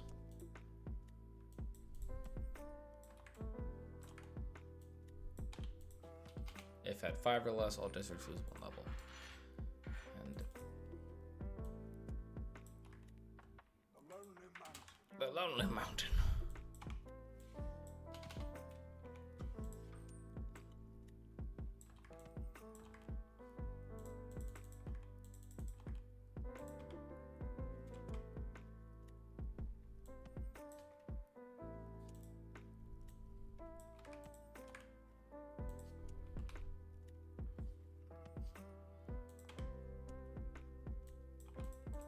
Okay.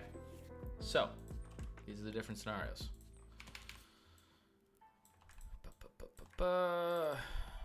If I win... Yeah, that's pretty much how that goes. If I lose...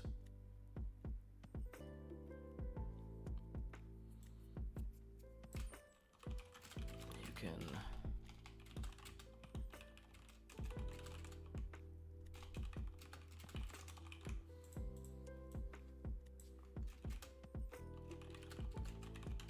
There is a 24-hour cooldown.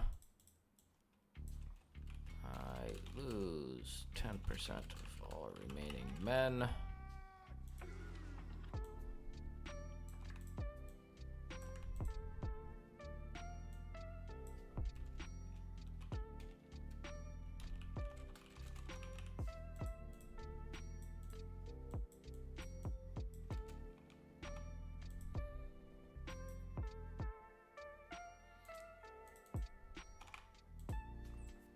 Okay.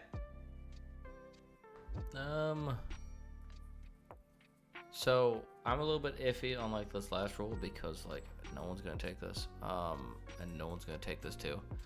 But like, well, you might take this defensively, but this just doesn't help you. Oh wait, no, hold on. Take the sword. You fight again. That's what it was.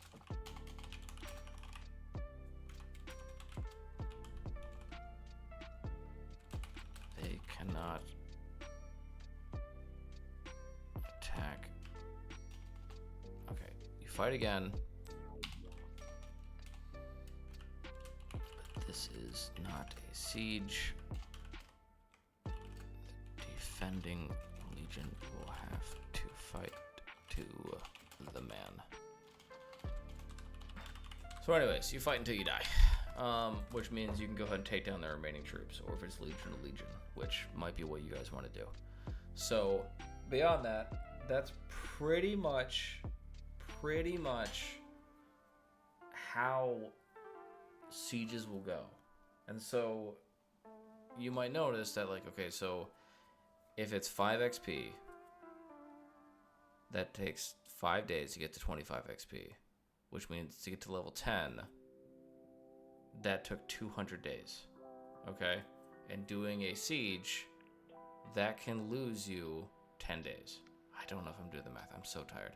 But like 20 days? I don't know. Somebody help me out here. 50 days? Maybe 50. Yeah, 50 days. So if it's level 10, I don't know, I said 200. So